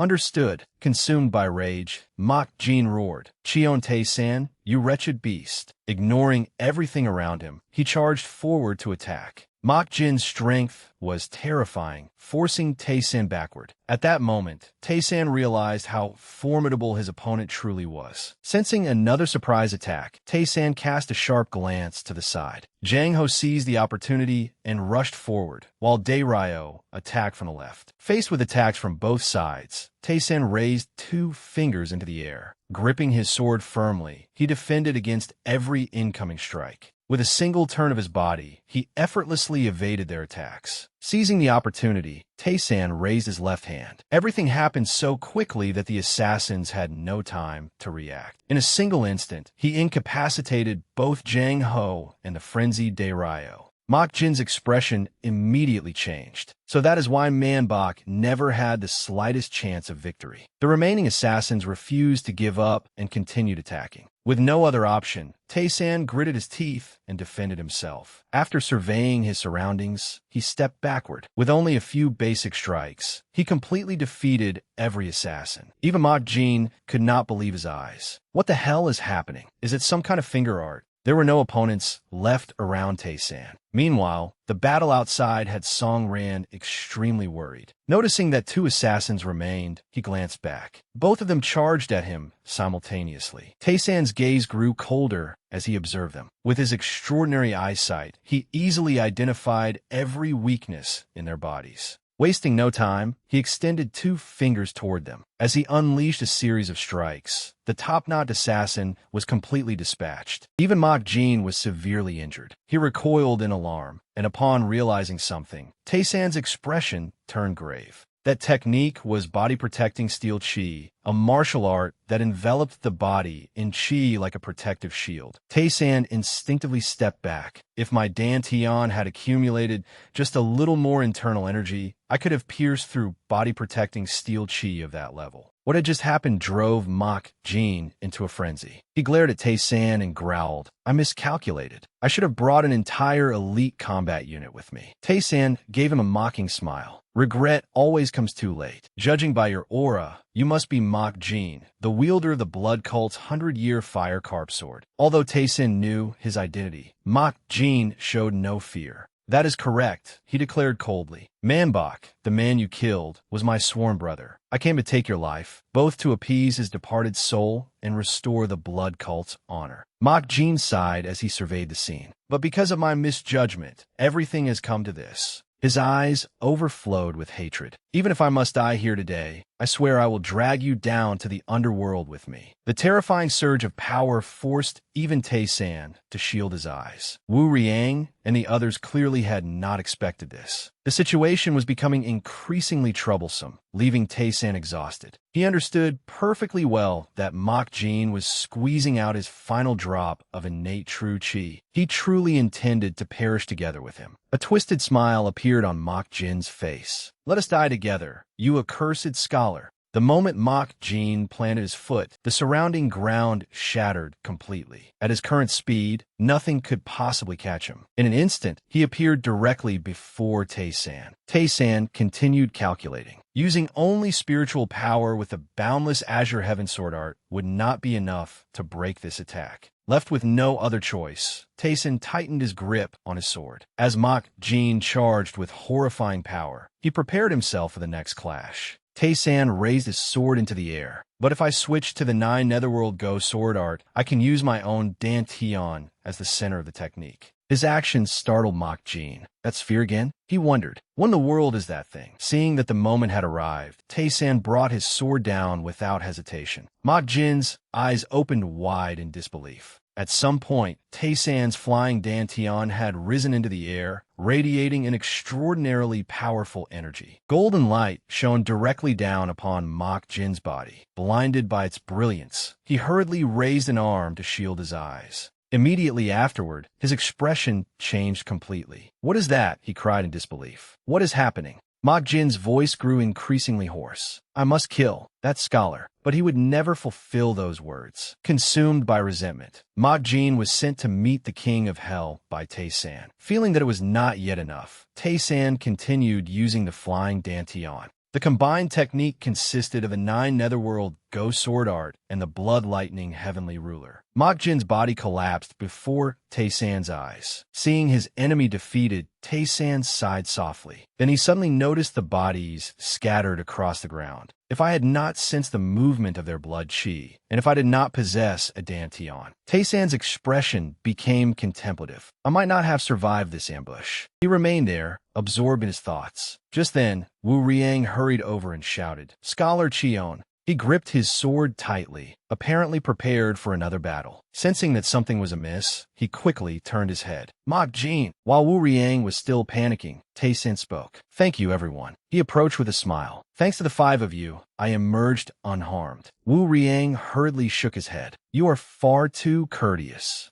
Tae-san continued. "There is one thing I would like to ask of you." Wu Riang and the others listened silently. "Please go ahead." Tae-san surveyed the area. "Could I ask you to handle the aftermath here?" Wu Riang nodded. "Of course. Leave it to us." Only then could Tae-san breathe a sigh of relief. "Thank you." In that case, he turned and walked away, seemingly unwilling to remain there any longer. Zhang He asked curiously, "Is it really all right to let him leave like that? At the very least, we should assign 2 guards." Wu Riang interrupted him. "That man was Mok Jin." Zhang He's expression instantly changed. "What did you say?" Wu Riang explained. "The man Scholar Chion just defeated." Even Wu Riang was astonished. He consumed the inner core of a century-old carp and broke through to the peak of the supreme realm. And that is not all. Even within the blood cult, Mok Jin was a renowned expert. Yet Scholar Chion was able to overpower someone like him. He could not conceal his disbelief, and he did so without expending even a breath of internal energy. "Do you not understand what that means?" Zhang He was about to say more. "If that is true," Wu Riang interrupted him, "Scholar Chion no longer needs our protection." In Wu Riang's eyes, Tae-san had now become extraordinarily dangerous. Night fell, and the streets bustled with passers-by. At a small roadside inn, everything was strangely quiet. Uncomfortable in his clothes, Tae-san changed out of the garments stained with red syrup. A knock sounded from outside. "Come in," he called. Yo-seol entered and asked curiously, "Brother, are you all right?" Tae-san smiled. "Of course. I am perfectly fine." The girl looked surprised. "Really?" Tae-san walked over to her. "Why? Were you worried about me?" Yo-seol nodded. "Yes, obviously. You fought so many people. You must be exhausted." Her expression became sorrowful. "Besides, you are not even a professional swordsman." Tae-san gently stroked her head. "Look at you. You have learned to worry about others. By the way, did you hear any rumors this afternoon?" Jo-seo laughed. "About the Martial Alliance's secret weapon? They kept asking me whether it was true." The girl suddenly noticed what he was looking at. "The steam buns?" Tae-san asked curiously. "What did you tell them?" She answered mischievously. "I said you were not part of the Martial Alliance, but a reclusive scholar from the Imperial Palace." Tae-san recoiled in surprise. "What?" Yo-seol cheerfully continued. "I told them. Why would a genius like him work for the Martial Alliance?" Tae-san found this increasingly amusing. "And how did they react?" The girl looked down at the steam bun in her hand. "They seemed very impressed. They said that explained why you knew so many supreme techniques. You must have studied them in the Imperial Library." Tae-san's expression instantly changed. "They actually believed you?" Jo-seol nodded. "Of course." Tae-san abruptly asked, "Who was it?" The girl replied, "Namgung Mubek." Tae-san immediately recalled the young man's shameless face. Reassured, he breathed a sigh of relief. A voice called from outside. "May I ask whether Scholar Chion Tae-san is here?" Tae-san opened the door, stepped outside, and introduced himself. I am Cheon Tae-san. A group of people immediately bowed before him. Their leader smiled and introduced himself. I am Guan Yongjin, captain of the Black Heaven Azure unit. I have been ordered to escort you from this moment onward. Tae-san was somewhat surprised. Are you the renowned hero Guan Yongjin, known as the soul-severing Forbidden Blade? It is an honor. I am Cheon Tae-san. Yongjin stepped forward and said, since it is already late, we will begin escorting you back to the profound heaven sect tomorrow. Tae-san asked no further questions. Then it is decided. Yongjin bowed. After making the announcement, Yongjin and his subordinates turned and departed. From above, Tae-san watched their figures gradually disappear into the distance. His expression remained perfectly calm, as though he were contemplating something. Late that night, Tae-san sat in his room, carefully writing.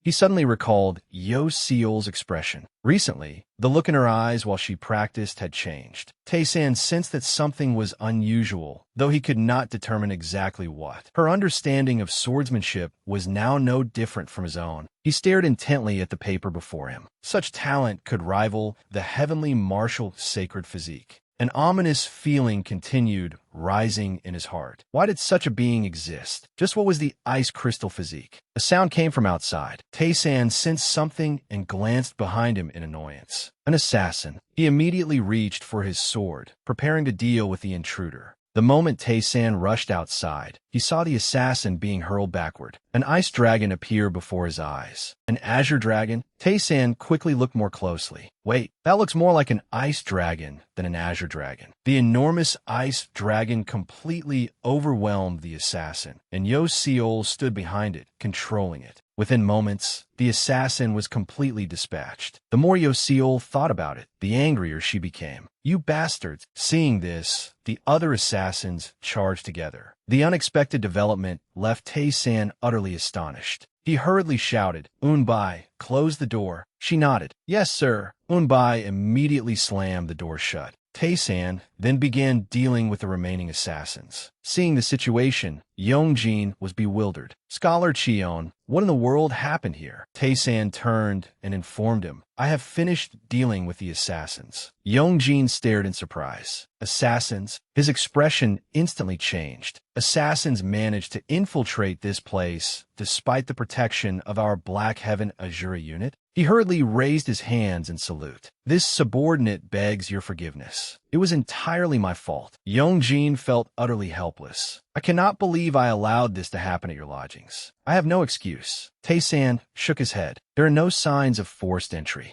Yongjin immediately raised his head. What did you say? Tae-san offered his deduction. They were probably already waiting here before we arrived, so there is no need to blame yourself. But his words only made Yongjin feel more ashamed. Once again, thank you for your mercy, Scholar Cheon. Tae-san smiled. I merely stated the truth. Yongjin cautiously asked, incidentally, do you have any clues about who might be behind these assassins? Tae-san's gaze suddenly shifted behind him. Once everything had been settled, he returned to his room. The in-room fell completely silent. Upon learning that the assassination attempt had failed, Galjon became furious. Seo Gun stepped forward to accept responsibility. Forgive me, the mission failed. The subordinate was about to plead with him. Elder. But Galjon swiftly killed him. The old man gestured, drawing the attention of his remaining subordinates. Jin Mu stepped forward and bowed. Did you summon me, Elder? The old man ordered coldly, prepare the poison men. Early the following morning, just as the sun began to rise, Tae-san's party departed. The people surrounding them marched energetically while beating drums. Tae-san was at a loss for words. It is only an escort. I never imagined it would be on such a grand scale. Yongjin smiled and explained, we are escorting Scholar Cheon, so this is only natural. Onlookers discuss the procession. Those bastards from the unorthodox factions are usually only good at boasting, but they do look rather impressive. Hearing their conversation, Yongjin merely smiled without saying anything. He turned and announced, we will reach our sect by tonight. Tae-san nodded courteously. Understood. Within moments, the poison men appeared behind them. Sensing something, Tae-san gripped his horse's reins and reacted immediately. Tae-san looked around. Were those things? Ahead of him, Yongjin's expression instantly changed. Is something wrong? Scholar Chion. Everyone saw the poisoned men charging toward them. Each of the creatures presented a terrifying sight. After a moment's thought, Tae-san announced, "I can sense poisonous chi emanating from them." Realizing the severity of the situation, Young-jin exclaimed, "Poisonous chi?" He turned and ordered, "Second Azura unit, use your spears to stop the enemy." Everyone hurried into their trained positions. They drew their long spears and hurled them directly at the poisoned men. It was a spectacular sight as the long spears shot toward the poisoned men, but they did nothing to slow the creature's advance. A poisoned man could deflect the spears with a mere wave of its hand. Their strength was clearly terrifying. Everything they touched corroded until nothing remained. Tae-san's expression turned grave. If that poisonous chi is powerful enough to corrode even spearheads. Beside him, Young-jin speculated, poison of such terrifying potency. Could they be from the Sichuan Tang clan? Tae-san remembered the poisoned men, monsters created by turning human bodies into vessels for deadly poison. They could spread poisonous chi up to 100 feet away, responded only to their master's commands, and were completely incapable of feeling pain. The situation was graver than Tae-san had thought. If these truly were the Tang clan's poisoned men, their poison was incurable. Forget neutralizing it. Even approaching them was extraordinarily dangerous. At this point, my Dantian will have to. Song Ran's familiar voice entered his mind. Scholar Chion, Tae-san, turn around. Sound transmission? The young girl confirmed it. Yes. Tae-san was puzzled. My lady, Song Ran spoke calmly. I have a way to subdue them. Tae-san listened silently. First, please tell everyone to close their eyes. Tae-san realized something. She must have noticed my Dantian back then, so there must be a reason for this. He nodded slightly. Understood. Without hesitation, Tae-san requested, Great hero, please order the entire force to close their eyes. Young-jin stared at him in surprise. Close their eyes? Tae-san continued, You may not understand, but for now, please follow my instructions. Young-jin smiled, placing his complete trust in him. If this is Scholar Chion's request, then you must have a profound reason. Young-jin issued an order. All troops, heed my command. Close your eyes. Hurry. Growing increasingly urgent, he shouted, Every one of you, close your eyes. Chong-gyo was startled when she saw Song Ran rise. She hurriedly reached out to pull the young girl back.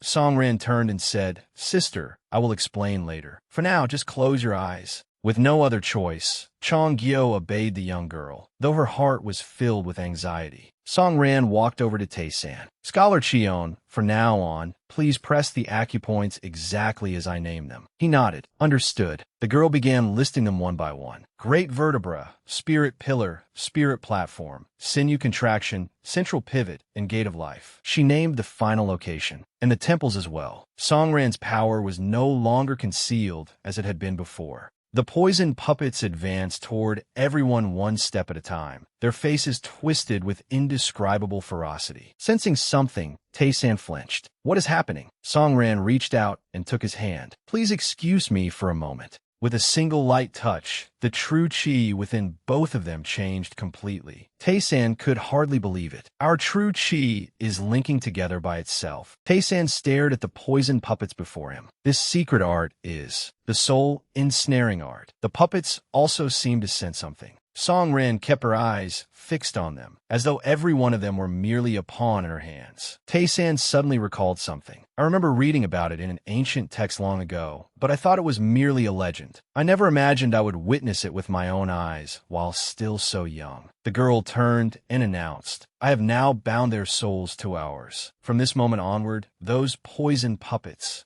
they must obey Scholar Chion's commands. I will leave the rest to you, sir. The girl turned and departed. That was when Tae-san realized the weight of the great task now resting upon him. He smiled and called out, Poison puppets, heed my command. As though hypnotized, every one of them fell silent and listened to him. The next morning, in a lofty mountain range, everyone was startled to see the poison puppets returning. Galjon felt that something was amiss. There is no way they could have defeated the targets that easily. Jin Mu stepped forward and said, The Tang clan poured all its resources into creating them. They must have successfully eliminated the targets. A smug smile spread across the old man's face. Once the poison puppets appear, the profound heaven sect will blame the Tang clan. The Tang clan will then retaliate against the Gao clan. After all, here in Jiangxi, we are the only ones proficient in poison arts. Gao Zhan burst into laughter. The old clan head will surely be beside himself with worry. His expression abruptly changed. How dare those bastards strip me of my position as first elder? Insolent animals. A strange sound rang out, drawing both men's attention.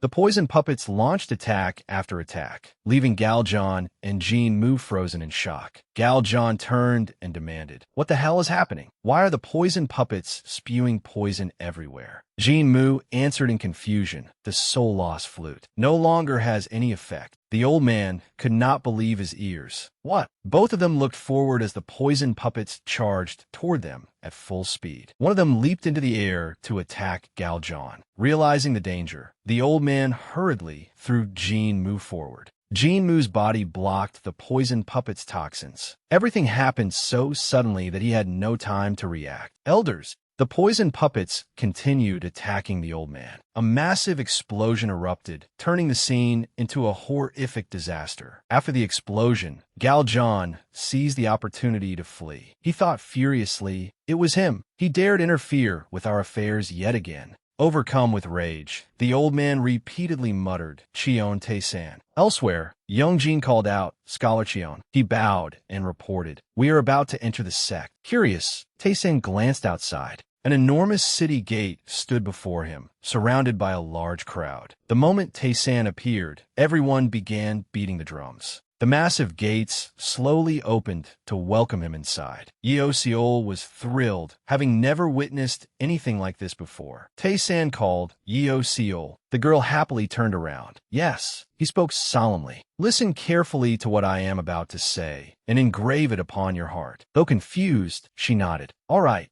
His voice grew concerned. "The profound heaven sect we are visiting belongs to the unorthodox path. You understand that, do you not?" The girl nodded. "Of course. It is a place filled with wicked people." Her answer satisfied Taisan. "Exactly. They're the sort who reveal their fangs the moment things do not go their way." Yeo Seol understood his meaning. "You mean I must remain cautious, right?" "I understand." Taisan continued. "There is one more thing." Smiling, he warned her, "Under no circumstances may you allow anyone here to see your true strength. Is that clear?" The girl confidently placed a hand over her chest. "I understand. I will act cautiously so that you will not have to worry about me." Only after hearing Yeo Seol's assurance could Taisan breathe a sigh of relief. As soon as they arrived, the carriage came to a stop. Young Jin turned and announced, "This is the guest house reserved for our sect's distinguished visitors." He gently explained, "You will stay here until your accommodations have been fully prepared." Young Jin then cupped his hands in farewell. "I shall take my leave. Please rest well." Taisan bowed. "Thank you, sir."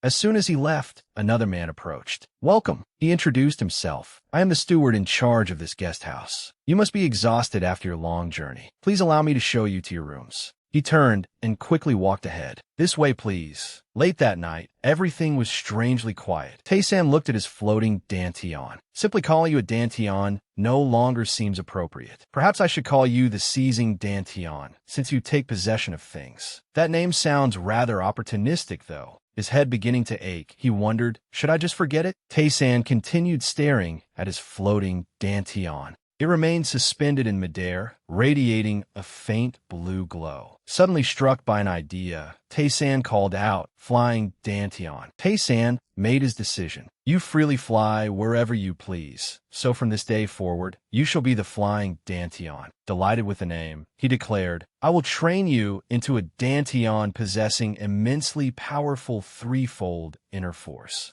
A voice from outside caught his attention. "Scholar Cheon," Gong Haiyan announced, "the sect leader wishes to summon you." Taisan turned and walked toward the door. Understood. He followed Gong Haiyan to an enormous main hall, which was strangely quiet. Maintaining his composure, he observed his surroundings as he walked. His expression grew serious. In the martial world, some who follow the unorthodox path still live by the code of chivalry. And some from prestigious orthodox sects are no different from demon lords. Thus, some followers of the unorthodox path possess genuine honor, while some with demons in their hearts still walk the path of righteousness. Tae-san recalled, Mak Yahun, known as the unorthodox king, is one such figure. His straightforward and impartial nature makes no distinction between orthodox and unorthodox. Even now, he continues gathering talented people beneath the banner of the profound heaven sect. Yet when all is said and done, it is precisely because he is that sort of man that he entrusted this responsibility to me, a warrior of the Martial Alliance, and invited me here to educate his son.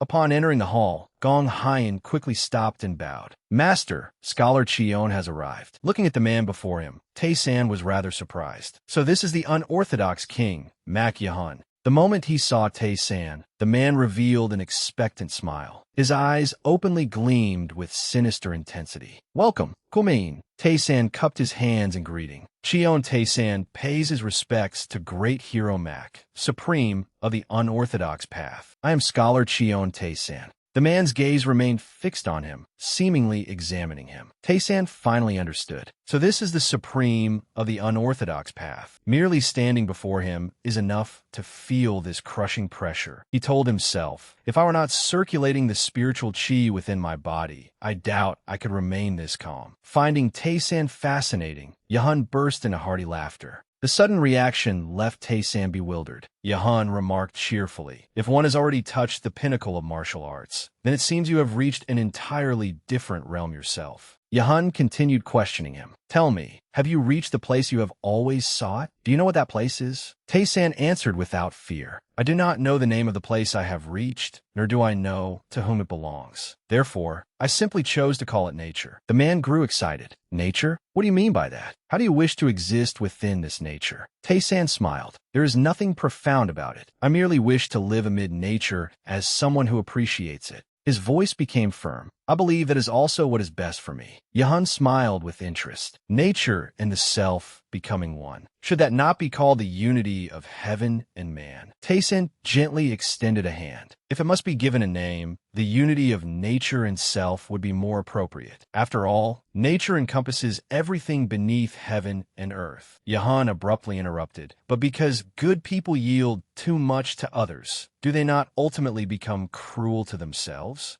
Tae-san looked him straight in the eyes. Being kind to oneself means casting off all pretense. Yahun was astonished. Casting off pretense. Yahun impatiently said, get straight to the point. How do you intend to reform my son? Tae-san answered directly, that depends entirely on how far you wish me to go, Supreme. The man flinched. It depends on what I want. His face filled with anticipation. At the very least, I want him to understand the principles governing this world. Beyond that, I want him to analyze those principles with reason rather than fleeting emotion. Jahun laughed. That is the bare minimum before I can entrust the profound heaven sect to him. Would you not agree? Tae-san nodded and added, if that is the standard you seek, then I will require full authority to discipline the young sect leader. Tae-san's responses greatly delighted him. His laughter unleashed a powerful gust of wind, leaving Tae-san speechless. Yahun immediately decided, agreed, beat him, correct him, and do whatever you deem necessary. Just turn him into a proper man.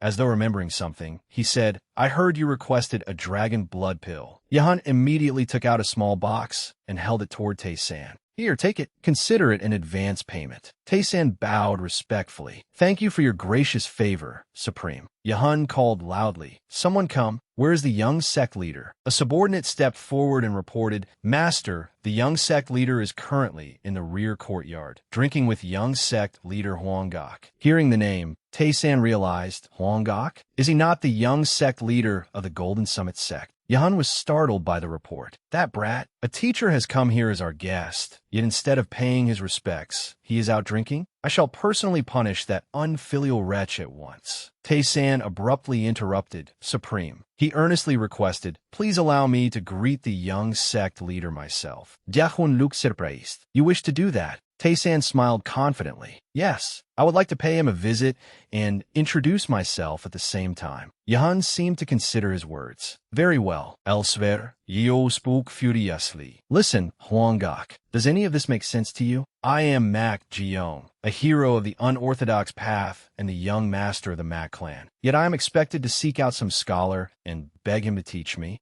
Huang Gok gave an awkward smile. He is only here to teach you how to become a decent person. He nodded. That is correct, young sect leader. Raising his head, he suddenly noticed something. Speak of the devil. People say that all the time, do they not? There's the literary tutor they hired for you. He's coming this way. Tae-san followed a subordinate into the courtyard. Ji-young suddenly suggested, Huang Gok, shall we make a wager? Huang Gok looked puzzled. A wager? Ji-young had come up with another mad idea. Let us wager on when that man will die. The moment he saw Tae-san approaching, Ji-young changed his expression. You arrive at the perfect time. Welcome, scholar. Since you are already here, sit down and have a drink with us. Tae-san sat down without hesitation. Why not? His actions greatly surprised both men. Tae-san raised the cup in his hand. Then pour me a drink. Seeing Ji-young's reaction, Tae-san asked in surprise, what is the meaning of this behavior? Do you not intend to pour a drink for your teacher? Having never encountered such a situation, Huang Gok was taken aback. Ji-young stared at Tae-san in disbelief. Has this man completely lost his mind? He continued, you know perfectly well who I am, do you not? Tae-san replied, do you know who I am? Ji-young gave a smug smile. The scholar whose life I am about to take. Tae-san shook his head. No, completely wrong. From this moment onward, I am your literary tutor. Ji-young grew even more irritated. So you insist that I must treat you like a respected teacher? How dare you say such a thing in my presence? Tae-san raised his cup and replied, if you are dissatisfied, take it up with your father. He was the one who personally invited me here to become your tutor. Those words enraged Ji-young. That old man truly has lost his mind. He glared at Tae-san. How has someone like you managed to survive unharmed until now? Tae-san replied, I have survived quite well. Huang Gok thought, it seems this scholar is not destined to live very long. Ji-young suddenly asked, what is that in your hand? Tae-san sighed and pulled back. It is merely something insignificant, hardly worth mentioning. I already told you it is nothing important. Ji-young snatched the object from his hand. Only a fool would believe you. After examining it carefully, he was surprised. Judging by its shape, this appears to be a spirit pill. Ji-young also seemed to sense something from the pill in his hand. Intrigued, he said, I can feel an extraordinarily dense surge of true qi coming from it. It must contain the equivalent of at least 5 years of cultivation. Tae-san reached toward him. Give it back immediately. That is an extremely valuable item. Ji-young turned his head in confusion. Were you planning to keep this rare divine medicine all to yourself? The smile on his face gradually changed. I cannot possibly allow that. With that, he put it directly into his mouth. Before everyone's eyes, Ji-young immediately swallowed it. Everything had gone exactly according to Tae-san's calculations. He laughed coldly to himself. You foolish, stubborn brat. What you just swallowed was no miraculous spirit pill. It was my dantian. A satisfied expression appeared on Tae-san's face. From this moment onward, let us have some fun together. Ji-young then remembered something and said, by the way, I have heard that you are quite knowledgeable and highly skilled at playing the pipa. Is that true?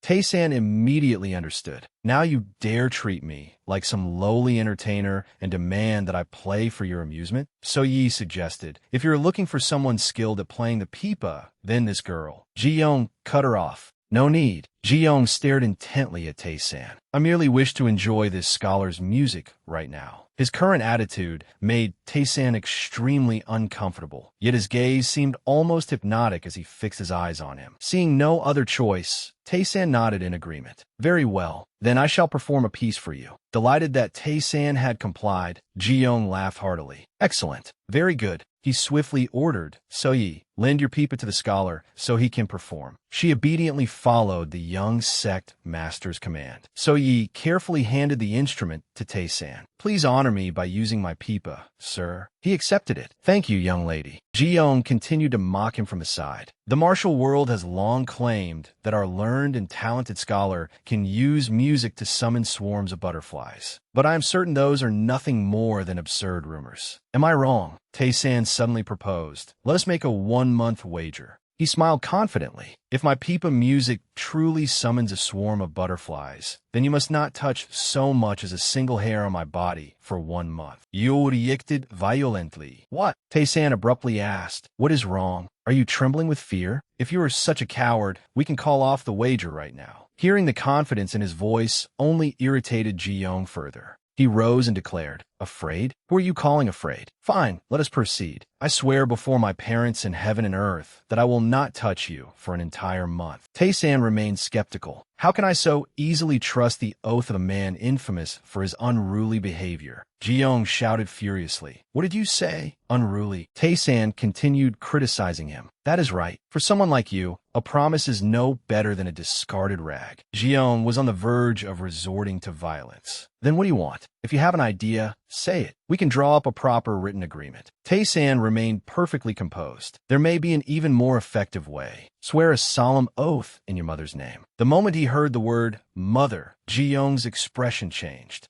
Tae-san knew exactly what he was doing. I have heard many stories about your profound filial devotion to her. Everything had unfolded according to Tae-san's calculations. What will you do now, Ji-young? If you swear and lose, you'll be bound by your oath. Ji-young was already in the palm of his hand. But if you refuse because you are too afraid to swear, you will look like nothing more than a coward fleeing in terror. Ji-young immediately raised 2 fingers. Very well, he declared in a resounding voice. I swear in the name of my mother, Dang Choryang, that if I lose this wager, I will not touch so much as a single hair on this scholar's leg for an entire month. Only then was Tae-san satisfied. He gently placed his fingers on the pipa and played the opening notes. Ji-young appeared full of anticipation. Excellent. Then listen closely to Moonlit Night on the Spring River. The melody echoed throughout the area, drawing everyone's attention. Its notes seemed capable of reaching every living creature beneath the heavens. Hwang-gak could hardly believe it. How can this be possible? Realizing something, his expression immediately changed. A swarm of moths suddenly descended from the sky. Are those butterflies? Ji-young shouted furiously. This must be nothing more than a coincidence. It cannot possibly be real. How could someone using ordinary music summon an entire swarm of butterflies? Hwang-gak turned and asked, So-yi, in your judgment, how would you assess this scholar's cultivation and level? She anxiously explained, I am truly unqualified to comment on or judge his realm. Hwang-gak was astonished. Is his cultivation truly that profound? Moreover, butterflies are not the only creatures that have appeared here. Ji-young's expression gradually changed. Those are clearly, he realized in horror, they are poisonous hornets, tiger wasps. They are all circling Tae-san. The sight of them terrified him. What the hell is this? Stay away from me. In his panic, Ji-young accidentally tripped over the railing. His entire body toppled backward. Everyone watched in silence as Ji-young plunged heavily into the water below. So-yi and Hwang-gak shouted anxiously, Young sect master, watch out. Seeing that the moment had come, Tae-san ended the melody on the pipa. He remained perfectly calm. What did you think of my performance? After a moment of silence, Ji-young was still considering what to do.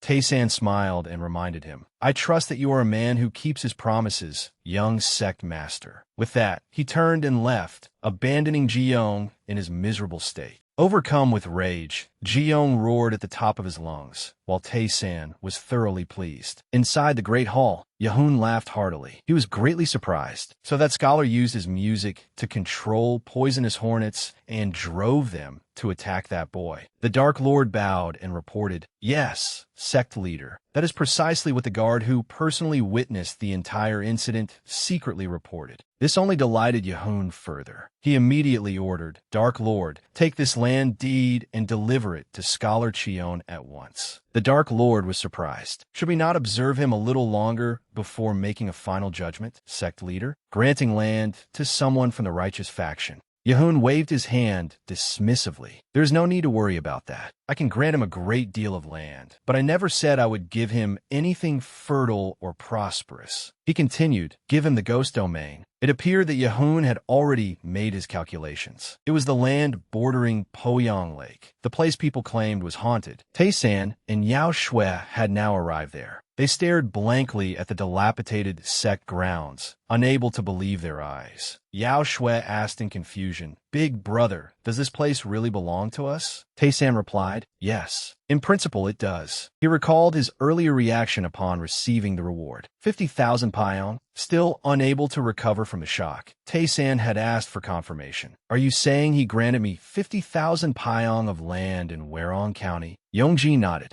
Precisely. Moreover, he also bestowed a dragon blood pill upon you. Looking at the item resting in the man's hand, Tae-san asked in disbelief, "Even a dragon blood pill?" Tae-san stood frozen in shock, while Yao Shui celebrated wildly behind him. "Wow, we are rich. We are unbelievably rich." Returning to the present, he realized that the matter had never been so simple. I wondered why he had suddenly become so generous. As expected, it was a trap. Yao Shui gently tugged at his sleeve and whispered, "Big brother, this place truly feels haunted. Let's leave quickly." A man suddenly approached from nowhere, startling both of them when he spoke. No wonder people call this place the Ghost Domain. Tae-san's expression turned serious. "Did you just call this place the Ghost Domain?" The man nodded and began to explain. "Yes, our village has long been notorious as a place where ghosts and demons appear." Tae-san frowned and wondered suspiciously. "Ghosts and demons?" Sikyu narrowed his eyes. "If you do not believe me, stay here for a few nights. You will see them for yourself." Tae-san raised a hand to his chin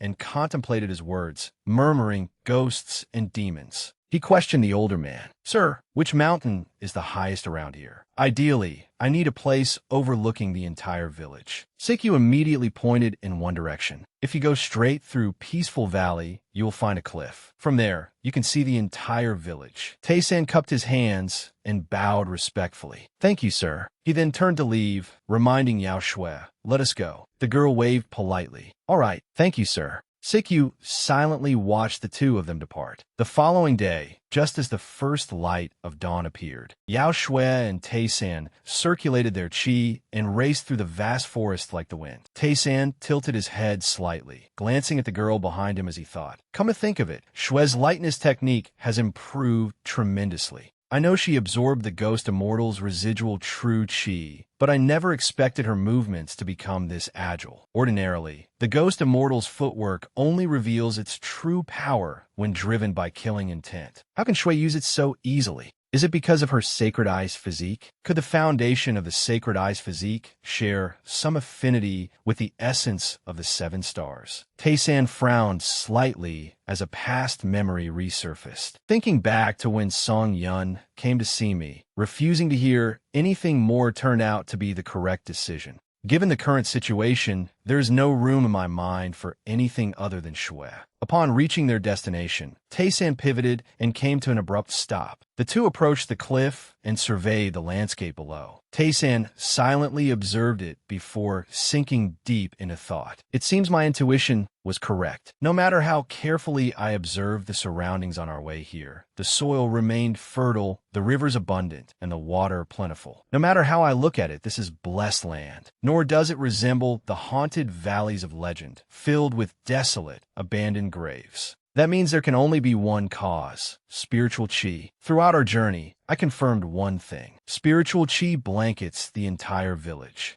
and all that energy is flowing from a single point." Tae-san raised his eyes toward a large cave and confirmed, "It is coming from there." A short while later, they stood before the cave entrance. Tae-san bent down and smiled as he instructed, "Shui, wait here for a moment. I will be right back." The girl obediently replied, "All right." Yao Shui sat on a rock outside and waited, leaving Tae-san to venture deeper inside alone. He proceeded slowly and cautiously into the cave. Using his divine eye to examine the surroundings, he silently assessed the passage. For something formed naturally, this passage is strangely uniform in width. What could be down there, releasing such extraordinarily dense spiritual chi? Suddenly, he sensed an enormous presence and stared ahead in shock, seeing a creature radiating abundant spiritual chi in the distance. Tae-san wondered in astonishment. A dragon's lair? As soon as he drew closer, he realized that it was actually a dead giant serpent. Tae-san's mouth fell open as he grasped the situation. Judging by its congealed blood, it must have failed to transform into a dragon and eventually died of old age. After this giant serpent died here, other spiritual beasts must also have chosen this place as their final resting ground, from 1,000-year golden tortoise to 1,000-year fire carp. With this much spiritual chi, no wonder I felt as though I was seeing illusions despite keeping my mind firmly focused. Suddenly, intense pain spread throughout Tae-san's body. Clutching his chest in agony, he collapsed to the ground. Tae-san gritted his teeth and endured the pain, panic rising within him. Because of the heavenly martial sacred physique, the spiritual chi is automatically surging into my body. It is completely beyond my control. This cannot continue. Refusing to succumb, he immediately sat down and began circulating his cultivation art to harmonize the spiritual chi. Even with the 9 nether jade heart art suppressing it, this amount of spiritual chi is still far too immense. Tae-san refused to yield. Bringing his hands together, he recited the heart art. A flower blooms only when its season comes, and only after its petals fall can it bear fruit. A river becomes a river only by flowing, and only then can it merge with the boundless sea. All things have their proper time. Release your obsessions and allow the energy to circulate naturally through your body. The power of creation ultimately dissolves into nothingness, and from that void, new life is born. If so, I shall simply follow its natural course. As branches shed their blossoms, so sweet fruit may form, and as a river leaves its past behind to meet the ocean. The giant serpent's remains immediately began to vanish, releasing an enormous amount of spiritual chi. The other corpses also gradually disappeared, merging with the surrounding spiritual chi. Outside, Yao Shui sensed the dangerous energy and turned toward the cave in alarm. An enormous radiance appeared before her. The power it emitted was terrifyingly intense. At its center, Tae-san completed the heart art and harmonized all the spiritual chi within his body. Finishing his cultivation, he gently landed on the cave floor with an entirely new reserve of spiritual power. Tae-san had now reached a higher realm, his heart and body enveloped in dense spiritual energy. After examining himself, he swiftly realized, could this be bone transformation and rebirth? Yet it differs from the ordinary form of bone transformation and rebirth, which changes only the physical body. This feels like a transformation that has cleansed and remade even my soul. That was not all. Spiritual chi had gathered along his spiritual meridians and condensed into a complete dantian. Tae-san glanced into the empty space and wondered, could it be?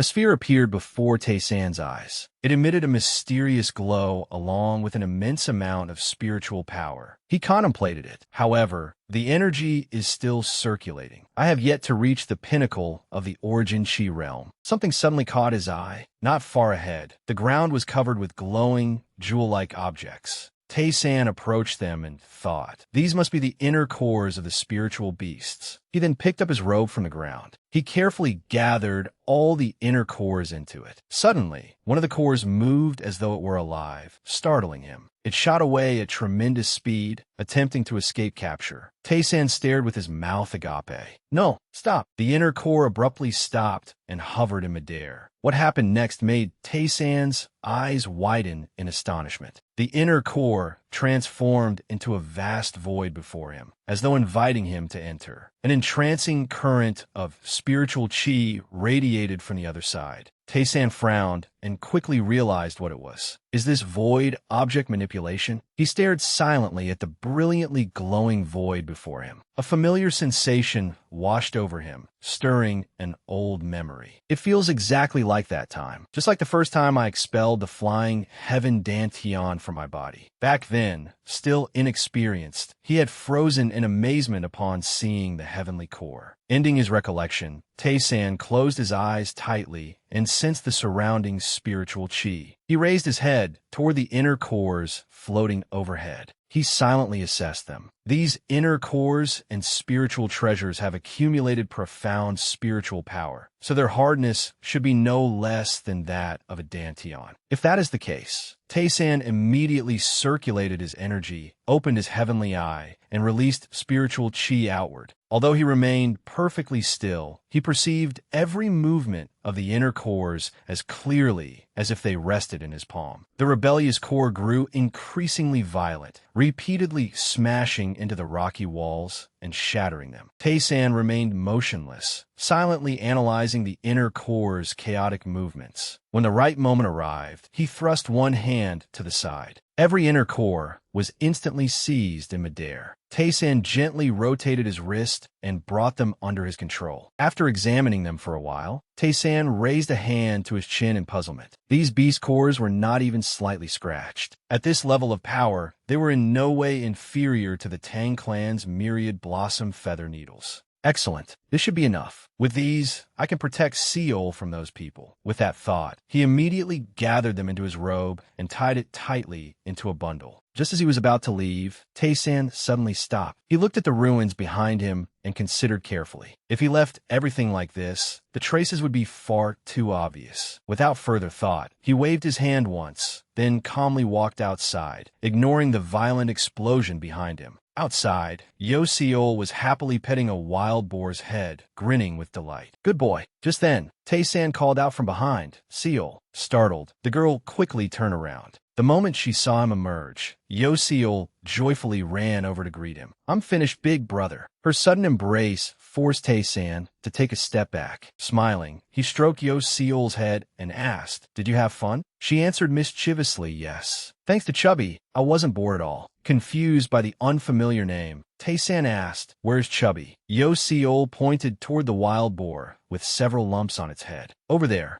The instant he saw the lumps, Tae-san gave a dry laugh. How did you become friends with that wild boar? She innocently pointed at her hand. I was only practicing martial arts while playing with him. Tae-san could only reply helplessly, I understand. Now, let us return to our lodgings. Seol did not leave immediately and asked, Can't we take Chubby with us, big brother? Chubby? Tae-san looked at the wild boar, which was miserably gesturing at him as though begging not to go. Seeing this, Tae-san said, Chubby has to stay here. The girl was reluctant to part with it. Looking utterly dispirited, she answered, All right. The two of them then kicked off the ground and departed. Even while flying high above, Seol kept looking back and waving reluctantly. Goodbye. The wild boar cheerfully waved back as though it had finally been liberated. Before long, the sun began to set, bathing the mountains and forests in golden twilight. Seol and Tae-san continued traveling without rest. He raced forward like the wind, his brows tightly furrowed in vigilance. Sensing something, Tae-san immediately opened his heavenly eye and surveyed the surroundings. A fight was taking place not far away. It would not have concerned him, but then a very familiar person appeared. Tae-san recognized him in surprise. That scholar,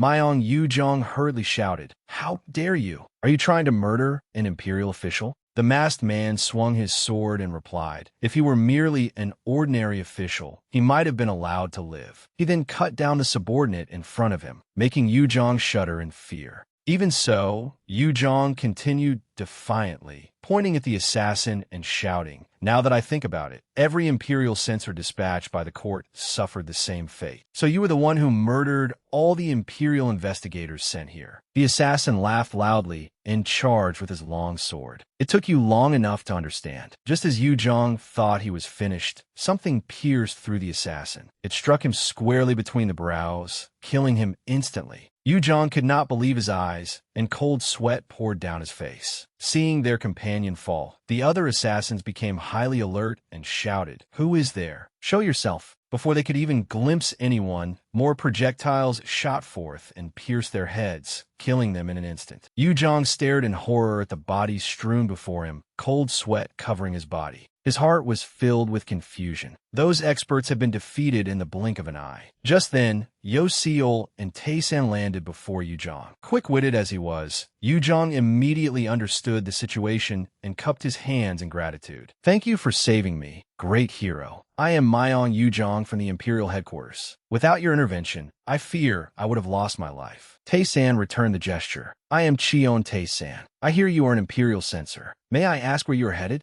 Yujong answered gravely, Boyong Commandery. Every Imperial investigator sent there to conduct an inquiry has mysteriously disappeared. Tae-san wondered inwardly, Boyong Commandery? That is the largest commandery in this region. Yet Imperial investigators keep vanishing there? Sweating heavily, Yujong tightly clutched his wound with his other hand and asked, Forgive my impertinence, But is there a physician nearby? While searching the assassin's body, Tae-san replied, there are no clinics around here. For now, please come to the Profound Heaven sect, where I am staying. Upon hearing the name, Yujong asked in surprise, the Profound Heaven sect? Is that not an evil sect? Why would a scholar such as yourself? Tae-san smiled confidently. It is a long story. At the very least, I can guarantee your safety there. Let's have your wounds treated first. Yujong asked no further questions and accepted with a smile. In that case, I gratefully accept your offer. The following day, amid the bustling streets of a splendid town, a voice thundered. What is the meaning of this?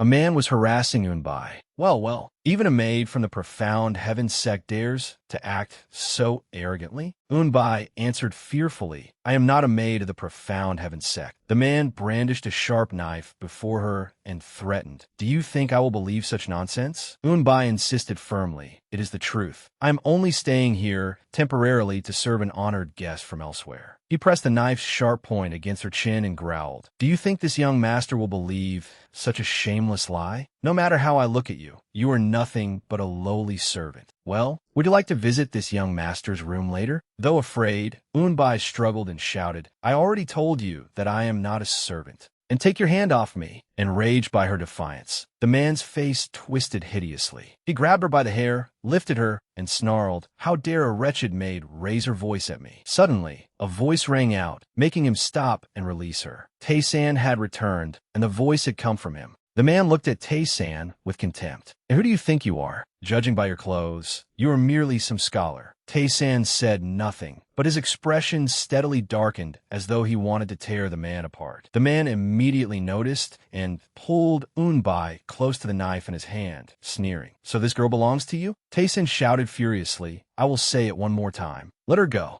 Otherwise, do not blame me for what happens next. Tae-san's entire body tensed as spiritual energy erupted from him like a storm, ready to beat the man half to death. Hearing this, the man grew furious and cast a murderous glare at him. He threw Unbai to the ground and cursed hoarsely, you bastard. You can barely speak without stuttering. You clearly have the face of a man destined to die young. With that, he raised his knife, his body radiating overwhelming killing intent. Suddenly, another voice interrupted. Young Branch Hall Master. Wang Sim stopped, planted his hands on his hips, and asked the newcomer, what is it? Guak Chu cupped his hands pleadingly and warned in an anxious voice, the martial arts tournament has not begun yet. Please do not cause trouble. Wang Sim asked in confusion, why not? Recalling someone, Guak Chu explained, this tournament is being held to celebrate the sect leader's 60th birthday. The Profound Heaven sect regards it as a momentous occasion. If blood is spilled before the competition even begins, our reputation will be tarnished as well. That sounded reasonable. Though still furious, Wang Sim had no choice but to relent. He spat in contempt and said, fine.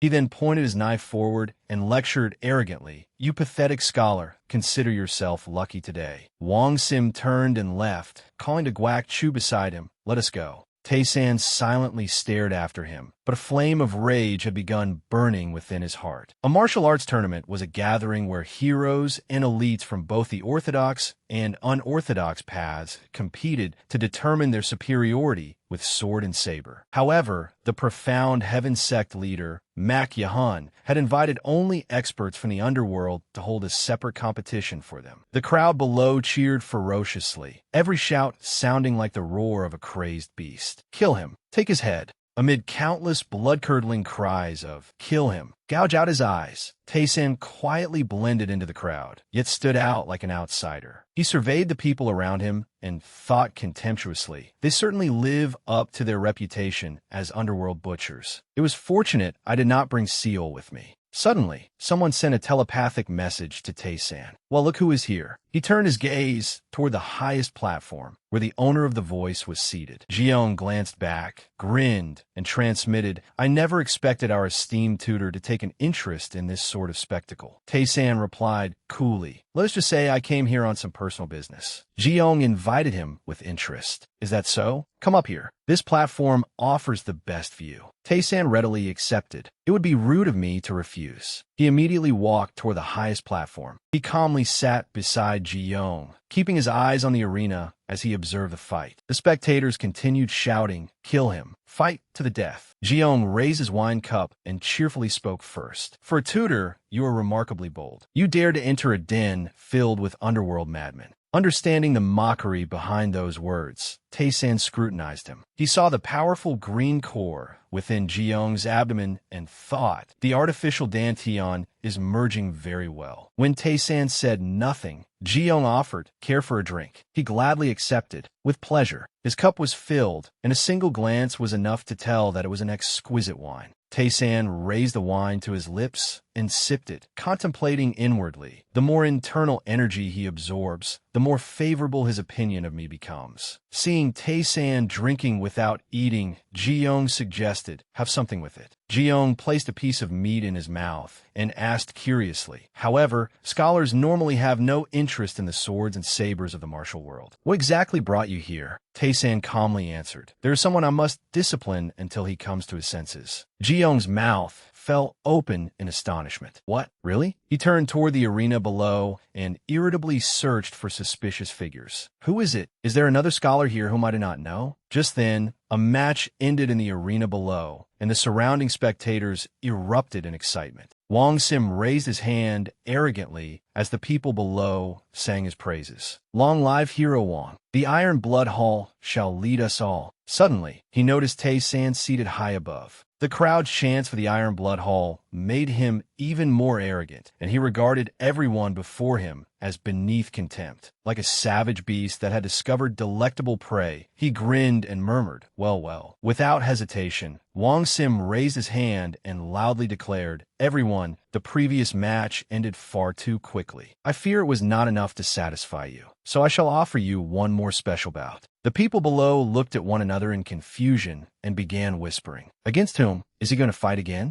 Wang Sim immediately pointed at Tae-san and singled him out. "You there, scholar, get into the arena." He sneered, delighted as he imagined beating his prey to a pulp. Ji-young and everyone around him could not believe their ears and exclaimed, "What?" This gave Tae-san a better opportunity than ever to teach Wang Sim a lesson, and he chuckled in amusement. Ji-young asked incredulously, "Tutor, are you truly planning to enter the arena?" Rather than answer, Tae-san turned to the subordinate behind them and said, "Lend me a wooden sword." Startled, the man stammered, "What?" Seeing how slow-witted his subordinate was, Ji-young immediately ordered him, "Give it to him." The man quickly handed Tae-san a sword. "Here you are." Tae-san politely replied, "Thank you." Ji-young hurriedly grabbed his robe and asked again in disbelief, "Tutor, are you seriously planning to fight with nothing but a wooden sword?" Tae-san smiled mockingly. "Is there a problem? Are you worried about me?" Irritated, Ji-young turned his head away and made up an excuse. "Worried about you? I am merely troubled by the thought of having to gather your remains." Tae-san said nothing and merely looked at Ji-young with an inward smile. He then kicked off the platform and leaped into the arena like a flash.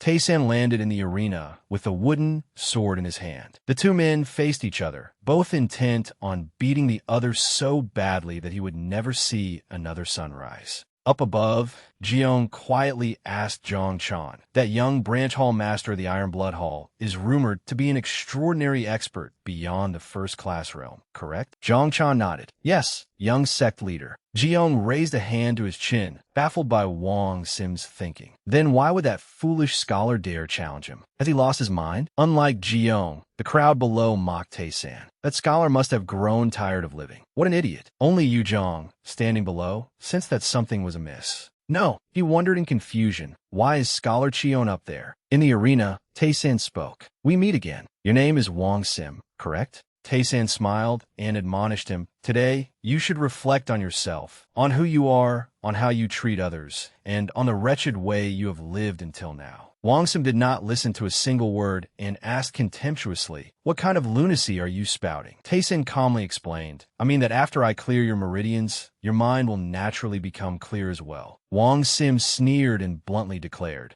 "Madman." Meanwhile, the crowd below shouted excitedly, eagerly awaiting a spectacular show. "Come on, show us that divine sword scholar technique of yours." Divine sword scholar. As the crowd repeatedly praised him, Wang Sim's towering confidence returned. He spread his arms and provoked Tae-san shamelessly. "Come at me. I will let you attack first. I'll even give you several free moves." Tae-san did not stand on ceremony. His legs tensed as he prepared to launch himself forward, and he thought, "Do not regret this." Their gazes locked, and their seething, killing intent made it seem as though they wished to devour each other alive. Wang Sim swiftly lashed out with his whip and charged forward with a hideous grin. Tae-san casually leaped off the ground, evading the attack as effortlessly as if he were avoiding a mosquito. Wang Sim continued swinging his whip and arrogantly shouted, "Not bad, little rat. Let's see how you deal with this." Yet no matter what technique he used, Tae-san slipped past every attack as though dancing. Before long, Tae-san had rushed directly in front of him. Wang Sim raised his whip high and hissed through clenched teeth, "You bastard." Tae-san surged forward like the wind, passing straight through his attack. In an instant, Tae-san appeared behind Wang Sim, leaving him frozen in place. Wang Sim's eyes widened as he looked back over his shoulder. Tae-san smiled with chilling excitement and murmured, "Good. Class is now in session." Enraged, Wang Sim spun around and swung his whip, shrieking like a slaughtered pig. "You arrogant bastard." Killing intent blazed in Tae-san's eyes as he regarded the man before him like a toy. Before Wang Sim could swing his whip, Tae-san unexpectedly struck him on the wrist. Then he struck the leg below. His movements were so fast that anyone without a high cultivation level could not possibly follow them. Despite being battered, Wang Sun gritted his teeth and endured the waves of pain. Tae-san cast him a contemptuous look and sneered. "You are already down after just that?" Before Wang Sun could react, he landed another blow squarely on his head. Before Wang Sun could understand what had happened, blood was already streaming from both nostrils. Without giving him time to recover, Tae-san struck him in the abdomen and sent him staggering backward. Next, he targeted painful areas, such as Wang Sun's forearms and chest. Tae-san was determined not to leave a single part of his body untouched. His techniques were extraordinarily elusive, and his movements were too fast for the naked eye to follow. The spectators below the arena stared with their mouths agape, rooted to the spot as if they had lost their souls. Even Ji-young could not believe his eyes. How is this possible? Did they not say that man was at least a first-rate martial artist? Jong-san confirmed from behind him. Yes, that is correct. Ji-young turned around in confusion. A first-rate expert was defeated that easily. Jong-san answered in astonishment. At this level, he must have reached at least the transformation realm. No, he may be far beyond even that. Ji-young's eyes widened in shock, and sweat rolled down his forehead. "Come on, that cannot be possible." Jong-san frowned and said, "He was personally chosen by the sect leader. There is no telling what he may be capable of." Ji-young was left speechless and laughed dryly to himself. "That is true. My father is proof enough." He narrowed his eyes, silently watched the man below, and murmured his name. Cheon Tae-san. Tae-san's lesson in the arena was still far from over. The spectators below could only stare in stunned silence, while Wu Zhong gazed blankly at the scene and swallowed hard. He recalled how Tae-san had defeated several assassins without even revealing himself and nodded inwardly. "I have always known that he was a great martial artist, but is he truly this powerful?" If this investigation is to be completed without trouble, he reached a firm conclusion. Scholar Cheon will be indispensable. As soon as Wang Sun regained his senses, his entire body went limp from the pain. Unable to believe his eyes, he collapsed to his knees and cried out inwardly, "What the hell is happening? How am I being overwhelmed by a mere scholar?" Tae-san calmly approached him and muttered as he prepared the next lesson. "Come now. There is always more to learn." Clutching his stomach in fear, Wang Sun hurriedly stopped him. "Wait." Though reluctant, he forced himself to speak. "I know what I did wrong." Tae-san coldly questioned him. "And what exactly did you do wrong?" Wang Sun gave a vague answer. "I learned that life is much harder than I thought." Tae-san frowned in displeasure. "What else?" That answer was nowhere near acceptable. Unable to think of anything else in time, Wang Sun merely looked up at him and murmured, "My lord." Enraged, Tae-san struck him hard on the right shoulder. Wang Sun threw back his head and screamed in pain, then desperately began blurting out every excuse he could think of. "I have realized that I must always remain humble." Tae-san was not satisfied at all. He raised his wooden sword high and prepared to strike. I have still been too gentle. It seems I must continue teaching you. Wang Sun immediately dropped to both knees and declared, "Before, I thought everyone else was despicable and displeasing, but now I realize that I am the truly despicable one." He tremblingly begged for mercy. "Scholar, I promise I will change my ways. Please, spare me just this once." Tei-san immediately answered by smacking him on the head, causing blood to gush from his nose again. Looking down at Wang Sun, lying unconscious on the ground, Tei-san declared with absolute certainty, "Mountains and rivers may change, but a person's nature rarely does." Summoning the last of his strength, Wang Sun reached for Tei-san's leg and stammered, "From now on, I will live in seclusion as though I were dead. Please, I beg you, spare my life, scholar." As soon as he finished speaking, Wang Sun pretended to lose consciousness. The spectators below the arena remained silent, staring wide-eyed at the monster before them without daring to make a sound. Tei-san crouched down and softly called to him, "Young Master Wang." Wang Sun sniffled, raised his head, and obediently answered, "Yes." Tei-san grinned like a true demon and left him with a chilling remark, "If you ever want more guidance, feel free to come find me." Tears filled Wang Sun's eyes as he fearfully answered, "Yes." Only then did the spectators below begin cheering excitedly. "The Divine Sword Scholar has won. Long live the Divine Sword Scholar." Tei-san calmly watched the crowd acclaim him as the Divine Sword Scholar, a satisfied smile appearing on his lips. That night, at the profound Heaven Sect, loud laughter echoed into the sky. After hearing the whole story, Yahun asked in delight, "The junior deputy hall leader of the Iron Blood Hall was defeated by Scholar Chion?" The Dark Lord respectfully confirmed, "Yes, sect leader." Yahun laughed heartily and declared, "Those arrogant brats from the Iron Blood Hall should know their place for a while now." The Dark Lord frowned slightly and asked, "Even so, do you not find it strange that Scholar Chion could defeat a first-rate junior deputy hall leader?" Jahun laughed loudly. "I have always known that he was no ordinary man. That is why I entrusted my son to him." Though somewhat dissatisfied, the Dark Lord swallowed his objection and replied, "I understand. If he is the man you have chosen." At that moment, the Dark Lord suddenly remembered something. "There is one more matter, sect leader. Scholar Chion has requested permission to leave the profound Heaven Sect for a short time." Yahun jolted in surprise and demanded, "What? For what reason?" The Dark Lord respectfully began explaining. "The situation is..." Meanwhile, at a tavern, Tei-san's astonished voice rang out. "What?" he asked Wu Zhang in disbelief. "Are you saying that the target of your investigation is Ho Hein Manor at Poyang Lake?" Wu Yong nodded. "That is right." He then asked, "During my investigation, I heard that your sworn brother is also at Ho Hein Manor. Is that true?" Tei-san smiled, gestured forward, and confirmed, "That is right. My sworn brother, Ho Hein Bayok, is the manor's second young master." Wu Zhang responded in surprise, "My friend is its eldest young master, Ho Hein Jun." Tei-san sincerely marveled. What an extraordinary coincidence. Wu Zhang frowned slightly and explained, "In fact, the inspector who disappeared while carrying out his mission was Ho Hein Jun." Tei-san finally understood the situation and asked suspiciously, "So the incident at Ho Hein Manor is also connected to the demonic cult?" Wu Yong nodded.